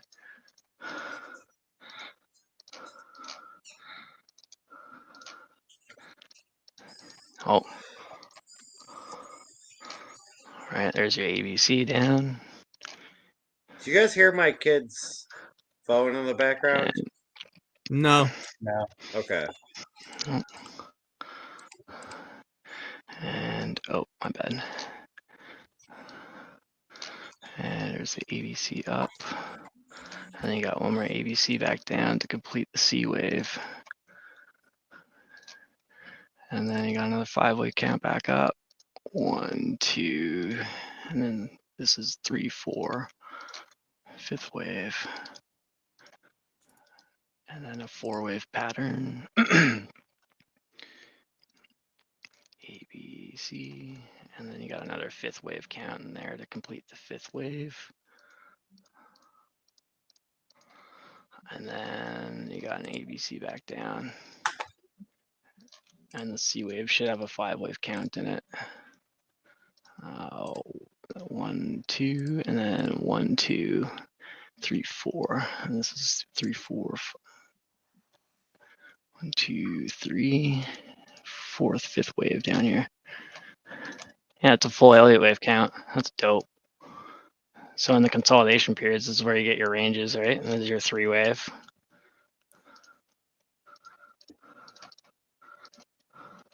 All right, there's your bottom consolidation. Oh.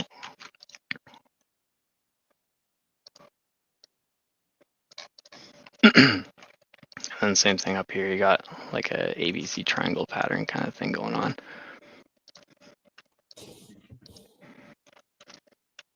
Whoops.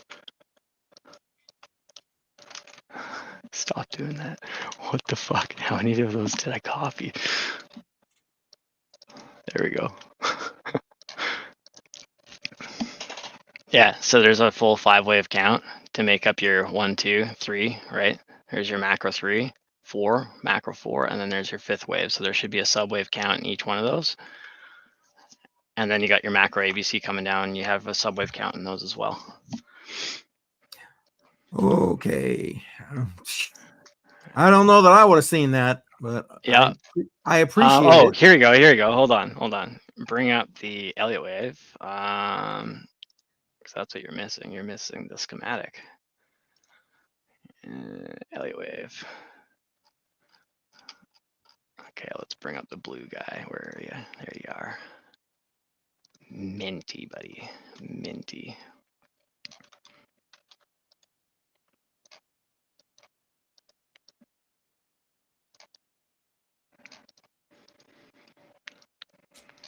Right, so starting from the base of the 1 wave, base of the 1 wave. And then you got 1, 2, 3, 4, 5. There's your subwave counts. So it's missing a subwave count here because you'd have to drop down a time frame. Normally the first wave is really small. You drop down a 1 time frame to count that out. But the 3 wave is impulsive enough that you can grab a count. It's funny that I'm saying that about a fucking tree, but yes.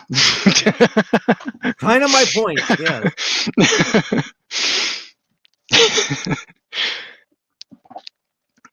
But yeah, and within this period from the macro 3 to the macro 4, that's where you normally get a large consolidation, like a rectangular pattern. This is where you get your ABC flat corrections and whatnot. If you go in, again to my Discord under the green section, that's the TA section.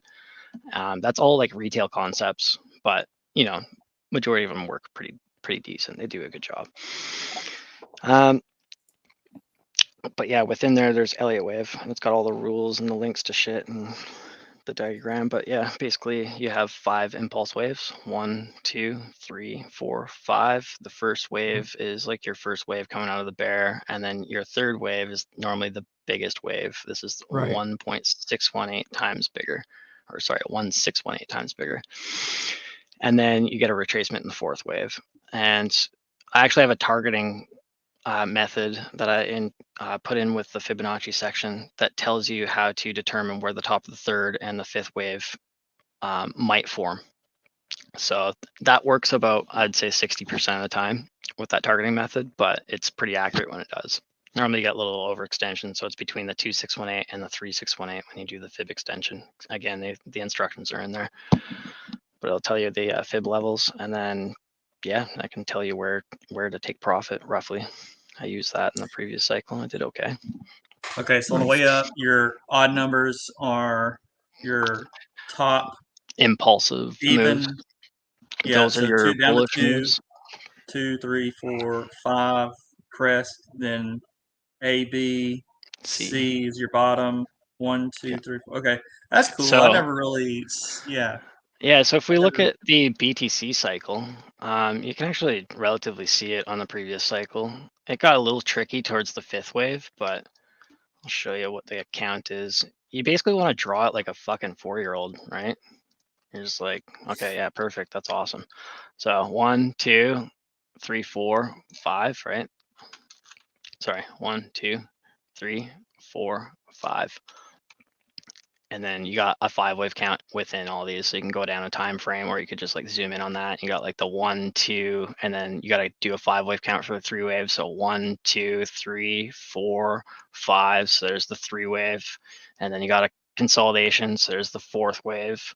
And then there's your punch up. So there's another 5-wave count in there. Again, like you'd probably have to go down a time frame to see the peaks and valleys. Right. And, you know, really square that in. But again, like 1, 2, and then you got 1, 2, 3, 4, 5. So there's the 3 of the 3, the 4th wave, and then there's your 5th wave punch up, right? So there's another 5-wave count in here. So there's probably a 1, 2, 3, 4, and then the 5th wave is in here.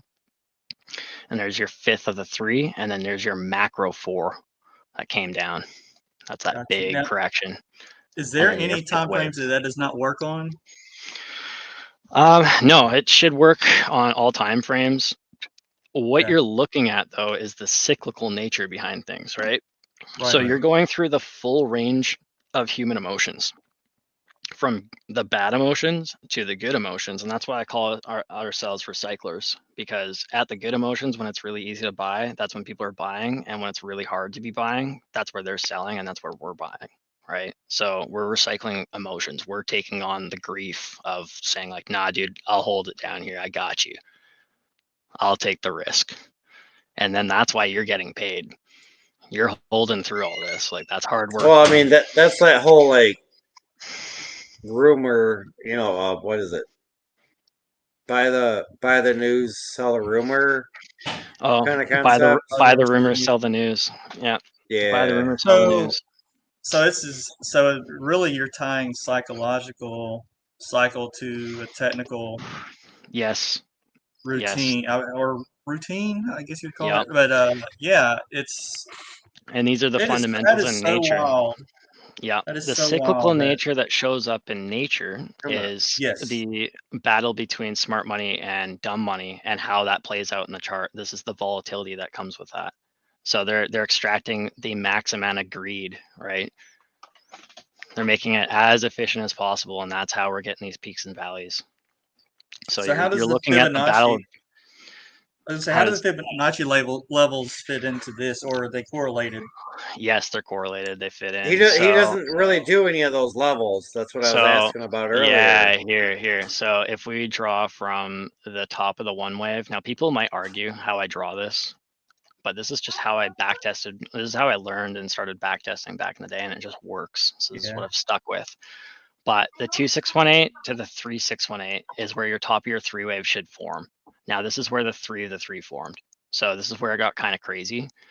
The top of my fifth wave target is anywhere from the 5618 to the 6618 in that little pocket. So you can see that's where the top of the 3 wave formed, right? And where the top of the 5th wave formed. Normally it doesn't do that. Normally you have a 1 wave, a 2 wave, a 3 wave comes up to the 2618 or the 3618, and we have a 4 wave down to like the 1618. If it topped out at the 2618, it'll come down to the 1618. If we're at the 3618, it'll probably come down to the 272. And then the 5th wave extends out to the 5618 to the 6618. So this was a little abnormal. This is a little weird. And then it kind of gets messy as you start going through the other cycles, but this theory on altcoins works pretty well. So just go back through and see if you can find, like I said, just draw it like a 4-year-old, right? Where is the first impulse? So the low to the next highest point, right? It doesn't get any higher than that, and it doesn't get any lower than that.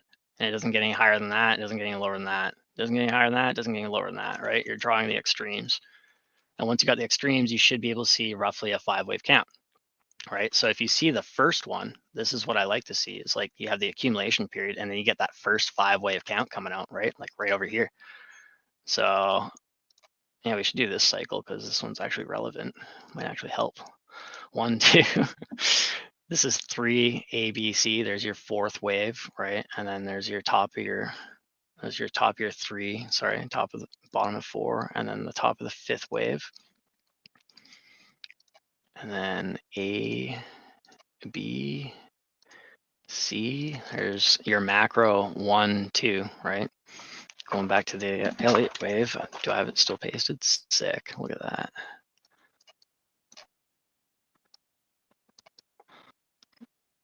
Let's make it a little bigger. There we go.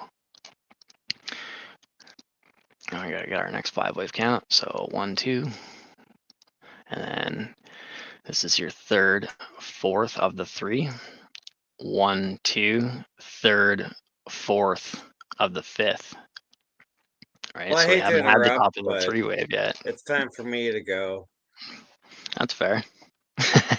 Yeah, It's been a long I was stream, thinking buddy. I'm gonna probably wrap pretty soon, but I wanted to let him finish what he was doing here. Yeah. But yeah, simple Elliott wave count. Like I would say, if you want to get really started with some basics and just kind of get like a gist of where things could go, Elliott wave Fibonacci should get you started. That's a pretty good basic start, and that's again all in the Discord in the green section there. Yeah. So yeah, take a look through, have fun, party. Nice meeting you man. guys. Dude, yeah, thanks for the info. I mean, yeah, Thank you for joining in tonight. Hopefully we'll Super get you back stoked, here yeah. into that. So thank you, appreciate everything. Yeah, 100%. awesome. Yeah, thank Super you. cool meeting you guys. Same. Same. Have a good weekend, guys. Yeah, same to 100%. you. I appreciate you guys all being here tonight. Seriously, thank you all very much. I makes the show go. I'm if I had a little more energy in me, maybe. Oh, dude, Hey. I should probably give you a disclaimer before I go. What's If that? you study the Elliott wave and the Fibonacci, you're not going to be able to unsee it in nature. Okay, so this is like a third eye opening, bro. If you can't handle it, maybe don't do it. You know. You're going to Well, be charting the obviously, trees that's- here. in It's not the going to be chat? good. 'Cause I don't think I Obviously, saw that's true. it. You just pulled it off a Or tree. maybe I missed it. Oh yeah, oh, that's awesome, dude. Yeah, that's my homework for the weekend. Chart the Cool. trees, brothers. Exactly. That's That's right. right in the trees. Exactly. Chart the trees. Oh, I can't paste it. Dang. Oh my God. It's hilarious. All right, Yeah, guys. it's fun, man. It's fun. I am wrapping this though. I appreciate you Awesome. all very much. Thank you for being here tonight. Man, it's good Yeah, to see thanks you for guys having me, later. man. All right. Adios, out. friend. All right. Thank you, well, everybody. Thank you. Have a good Appreciate weekend. it. Have a good weekend, everybody.